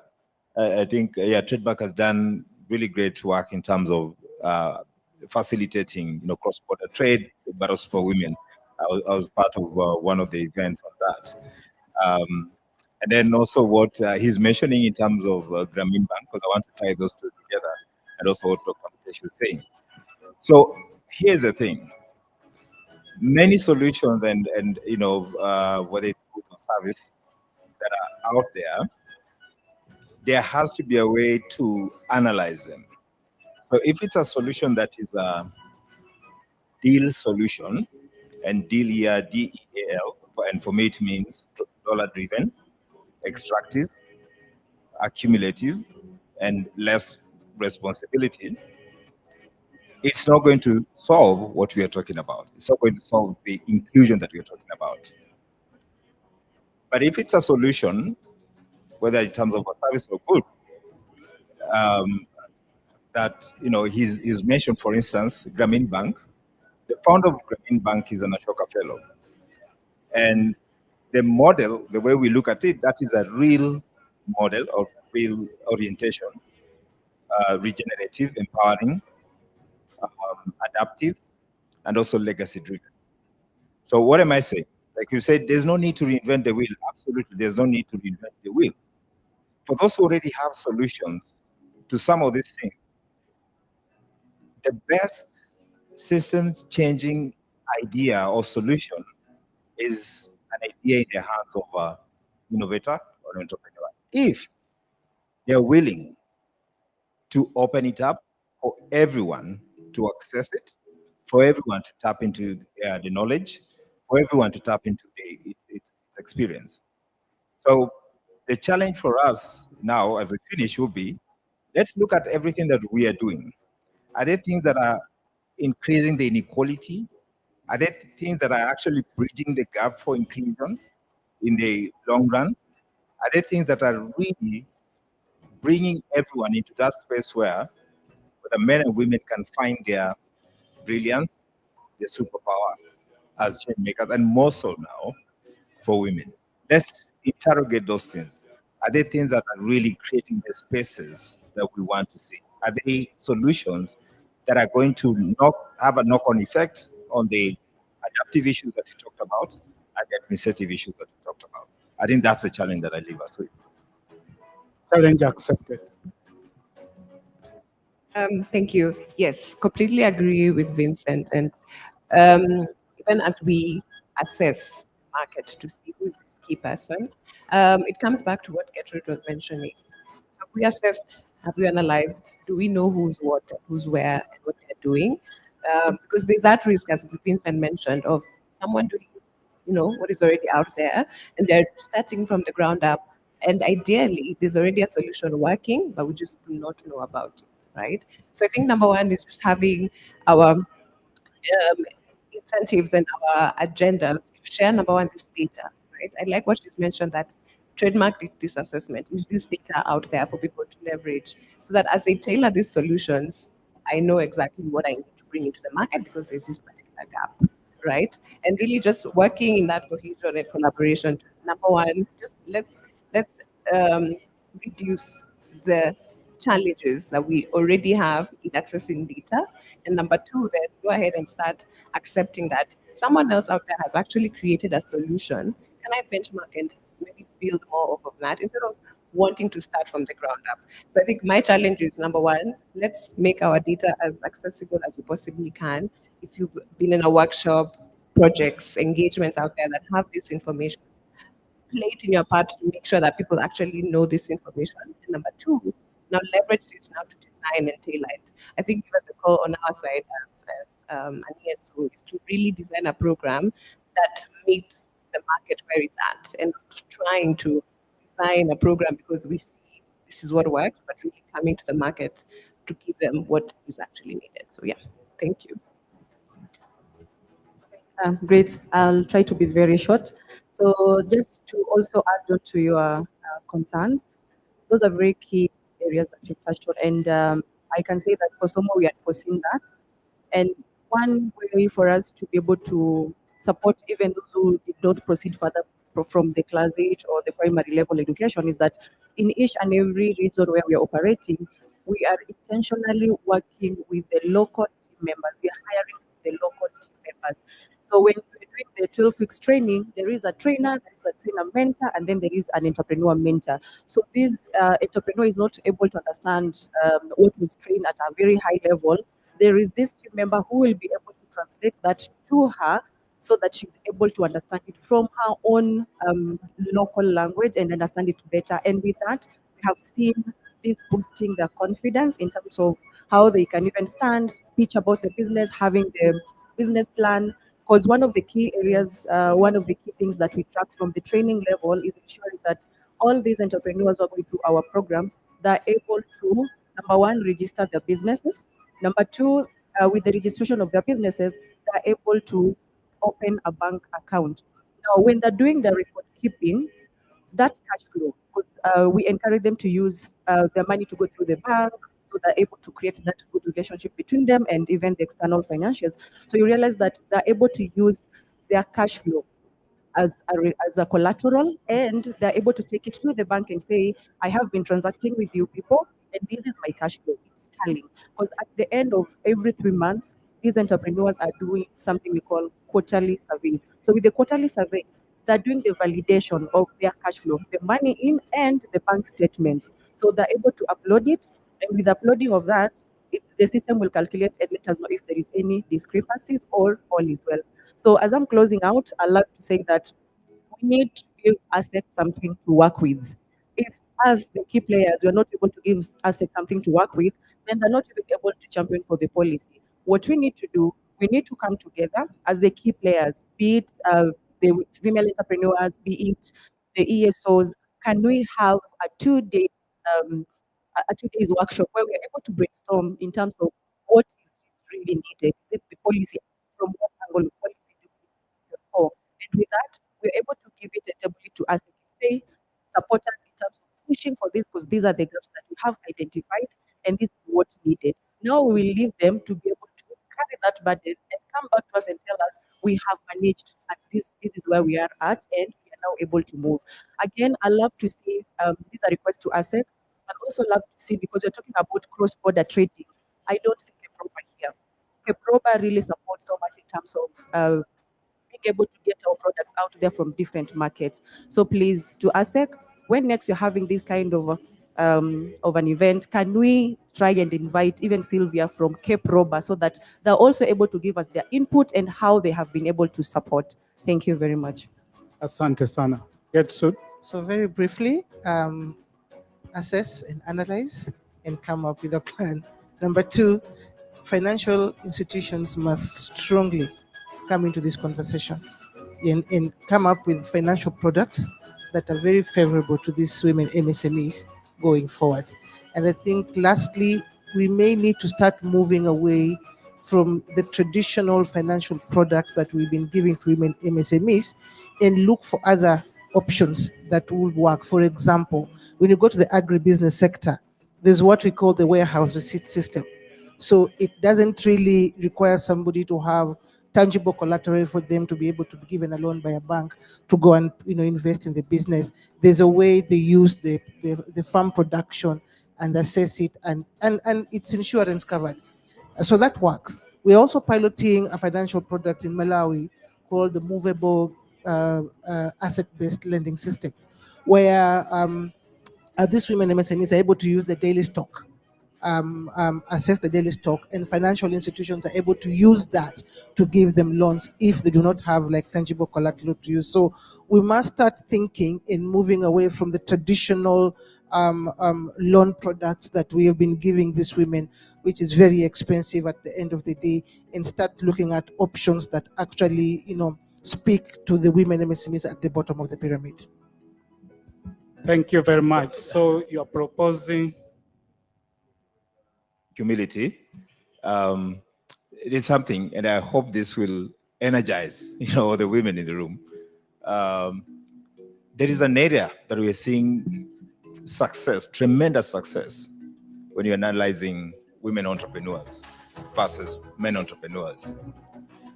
Women entrepreneurs are doing something exemplary in terms of finding, like having their innovations or whatever they're working on, they're working on something that is addressing an issue.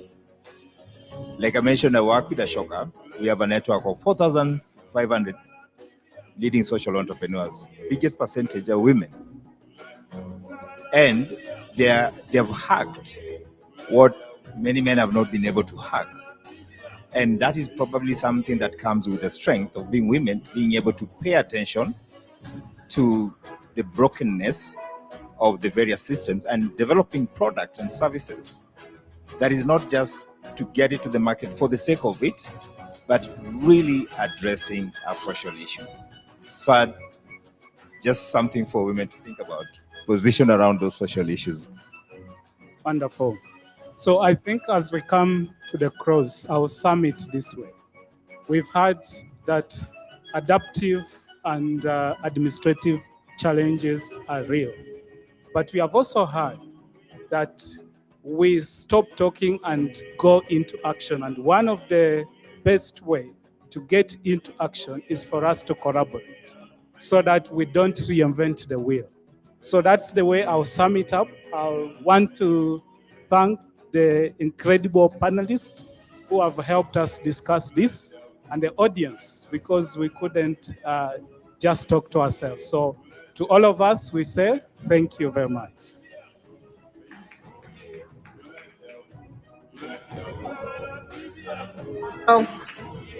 And you've all talked about collaboration, you've thrown the challenges, integration. So I hope we can be able to share the data, all of us together, and collaboratively move forward, even as we build Africa. I'll ask Mercy to join you on stage for the photo op. It's very important, Where do they stand? It's a very balanced panel, eh?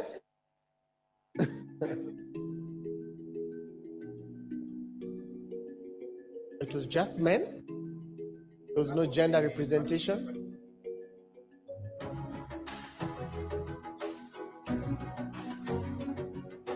And thank you for the gentlemen in the panel to be brave enough to talk about how do we empower our sisters and mothers and aunties.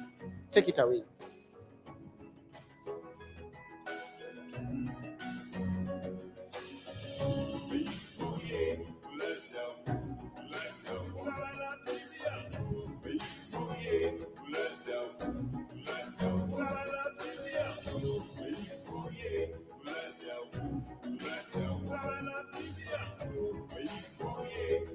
Thank you very much. Another round of applause for our amazing panel led by Dr. Mango.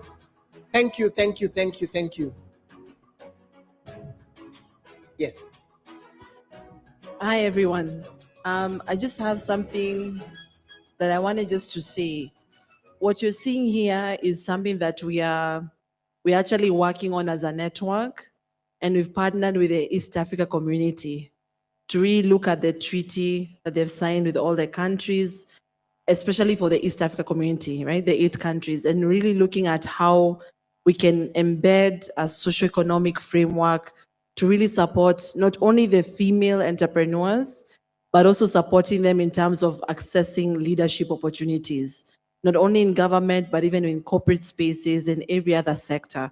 So what we have just begun here is something that we'll continuously do and work on, and that's why we are going to send out information to all of you to also share with your different networks to capture that data. Because again, women and youth are really a special group that really have not been able to tap into the larger opportunity within East Africa. So just to let you know that as you're contributing, as you are sharing, you're actually part of shaping the inclusion for women and youth into the East Africa economic agenda. That was just my small token, but thank you so much. Thank you very much, Mercy. Thank you, thank you, thank you for being generous. Ladies and gentlemen, it's that time.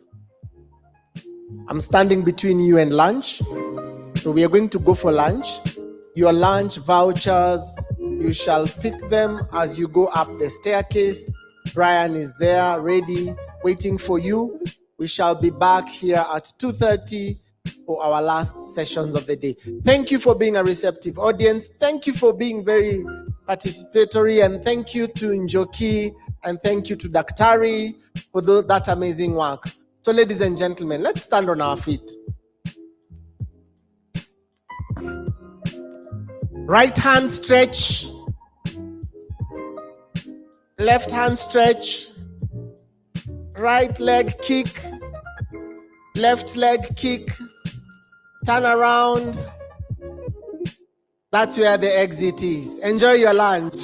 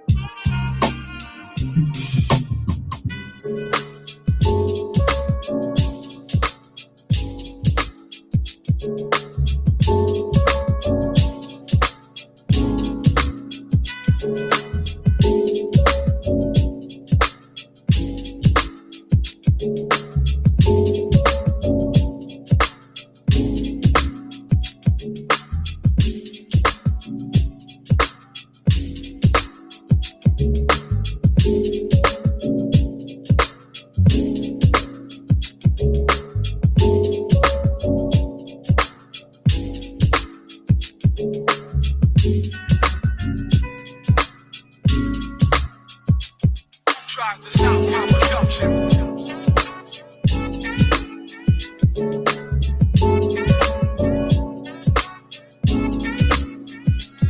Tries to stop my production. Justice must be won, there's no escape.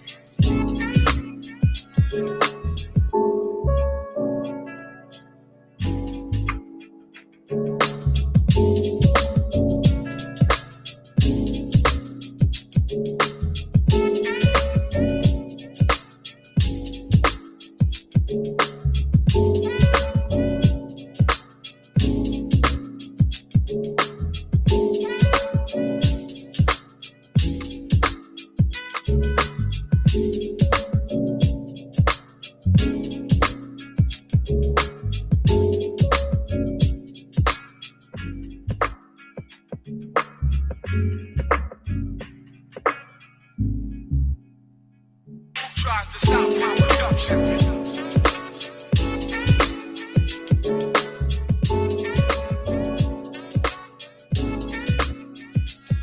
Tries to stop my production. Justice must be won, there's no escape.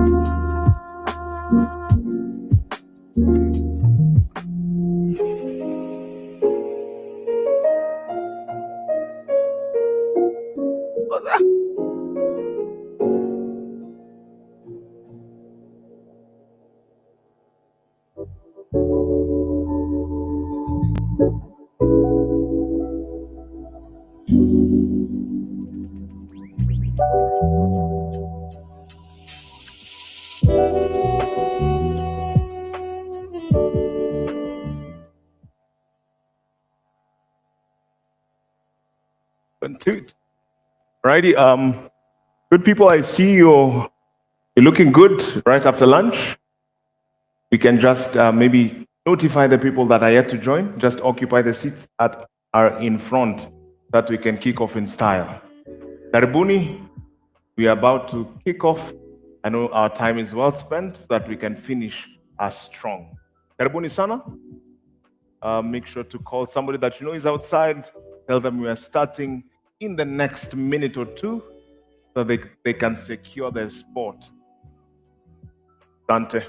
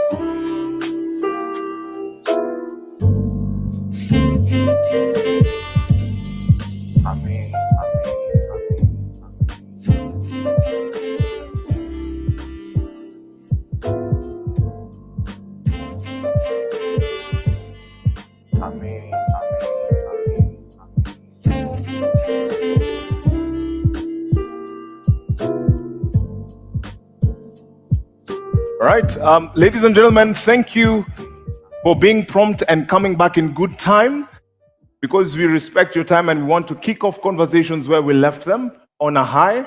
I just want us to go straight ahead into the conversation for today. So for the first thing, before we even move on, I just want to invite you to your feet. Kindly, if you can just stand with me for a second or two. Let me invite you to your feet. Just stand with me shortly. And make sure you have somebody standing next to you. Make sure you have somebody standing next to you. Is that okay? Fantastic. Let me invite you to your feet and make sure you have somebody standing next to you. So we start the day by saying a popular quote in Swahili, just to pay homage to the context that we find ourselves in. And you know, there's nothing as beautiful as a saying from Swahili that even encapsulates what we've been covering in terms of conversation. We've talked a lot about collaboration, about cooperation. Isn't that true? Tumeongelea collaboration. So in that spirit of collaboration and collective effort, there's this Swahili saying that says, kidole kimoja. Let me hear you say it, kidole kimoja. You guys are fantastic students. So on that account, I'm going to teach you a short game. This game is called Kidole Kimoja. Say Kidole Kimoja. So make sure you're standing next to someone, okay? Make sure you have somebody next to you as you stand, because they say no man is an island, sindio? So when I say one, here are the rules of the game. You lift up your left index finger. Say Kidole Kimo. You guys are fantastic students. When I say one, hapa. Is that okay? And then simultaneously, or at the same time, when I say two, extend your right hand like this. Good stuff. You guys are good students.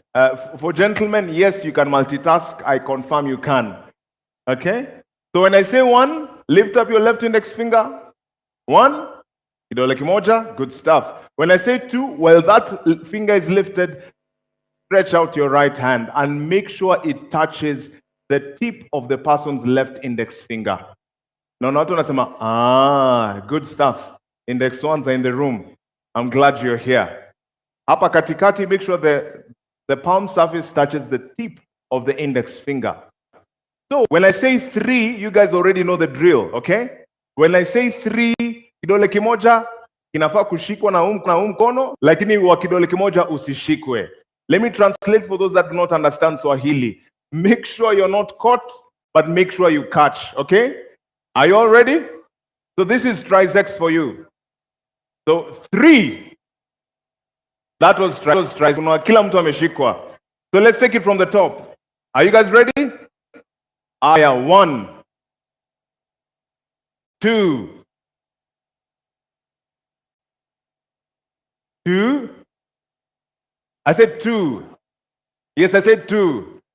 I didn't say 3. So, ladies and gentlemen, allow me to just maybe spice it up a little, just 1 minute. Just say it in narrative form, okay? The cue remains. In my story, when you hear 1, 2, 3, the cue remains. Is that okay? Aya. So we're here at Emara. Is this Emara? We're here at Ole Sereni, right? So before we came here, you know, some days you have to walk with someone. But before you start to walk with someone, you're one person, right? You're one. But then when you get a friend to walk with you, you guys become two, right? And now here's the interesting bit. As you walk together, you guys can decide to have lunch, right? And when you're having lunch and you meet another person, you guys can go and eat together, right? So as you're eating together, there's this friend of mine, is from Kakamega. He's called Joe. So Joe decided to order a couple of mandazis. Those mandazis were 2 mandazis, okay? No, there were 2. I said there were 2 mandazis. Now, I'm quite competitive in nature, so I decided I must outmaneuver this guy. So I ordered 4 samosas, okay? 4 samosas. Now our other friend, who's a bit chill, he decided he wants to get 3 bananas. Nani ameshikwa? Good stuff, I see you there. So ladies and gentlemen, kidole kimoja kivunji nini? Akivunji chawa. Let me invite you to your seats. You guys are amazing. So without further ado, I just want us to go to the next level in terms of what we've been having in terms of conversation. And I want to invite up next on stage Cynthia and Jerry. Cynthia will do a short presentation for us, just a spotlight segment to see what she's been able to do within the innovation ecosystem. So Cynthia and Jerry is Partnership Manager for East Africa Workpay. Ladies and gentlemen, with a hearty round of applause, let's welcome Cynthia and Jerry. Karibu sana.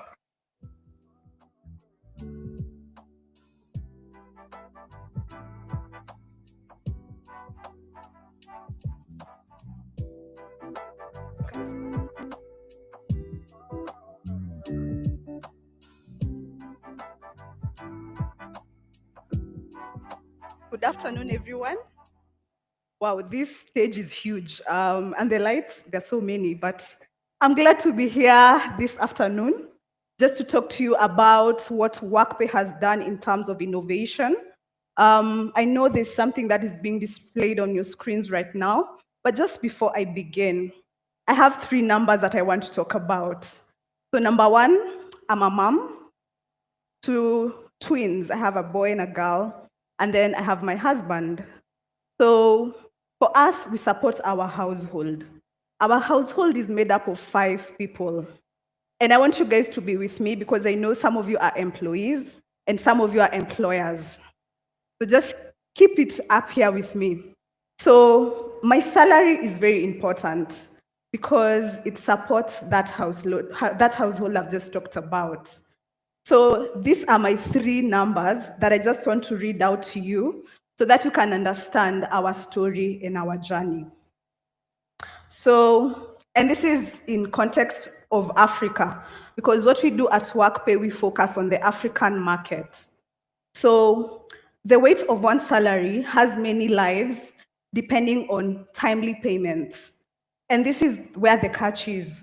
In Africa, one salary is never enough for one person. It's a lifeline to an entire family. Over 60% of households rely on that paycheck to support an average of 7 other family members. That is my first number. That salary that we get is a lifeline. My second number. When payments are delayed, it's not just employees who feel it, it's the whole family. In fact, 42% of families in regions with delayed payments are forced to cut back on food, healthcare, and education. We can all relate to that. So what happens is, if we do not get our payments on time, our life is disrupted. Our family members who are in the rural areas are affected. Just continue being with me as I speak about my next number. No one wants to explain to that grandma in the village why they did not get their salary on time, why they did not get medicine, why they did not get food. So, timely payments aren't just nice to have, they are a family survival strategy.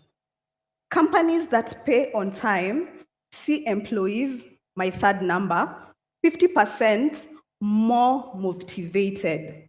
When families thrive, it's not just paying a salary, it's empowering employees to be more productive.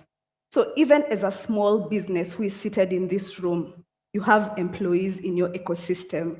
You have families that are depending on that salary. So how are you helping them to ensure that the lifeline of that salary is not affected? The healthcare, the food, the education of not only them, but also their family members is not affected. So you have gotten my 3 numbers, the 60%, the 42%, and the 50%. So that is just setting stage for what I'm going to talk to you about next. So Workpay, who is Workpay? So Workpay is accelerating business growth across Africa. We're looking at not only just Kenya, but we have been able to grow. We are supporting over 41 countries when it comes to payments. We are here to help your businesses not only just drive growth, but help you scale.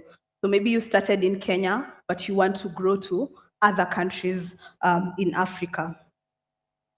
So that was just our story on how we began, on how we saw the opportunity to be able not only to just help employers, but also employees.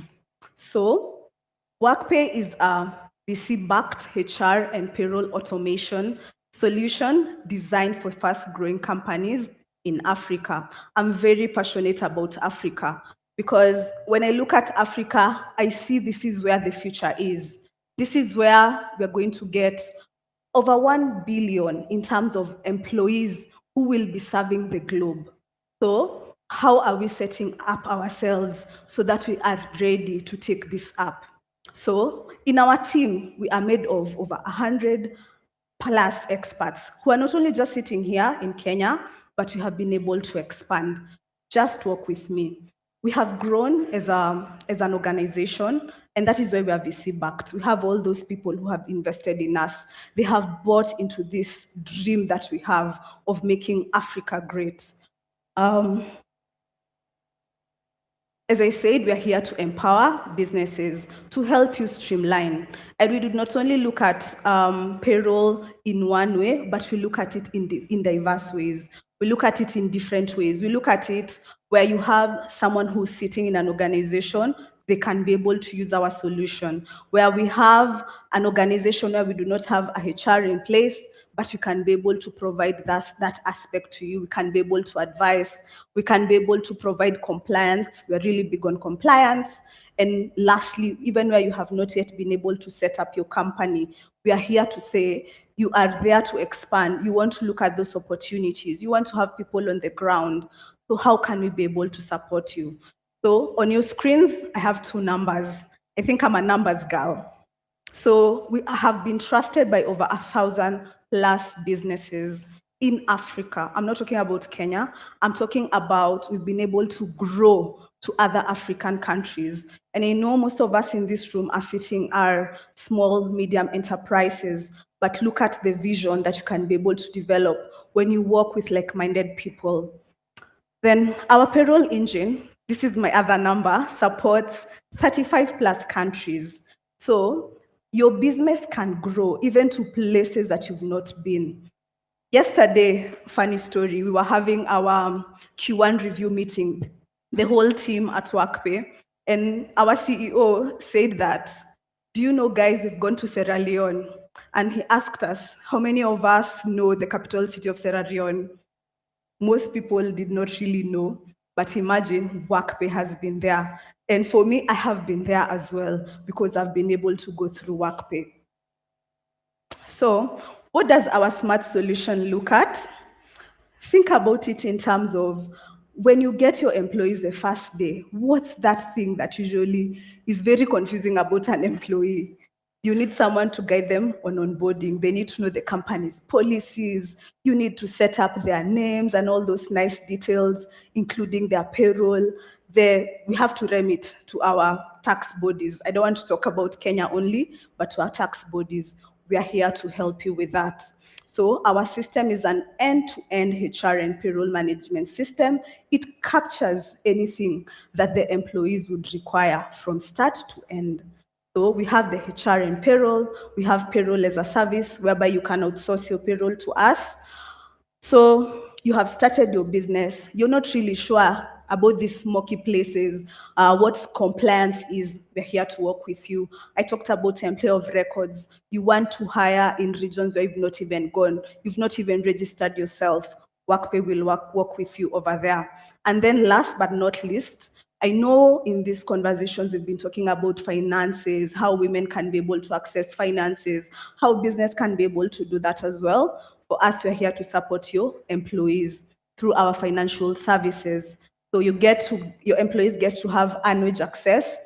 That time in the month when employees want salary advances, but we are low on cash, we can be able to assist you. Then we are not only just working on empowering you alone, but all the things that I've talked about. I don't want to speak about that because I've already mentioned it when I was doing my presentation. And this is our footprint. I said we have distributed teams across the globe. We have people sitting in East Africa, we have people sitting in West Africa, and we have people sitting in Europe. And this is just part of us being able to bring this solution to you so that we can ensure that we are able to support your businesses in all aspects. I want to speak about the next number. I'm a numbers girl. We're able to do disbursements of salaries of 450 million monthly. And this salary helps the families that I talked about. Remember when I started my story? Yeah. What initiatives? So we do not only just exist alone, we are in an ecosystem and we're able to contribute to that ecosystem. And how we do that is through, we have webinars, masterclasses, because we want to teach to create sensitization. We also have partnership programs where we can be able to partner with organizations that are bringing in impact. And then lastly, we have our Workpay podcast, just to educate you on some of these things that are happening. And finally, we have a community that is coming soon. So that is the end of my story. I am here if you'd want to speak to me more, and I really thank you for indulging me in this conversation. Thank you, ladies and gentlemen. Thank you so much. Thank you so much, Cynthia. Asante sana.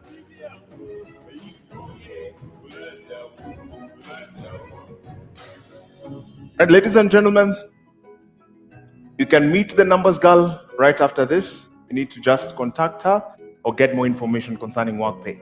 But for now, I just want us to go to the next panel conversation that we have. Then as we wrap up the day, I know we've had a lot in terms of conversation around innovation. So the lady I'm about to introduce up next is none other than Wangeshi Wahome. Wangeshi Wahome is the CEO for Anza Village, and she also wears the hat of an advocate of the High Court of Kenya with vast experience as a patent agent. Wangeshi, you can use the other side. Dante. As a patent agent, a contract manager, and she has expertise in data privacy, intellectual property, and other areas.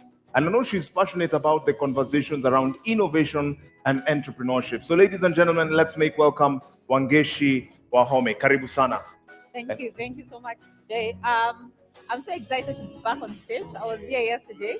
And one of the key takeaways I mentioned is Africans, we need to move from being a consumer economy to being a producer, because anyway, the world is looking at us as consumers. So we need to then now move on to consumption. And I want this next panel to discuss just that. So we are discussing about the fourth industrial innovation. So we are all having conversations about AI. Last week, the world was in Rwanda, Kigali, at the Global AI Summit. We are all either using AI, whether it's ChatGPT, whether it's Grok on Twitter, DeepSeek or any other. We also saw yesterday Transverse. I don't know whether you or anyone saw that.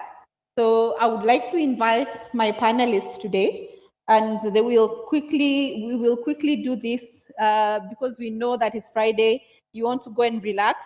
So let me introduce my panelists. We have Winnie Wangare. Winnie Wangare leads the MedTech side of Build Grow Africa.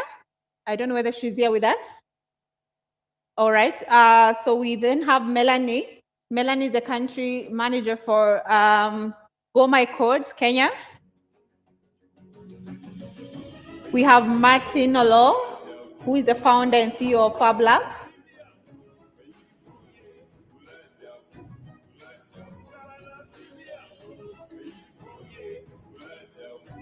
All right, so this panel will keep it short and sweet.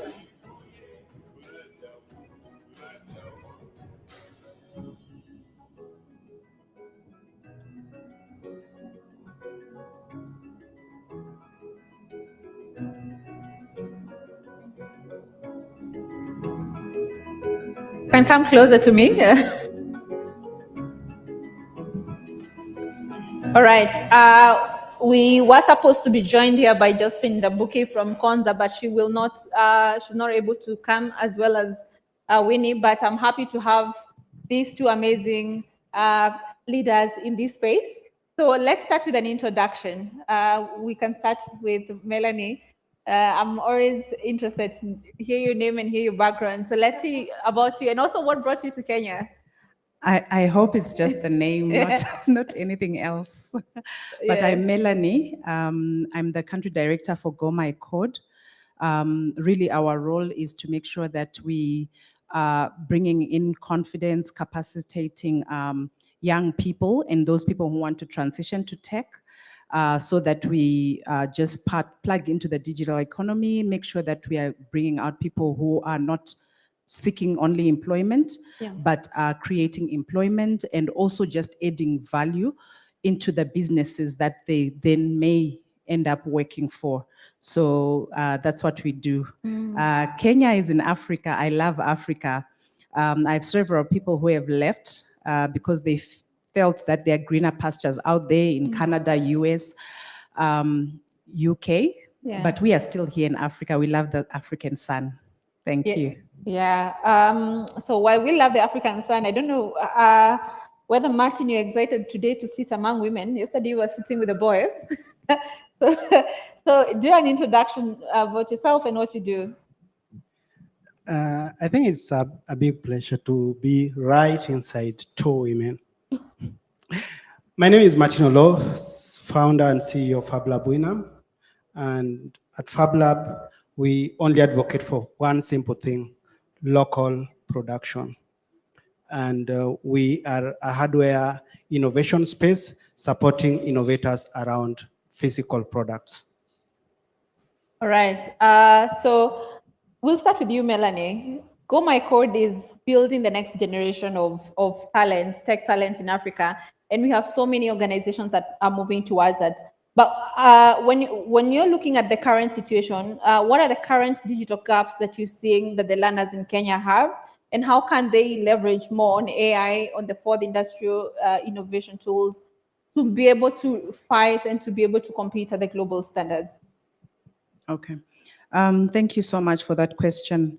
I think for us, when we look at the young talent, there's limited experience. When I say limited experience is they have the great ideas, but sometimes they're building ideas that are not based on something that is practical, that maybe a business wants. So I really would want a situation where we can allow the young people to have internships, and SMEs in here can do that for the young people, whether it's 3 months, 6 months.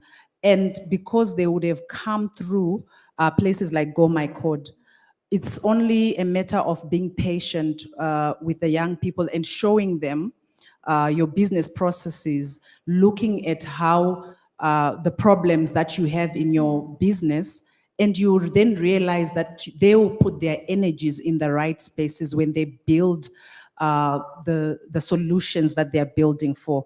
So I feel like it's high time we really become patient with the young people in terms of building solutions. Some of the things that we can also be doing is just making sure that we are moving away from a lot of theory and making sure that people are getting that hands-on. I keep coming back to the hands-on practical aspects. So let's not talk AI, let's experience AI. Let's even play. Sometimes you start with the funny cartoons and all that. Do that so that you find out how AI can be part of your business and closing those gaps that we find in businesses, especially around operational efficiencies and in the space of digital marketing. It just changes how you view your business. You can actually become international in one day and compete with the big companies that are already exporting, or people just playing on the global stage. Your products can do the same thing if you know how to make sure that you are using AI to bring in greater efficiencies. Yeah, just before I move to Martin, just Melanie, from the talent and from the teams that you've led, is there any success you can pull and say, well, I've seen my students create these or work with these people within industry to change something? Is there a success story that maybe you can give us? And probably also a good example of why industry needs to come and directly work with Go My Code and your students. Okay, yes. So for Go My Code, it's over a year. And so the people who have been graduating from our school, we have a few who have started their own companies. We actually have now a Go My Code ambassador who started her own company soon after graduating. And she's already employed 5 other women into it. And she's always advocating for the young people even to come to our space to learn more skills, the soft skills, because she has seen the benefit of what we do.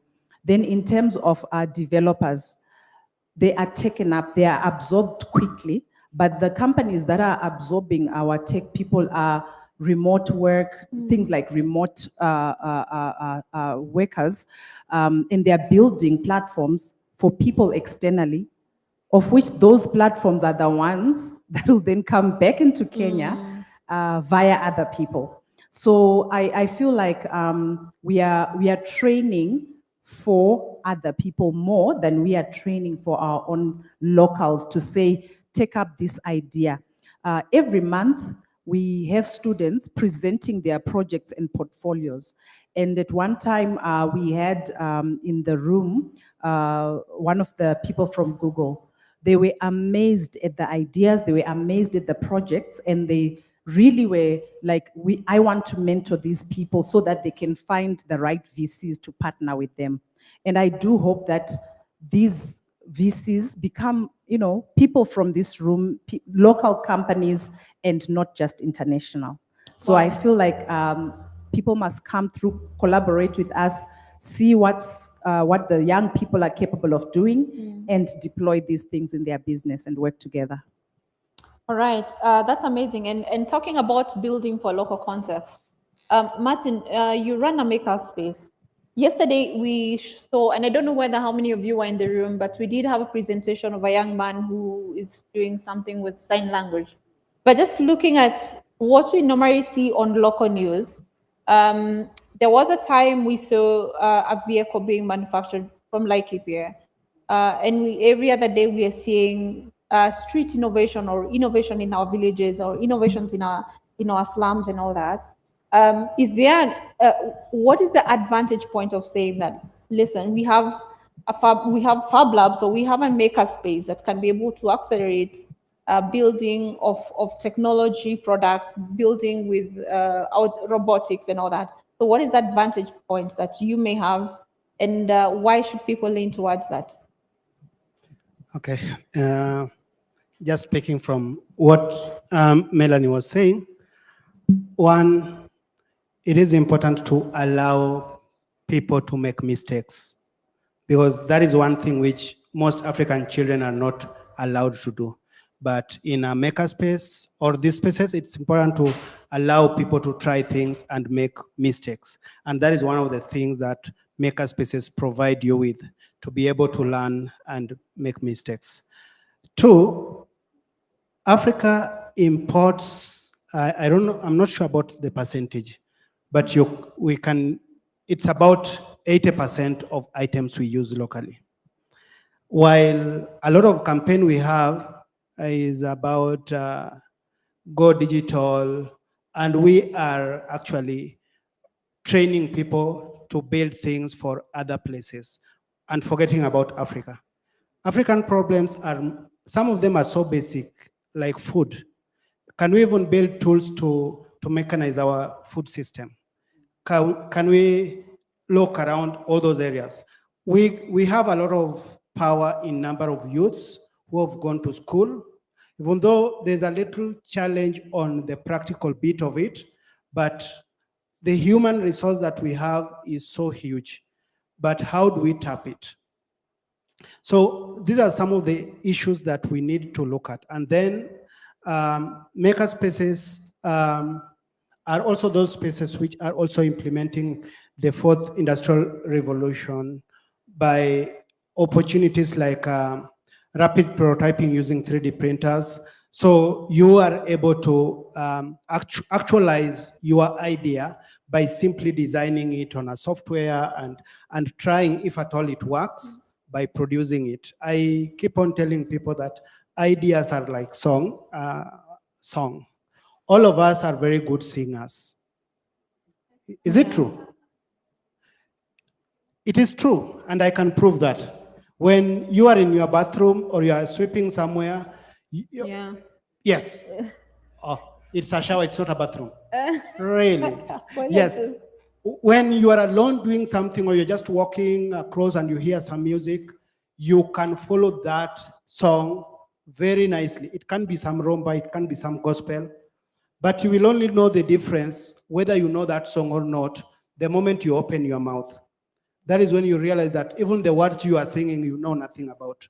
So that is how ideas work. They work very well in your head, but until you put them through test, you can never know when if they are working. And that is the opportunity that Makerspace provide you, so that you can test that idea and build a prototype. And thirdly, many support systems that we have want you to be ready with working prototype. Where have you gotten that working prototype? And that is why we have a lot of street innovation, but then even the street innovation, very little support is around local manufacturing. And I strongly believe that with local manufacturing, we are able to create so many jobs, we are able to build a lot of knowledge, and we are able to build our countries well. Thank you. All right.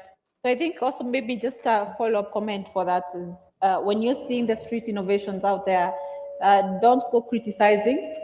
There's definitely an opportunity to support. But just maybe a follow-on, Martin, as we work with Fab Labs, and I know it's capital intensive, and that is why people are not moving towards hardware technology. But then we have opportunities with working with universities that have this. How has your experience been, and how do we work with universities and industry, fast track and make this make sense, especially when you're talking about robotics, machine, mechanics, automation, and the likes? Yeah, I think working with universities and even TVET institutions is a very good idea. But there is a little, there's a little misunderstanding between the industry and learning institutions. There are a number of learning institutions who still believe that their mandate is probably to follow the curriculum and end it there. They really don't care what happens to students after school. And I always believe that the learning institution or the curriculum should be guided by what the industry needs, which in many occasions doesn't happen. Because if you are training to move them to the next level, and that next level doesn't know what you are training, then there is a big gap. So at our own level, we've tried to work with a number of learning institutions. If you get an individual who can have a buy-in, then work becomes easier. But if you don't get a buy-in, then you'll be taken round and round and round. But funnily enough, the learning institutions also listen to the big guys. For example, as we speak, I know UNDP has been creating unipods across different universities. And in such situation, they will really get easy working relationship. But then why don't they work with already existing innovation maker spaces or hubs who are already doing something, and then building on the knowledge that they have, so that we see how that works. So generally, reason why our spaces work outside the university, but willing to collaborate with universities, is because also the learning institutions have some bureaucracies. For example, you get a makerspace in a university. If you want to replace a small spare part, for you to get even procurement process, it can take even a month. But in our space, it is much easier. So ours is to provide that space where some of these students can come and have hands-on scale experience. And also, at some point in time, we also provide attachment and internship. That's amazing. So we're talking about the fourth industry innovation. I would like to make a point, ladies and gentlemen, that there was a time when you talked about the world being a global village, when the internet happened. And right now with the AI, it's even a bigger equalizer. We're talking about AI robotics. And the biggest question really is, where does Africa rise? And I would like to throw this question to Melanie. When you're thinking about the race for AI, and especially because of where you lean in, where do you think Africa lies, and what can we do to remain competitive? We've been adopters with world coins, where we are being used for data. We are discussing ethics, the ethical use of AI, but we are not seeing creation. So where do we lie in this global race, and how do we leverage ourselves to be more competitive? In terms of the global stage, I think I would say maybe for Kenya and East Africa, the good thing is we are fast. I believe we are fast in understanding. We are fast in trying to make sure that we have done the policies, we have done the documents, we have launched in terms of cutting the ribbon. But I still feel that we then lag behind in terms of, running the experience, which is what do you do on a Monday morning after you have done the launch? What do you do in your institution or in your business when you have come to a place like this, or you have launched, a policy on AI? So for me, it's speed to execution. We need to make sure that we move fast. And especially if anyone is in the educational space, or you have young people, young children. I was mentioning to someone that I just came across a post where it's saying in China, they want to make sure that AI is part of the education system or curriculum starting from 1 September. I have not looked at what it contains, but to me, I am looking and saying, look at the number of people in China, and if they started 6 years old, what are we doing today? What am I doing as an individual to make sure that I'm harnessing the power of AI? So for me, it's we have. I believe that we are, yes, on the global stage, and we have the same information. Yeah. The coming of internet gave us the capacity to see and understand and get educated fast. But I feel like we need to then start that in terms of action. Let's take action. Let's look at what can AI do for me? What can it do for my business? How can I build platforms for, not only for my business, but let's look at for Africa. I know in Rwanda there was a summit 2 weeks ago, and the good part is we have some Africans who have taken on that mandate to say we are going to build for Africa. So we are looking for that, and I think let's all plug in and take action. For me, it's about speed. Let's move fast. I'm glad you mentioned speed. I think if there's anything that has come out of the month of April is the fact that between March and April, for Kenya, we now have an AI policy. We are talking about big numbers, but the reality is, where do you lie as an individual in making sure that that comes to fruition? We have Cassava that is looking to building data centers and AI centers in Africa. Again, where do you see yourself in your business? You can always come in and say, maybe AI doesn't affect your business, but let's be honest. When was the last time you used ChatGPT?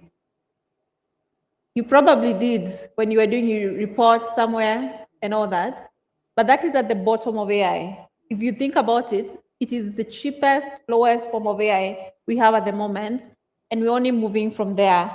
So for me then, Martin, what then do you think is the biggest hurdle that we need to overcome when you're talking about not just AI, but the fourth industrial innovation revolution, when you're talking about AI, blockchain, we're now having conversations with stable coins and policies around it.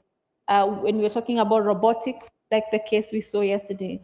So what is that hurdle? Is it infrastructure for you? Is it capital, or is it mindset?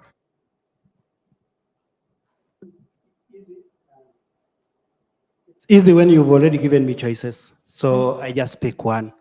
But I think she started with the first one, action, because we are very good at policy. We talk well, but then when you follow up on what we talked about, very little happens. But then also there is the first bit of it, which should be change of mindset, because like my brothers who come from where I come from, like Fred and Yenda, they feel so proud when they are using products which are not made here. Fred. He can't have a comeback. Of course, it's not just him. It's about even Kenyans. Kenyans, most of us, a lot of us feel so happy when we get products which are made from elsewhere. Yeah. And if they are made locally, you are doubting if, is it for real? Can it really do that work? So the mindset to me, the first thing is, can we think about ourselves, think about things which are made locally? They might not be to the standard of the other guys, but can we support by buying and giving feedback and pushing them harder to improve each day? Then can we build infrastructure? Because I believe in Rwanda, they have increased number of maker spaces almost in every district. In Kenya, our number of maker spaces have gone down. And many African spaces are struggling with maker spaces. We want to produce, but we don't want to create those locations where we can produce. We want to produce, but we want to make sure that the cost of electricity is so high. How will we produce? So there should be a deliberate effort to create that infrastructure, and there should be a deliberate effort by Africans to demand locally made products. If we continue demanding, then we will push our governments to develop the infrastructure for that. Right. So hopefully next time we'll see Fred dressed in a very nice kitenge. But but that's true. I read somewhere, and a couple of people do tell us, have you seen Nigerians proudly watching Nigerian movies? Yeah? When was the last time you watched a Kenyan show? Really, when was it? I think we maybe all have Netflix accounts, but how many of us have Showmax and watch African shows? That's maybe where our African content is at the very most. And when we do, it's piracy. In that regard, I'll tell you to check out a startup that we support, who is a member of our community called Yakwetu. They bring African content, African shows, and they actually won 2023 WIPO Global Awards.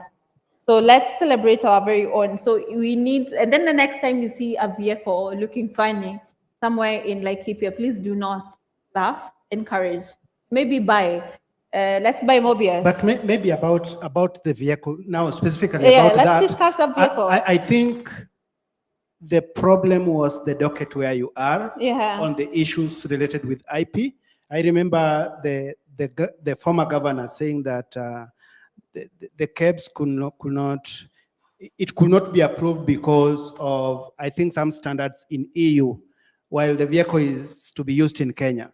So I think the issues about intellectual properties and standardization, I think there is need to also engage these entities more and see, because you remember even during COVID-19, a lot of innovations came up and people thought that now Africa has woken up, we are going to build our own things. People built a lot of things, but then you found standardization teams did not have idea of how to handle innovations which need to go to the market very fast.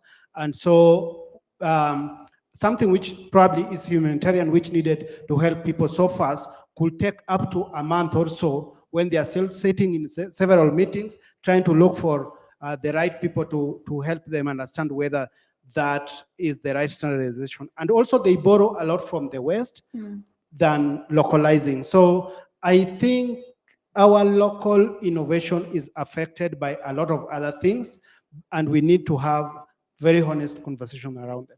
So then there we go back to the question of policy, and I do agree with you. There's someone who pointed out that our KEB standards have a standards of roofing tiles for winter. We don't have winter in Africa, right?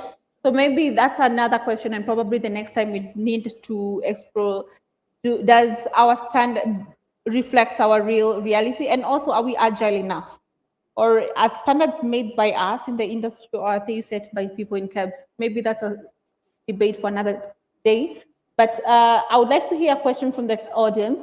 Is there any question that you have for these panelists? Any burning question? We do? All right.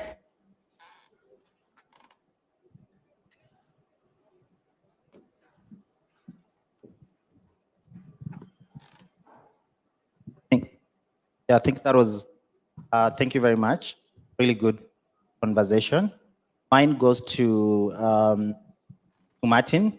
How can we make us effective? So one of the things I've realized, the Kenyan makerspace, in Kenya, the makerspace has thrived so well. I don't know if you've been to Uganda and you've seen how the makerspace has really grown, actually doing quite a lot of things. Look at, for example, Motive by Innovation Village.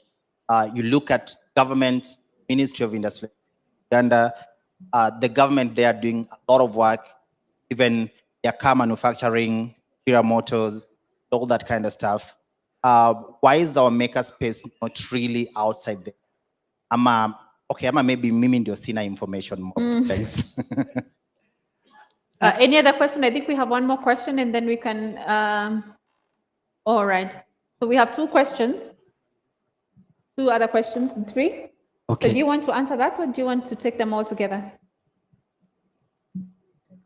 All right, we can take them all together. I hope it's a good afternoon. When Wangeshi you discussed AI, also from yesterday, there's a question that comes to me as a Gen Z. And this question is, are we really ready for this new reality called AI in Africa?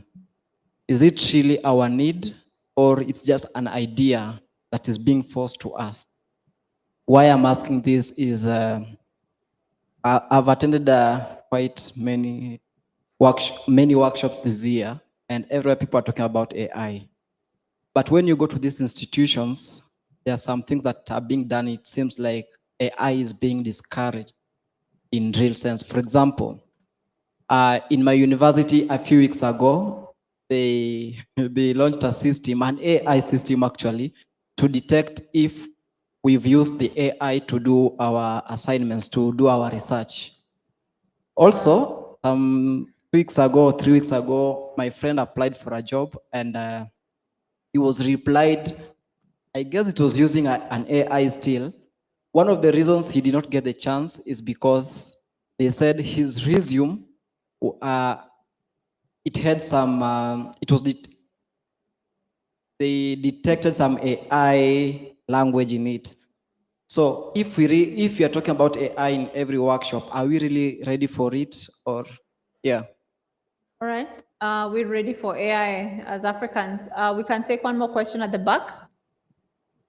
Thank you so much. My name is Zedi Misiga from Icon Data. In the same breath as we speak about AI, I wanted to throw a question to Melanie. Melanie, AI is about 4 things. So we have the data component, we have the talent, and then we also have infrastructure, and finally the policy which handles governance. And thanks for the good work you're doing around talent. So my question would be, as you interact with the different ESOs and associations, do you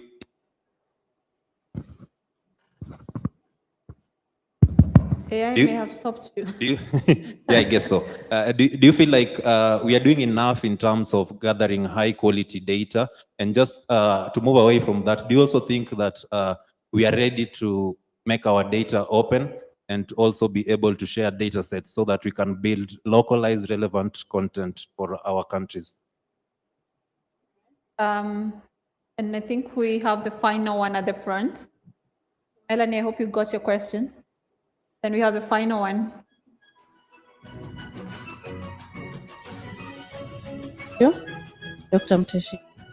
So, a comment. Yeah. One of the comments is that my first time to learn about AI was in 2014. 2014? Yes. And I've just realized 10 years later or 11 years later, we are talking about AI as if it's a new thing. And I think we have used AI before without knowing that we are using AI. So then the question becomes, if we have interacted with AI for more years, I know it could have been there since 1959.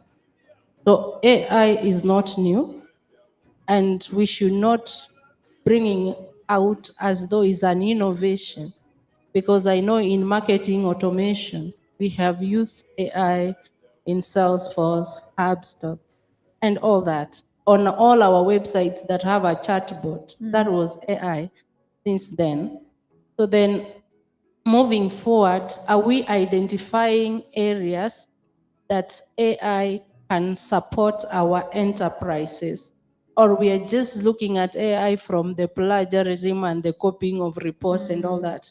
So I would wish this conversation to look at then, how can AI help the small business that is already existing, unlike us thinking that we need young people to come up with innovation of AI.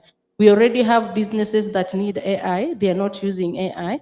How can we move forward to come up with those policies that will help the business I'm running today use more of AI than trying to come up with new innovations around AI? And then the other thing is about a comment on standardization that caught my attention. We have a problem supporting our local industry, maybe. And I made a joke of go to a local tailor to make you the suit like the one you bought from Turkey, and let me know if you're going to use it. So I love Kenya, I love Africa. I have tried several of them until I said, no, I'd rather give you money for free, don't make me clothes. So then the question is, when we are supporting innovation, I know there is a way even the AI can be able to give you designs for clothes. How can we bring our local entrepreneurs to look at their design standardization and quality and the use of AI? I know of a company that has used AI, is not in Kenya, not in Africa. If you wear that cloth, somehow it fits you differently from the one that was done with a tape measure. So then let us be pragmatic about beyond policy in terms of implementation. How do you unpack AI to my tailor in the village and come up with a cloth that I can be able to wear? Then we stop being in the space of tech. We integrate tech into real work that we are currently doing. All right, thank you so much. Actually, you already answered the question to the gentleman at the corner, that really the kind of AI we need to look at is the kind of AI that's transforming business. And we need to look at AI right now as technology, just like any other computer. It's just it's internet, it's technology. So it needs to be an enabler, not the destination. It needs to be part of the journey, not the destination. But anyway, I'm gonna leave my two panelists to quickly answer each a question each, and maybe keep it short. All right. Actually, I just had one question directed to me.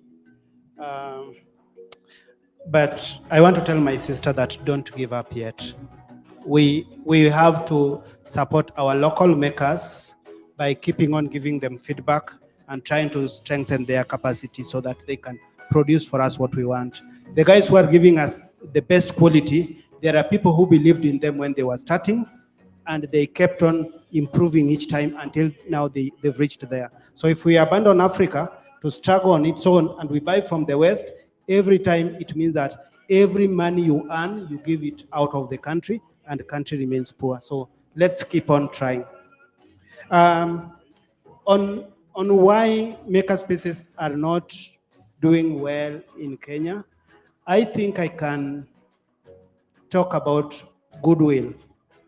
Because if we have a government goodwill, then you know, in the previous government there was a talk about the manufacturing. How was it called? Yeah, there was a talk about manufacturing, but how much was going on in manufacturing? How much did government do deliberately to help local manufacturing? So even today, people talk about manufacturing. We want young people to produce things, but then the process on how to do that is very difficult. I have just given an example of Rwanda, where actually the Fab Lab Rwanda was created by the president himself, and he continuously support local manufacturing. You can see Volkswagen is assembling their vehicles there. So if there is proper goodwill, then maker spaces will do well. And if we have more furnished maker spaces, then a lot of young people who have physical products will be able to get the right support, and we will be able to see a lot of innovations which are hardware based. Thank you. Thank you. Melanie? Thank you very much. I didn't bring a pen, so I might skip some elements of the question, but feel free to discuss with me after. Yeah. So in terms of AI, yes, there are different aspects to it. And for me, you mentioned that there's the software side, right? Yeah. So for me, if I link to what she has been saying, AI has indeed been with us for a while. However, when I think I would give this challenge to consultants.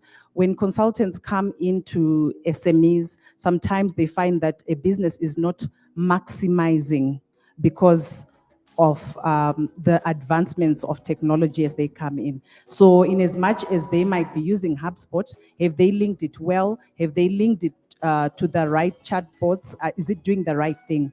I've been in places where you just end up unsubscribing because people are abusing that AI or that automation. You actually see that this response has nothing to do with what you ever discussed, or it's just wrong, the application of it. So it's very important for us to take a step back. Yes, there is a hype, and then say, where does it fit in my business? How can I be more in this hype? Because whilst 10 years ago we're using it, there's something that has caused the hype. Yeah, the models are learning faster. What you put in, they learn fast. If you do chat GPT now and talk about your business, next week it will respond about something that you discussed last week, because they are learning faster and more. So the models have indeed changed. And for us is to now say, where do I plug in?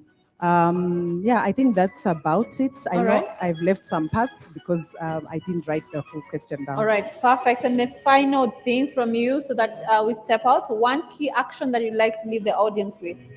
I would like to leave the audience with give us a chance to collaborate with the young people and those people who have transitioned to tech. Come through our spaces and come try Gen AI, see what it can do for you in your business in terms of just learning. If you have a data set that you want to say, you know what, I have all this data, but I've never tried to use it in any way, come give a young person a challenge to build a model for you just for free, and you'll see what it can do for your business. All right, and Martin, your key action? Thank you. Just a question. How many of you have a product made in Kenya apart from cooking stick in your homes? Yes. What is it? What do you have which is made in Kenya? Sorry? Fabric. Oh, so apart from fabric, what do you have? Clothes. Chairs. And shoes. I like that. Now, you saw the numbers that we had. Now, how many of you do not have a product made in China from your homes? How many of you do not have a product made in China? Thank you. And you can imagine the distance. You can imagine the distance that your money has traveled to go and get an item. Why don't we empower our young people locally? We have brilliant people, we have energetic people, we graduate people every day. Why can't we empower them? And even to yourself, can you please think about learning how to make something for yourself? In the entire life you have, can you just learn how to make something for yourself? Let's support local manufacturing. Thank you. All right. I think for me, the key word here is let's not catch up with the fourth industry innovation.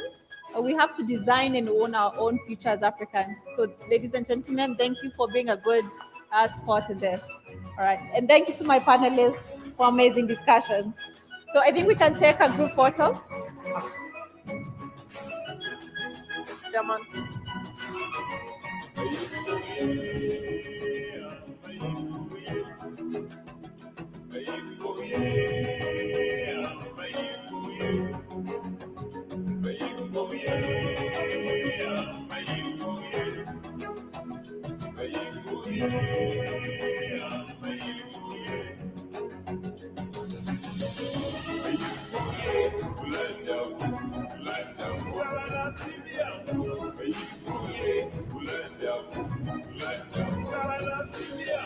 Very much. Another round of applause for them.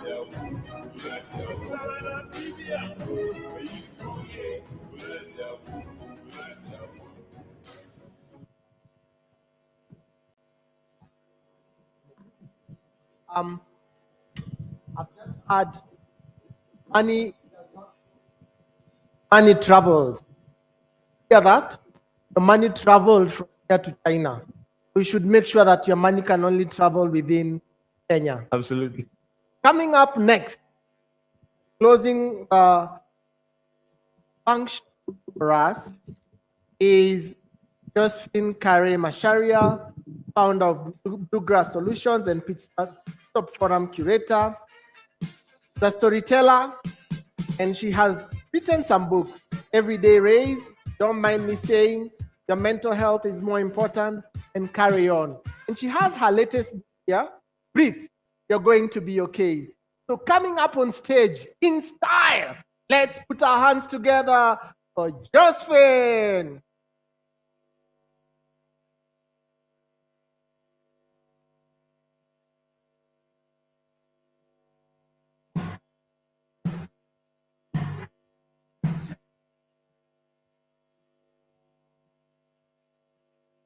Dance with me.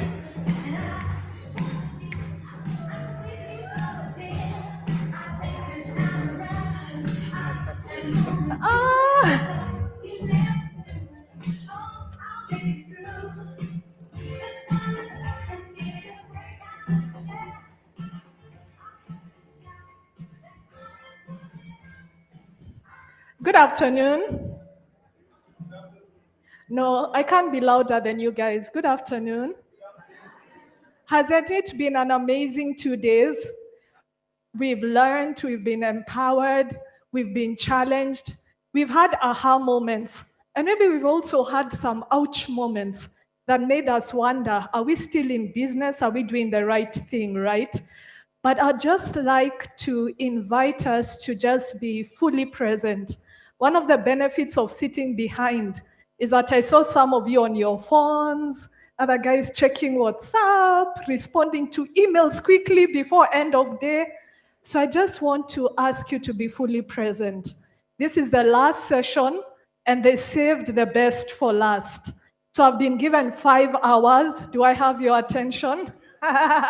No, it's going to be an amazing session. So let's just put everything down. I just want you to take 2 minutes to just breathe.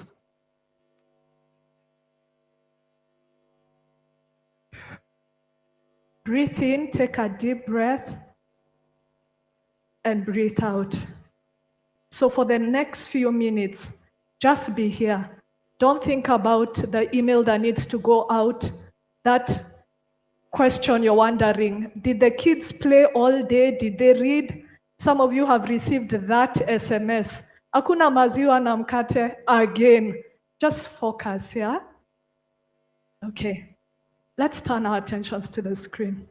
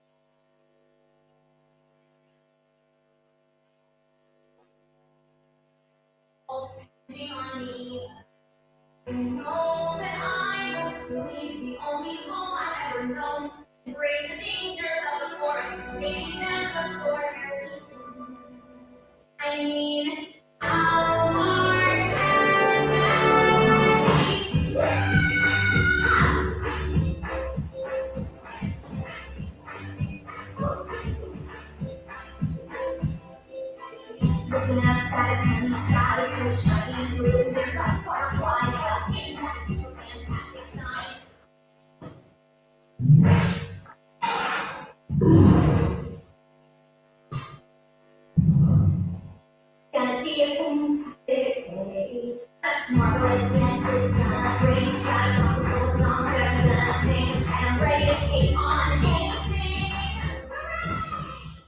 Some super fun surprise around the store. Just right on a rainbow, gonna be okay. I'm not giving up today, there's nothing in my way. Ain't not gonna go.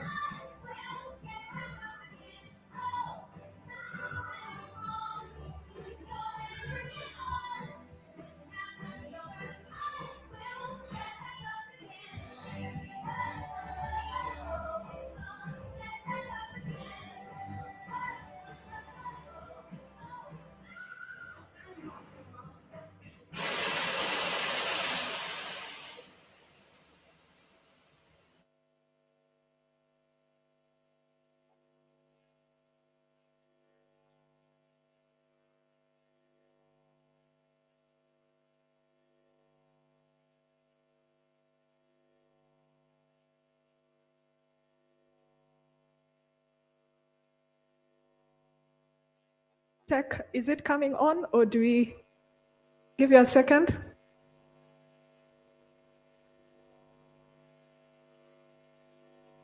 Keep going. Okay. So we'll try it again at the end. Doesn't that feel like the entrepreneurial journey, right? You start with high energy, you're excited, it's gonna be a super fantastic day. And then halfway, things start coming at you. If it's not the economy, if it's not taxes, if it's not policies that are working against you, and your energy at the beginning slowly begins to dwindle. And you keep convincing yourself every day, hey, I'm not giving up today. No matter what comes my way, if you knock me over, I will get back up again. This is where we find ourselves almost every single day. But as we close out this summit, we've heard of innovation, we've heard of technology. There are so many conversations that have happened from yesterday. But more often than not, when we gather in summits like this, the one thing we often do not hear is about what it takes for us and who we need to be mentally to be able to achieve all this. And so that's a conversation I'm inviting us to have today.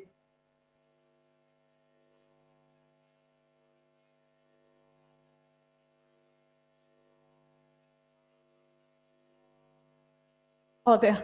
Okay, so to start, I want us to take a trip down memory lane. How many of you remember the rotary phone? How many? Yeah. How many of you know what book of knowledge is? There's a Gen Z who asked a question, and I'm sure you may not know. Before Google, this is where we got all our information. How many people used book of knowledge? I personally loved it. I used to devour these books. We then had the vinyl and the boombox, and then now we are streaming music via Spotify, YouTube, and other platforms. How many of you know what this is? Aha! Specific name, VCR, right? And this is what we used to watch. Some of you will never know the pain of going to get a movie you want and someone borrowed it and hasn't returned it. And you have to wait for a whole week because now you have streaming that is straight at your fingertips. And finally, who knows what this is? I want to see who the OGs are. One person only. Oh my goodness. How many of you know what Netscape is? Netscape is what we used to use for emailing, to receive emails. And it had this sound. and you wait for it to download your emails. Now, some of you are looking at me where you can't, like, it doesn't make sense, right? Because your emails, your messages are on your phone immediately. I'll tell you a personal story. When I was dating, I had to wait for dial-up in the office to receive a message from my boyfriend. You guys know what chest pains and pain that is? When your boss is there, like, we're not dialing up because it's expensive. Netscape was what we used. And finally, brick and mortar shops have been replaced by online shopping. What is a constant thing we see in all this? What is the one constant? Change. I love that. Yesterday, the keynote speaker said that innovation is all about change that adds value. Change is inevitable. Change can be painful, but it's necessary. Change used to take long, now happening at the click of a button. Sometimes change involves grieving. We get comfortable, we get familiar. When change comes, it makes us feel uncomfortable. Change may not always be easy, but it's necessary. We rarely talk about what change does to us mentally. And that's what I want us to focus on. Because in the next coming years and months, this is going to be our new normal.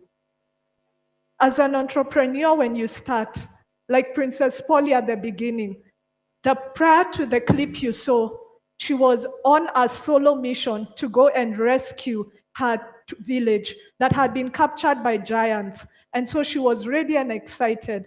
And sometimes this is how it feels when you start your entrepreneurial journey. You assume that everything will be linear.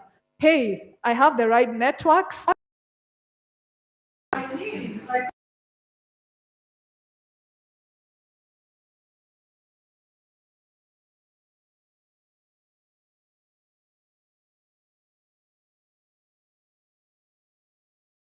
Takes a toll on us mentally.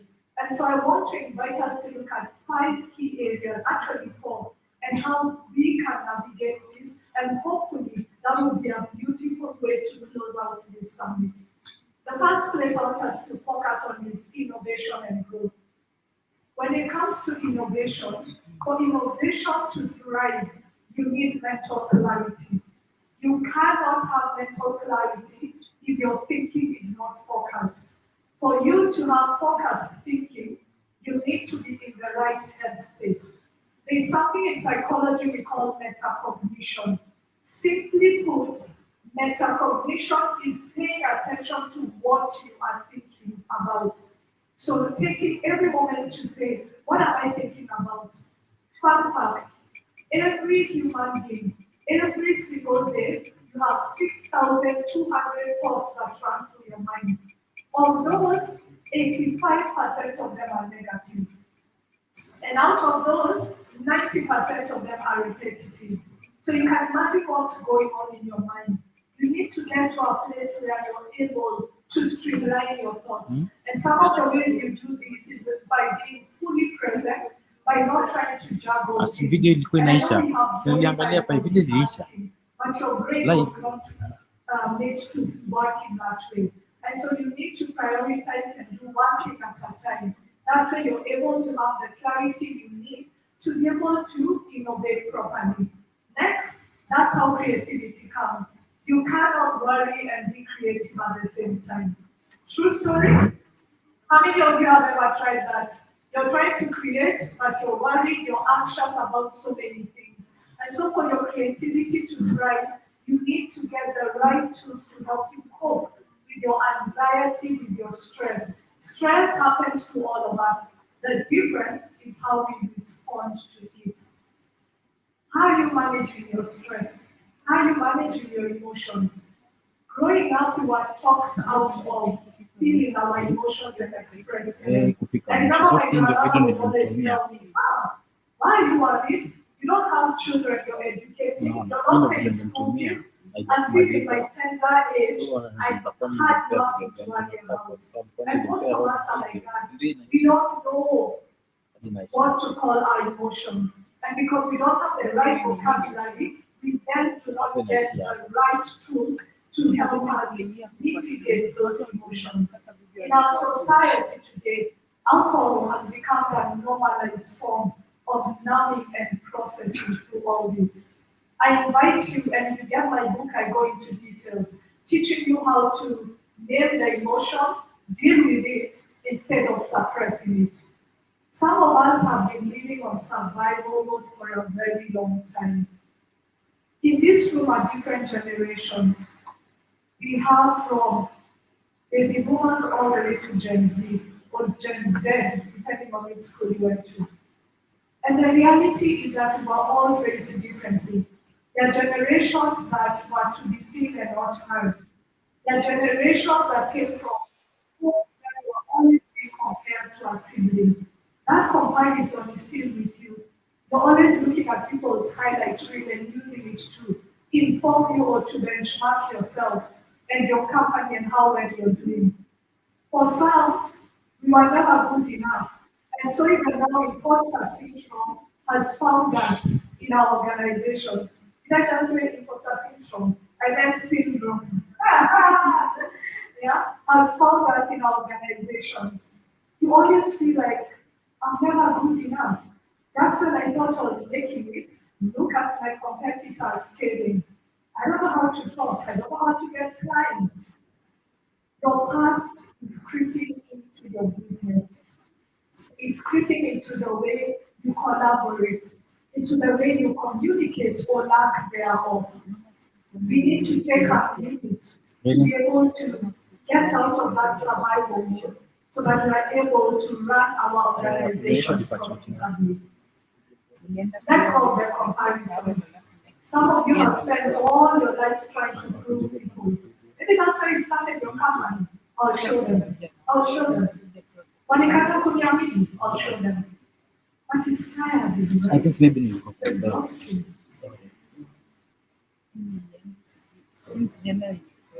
I want to invite you to challenge some of the negative beliefs you have around change.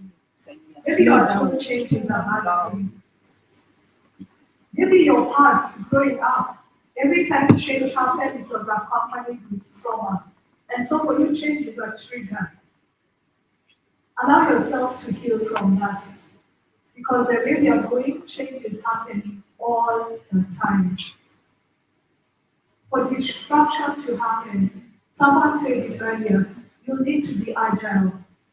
Get to the place where you're the one driving change instead of waiting for change to happen to you and disrupt you. Next, I want us to look about scaling and growth.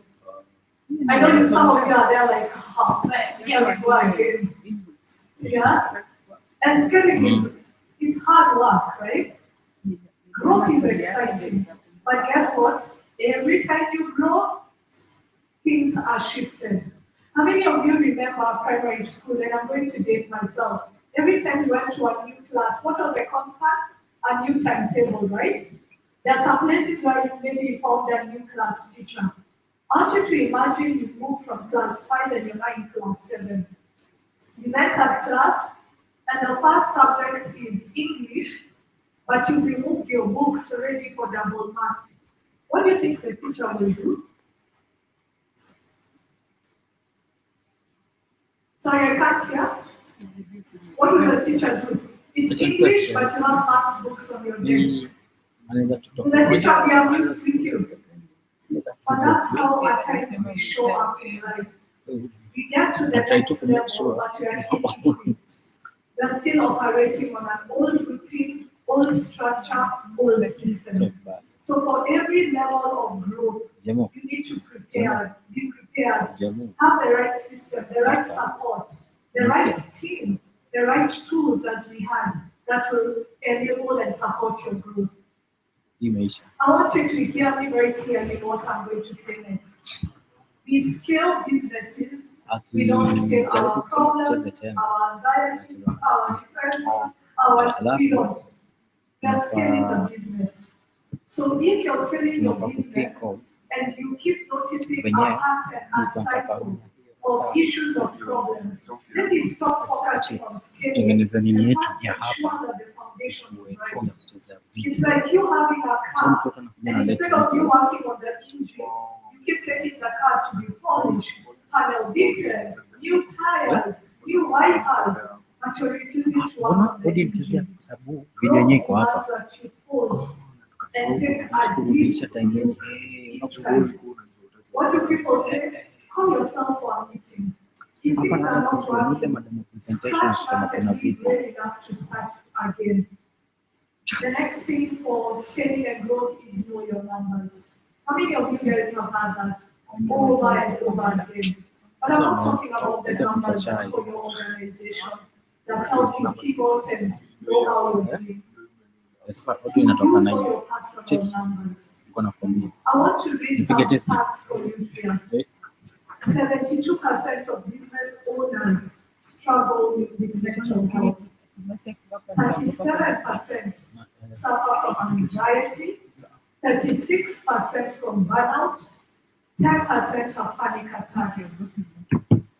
81% of business owners hide their stress, their fears, their loneliness, and are afraid to even share with their colleagues. More than 50% of business owners lose sleep. 47% of business owners end suffering less because of their workload and the time constraints on their day. 70% of entrepreneurs grapple with the dual burden of financial and mental stresses. These are not just statistics I'm mentioning. For some of you in this room, it's your lived reality. But the question is, no one is talking about it. We are all out here strategically living it, and yet these are the conversations we need to bring to the forefront. These are the places we need to be brutally honest, so that then as we create community, we are also supporting each other. Scaling up also means you ensure that you're scaling up the right path for you. Part of the issue is when we try and scale at someone's pace. For you to grow, you need to be in the right environment. Who is feeding you? What are you consuming? A lot of us consume a lot of, and I'm going to go there, TikTok, a lot of things that we think are helping us decompress, but are actually not good for us mentally. What needs to be uprooted in your life? What consistency do you need? I want us to look at future work. We've had this the whole of yesterday and today. The future of work is very fast, it's digital and it's disruptive. But the one thing it must be is human. We need to see the being in the human.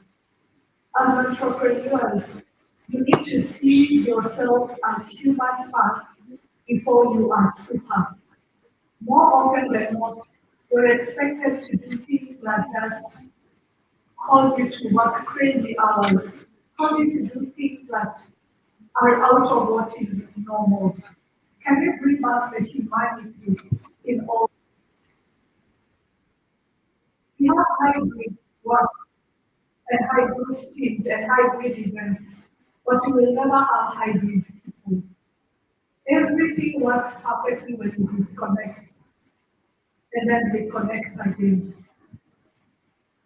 Most of us spend a lot of time touching screens and spending time on our gadgets instead of spending time on with people. Right? You need that community. Mental wellness is no longer an option. It has to be your key strategic tool.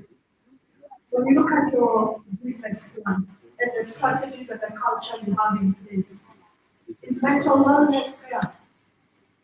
Because your mind is a business. So if you're not taking care of it, how are you going to scale, grow, and even be there to be part of the future of work? Learn to control the controllables. Set boundaries and pace yourself. Finally, I want us to look at leadership and culture. I want to speak to some unhealthy cultures that we have going on in the workplace today that we need to change or we need to rethink. We need to stop normalizing 24/7 work. How many of you have received emails at midnight, at 1, and the person is angry that you've not responded? We operate in different time zones and our clients are global. But there have to be healthy boundaries where they know this is a time frame which I work. And the worst thing is that right now people are so afraid for their jobs or the projects they are running that people no longer take days off. You're always go, go, go, go. You're afraid of being replaced. You're afraid of being forgotten. People, burnout is not a badge of honor. It's a warning signal. You need to sleep. You need to refresh. Focus. You need to pause. You need to rest. In some ways, not a thing to be glorified. I know. I used to pride myself in sleeping only for 2 hours and surviving. That was foolishness. Yeah? You find yourself slowing down, forgetting things. Then it begins to show up physically. Your body, your immune system is compromised. You're always sick. You're always getting the hormone that is going wrong. You're always stressed. These are signs that you're slowly burning out. Micromanagement is another culture. Micromanage the system, not the people. Are we together? When you micromanage people, you just cause stress and anxiety. People are always walking on eggshells, wondering, am I doing the right thing? And so people are not fully present. It's what we call presentism. My body is there, but I have checked out. And we have a lot of that going on. Not taking breaks, as I mentioned, working overtime, working for long hours without breaks. Yeah? We need to stop that. Being busy, packing your calendars with stuff that you barely have time to breathe.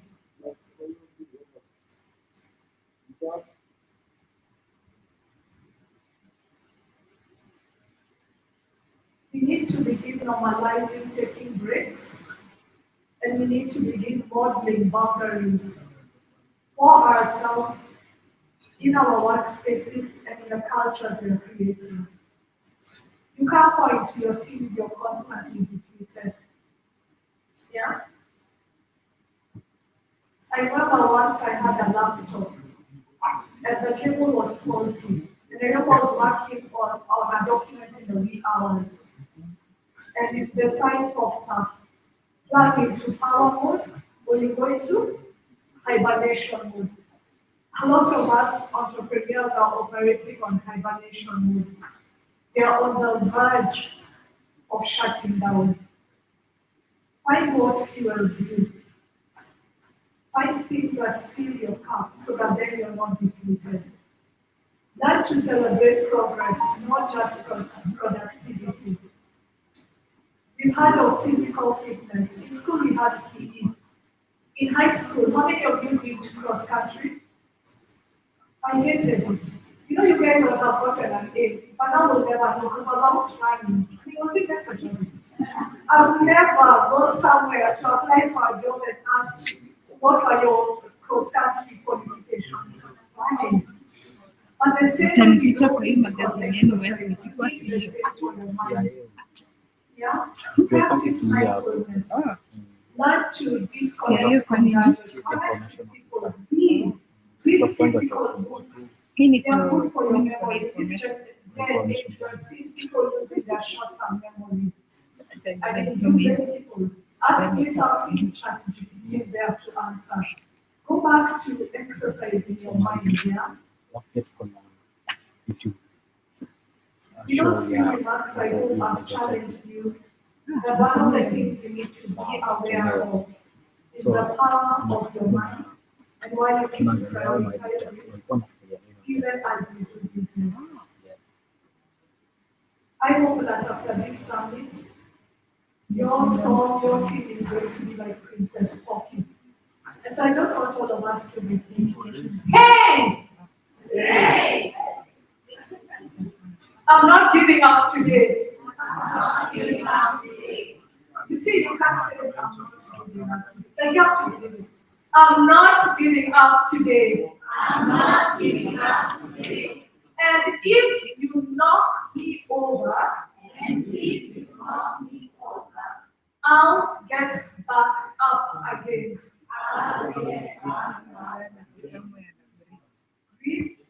You're going to be okay. Thank you.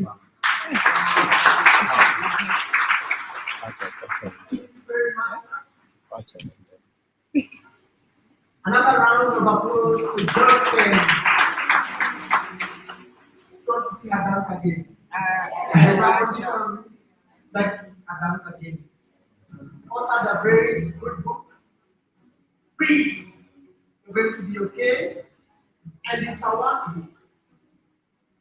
Normally retails for 500, but you're kind enough to say, for listening to me on a Friday evening, 20% off 2,800 shillings outside at the exhibition time. So thank you very much. Another round of applause for Justin. Remember, breathe. You're going to be okay. I love it. Oh, teacher. That's come on. Come breathing and please come with the proper. As your key one, proper. I don't know, our hanger. Mbona mteki ya wellness, niliona hiyo smart wellness yenu. Niko so interested kutoka tu. Simple invention is smart health. Smart health, yeah. So your smart health target audience ni nani? Madaktari So wa health sector, but tunakuza madaktari. So kuna bridge in between right now technology may rise up that communication center lakini madaktari was they have the knowledge but kuna venye tunasaidia vision sasa tunasikia kuna matatizo yanatumia wagonjwa wanaona compared to the website so tuna bring out na take a sort of medical. So how do I bring so that I understand ABC business. So ladies and gentlemen, we are wrapping up. We're coming to close. Technology. But before we close out, we have a special segment. It's called Rapid Fire. Remember, I promised that they're going to be giveaways, okay? So this segment is for you who's been learning and eagerly receiving the information that has been asked. So are you ready? So we'll have some dramatic music being played. Music. You know when you read the subtitles on your Netflix, it's like a baby going, now we need some of that music. That's for you in your country. So the first question that I'm going to ask, what is the full meaning of AFCEA?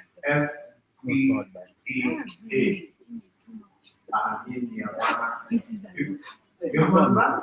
Okay, I'm going to give it a mic. Maybe the last answer from that. Some background music to make it as dramatic as possible, like some gladiator type music. Go ahead, Daniel. What is the Thank meaning? you. My name is Edina Rino. I'm the founder of Curie Consultants. AFCTA stands for African Continental Free Trade Area.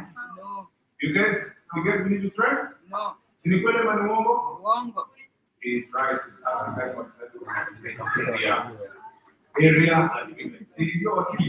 We have only Rob in the room to confirm. So, because you're right, we want to award you something. It's a voucher. And to award you this because this is maybe a policy linked conversation. Wangeshi how we have just to award us this fantastic award. Let's celebrate them all for getting that right. And the village. Breathe. gonna be okay. All right.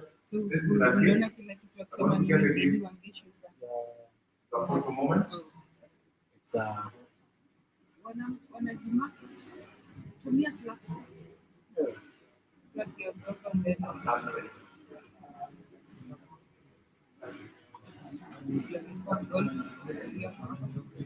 Thank you so much. Thank you. This is Brian and very happy to be so gratified for you. That is secure. So over to the next question. Are you guys ready? Give me some drum rolls. yeah, kind of. One of the panel discussion, there was something that was like a one stamp at least 65. What ESP. Ladies and gentlemen, ESP. There's a lady next to me, her hand has gone up fast, the one in the red scarf.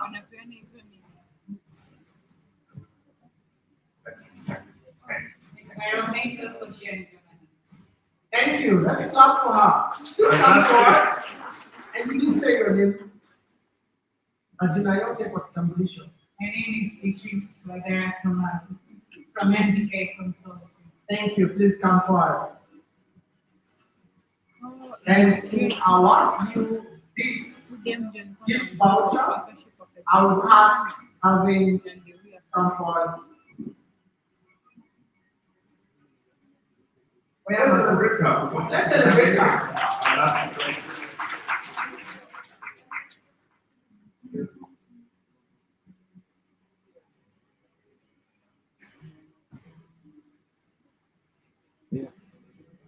Hello. Hi, Misha. I have to Misha. Thank you so much. Asante. Are you guys ready for the next question? Say rapid fire. The name of the game is rapid fire. Right? So, quick question. Who was our keynote star on the first day? Atasema hiyo ni gifts. You know, from Kenya.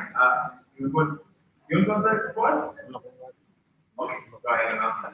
That's very bad.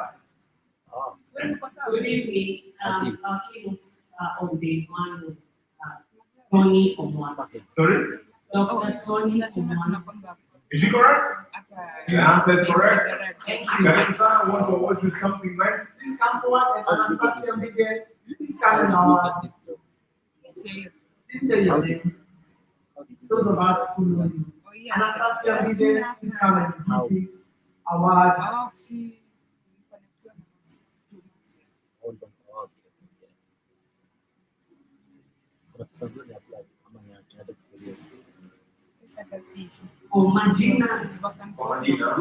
Majina naitwa Lizabika.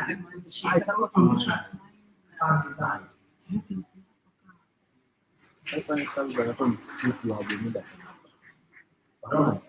If it doesn't come with respect, never need. Sorry.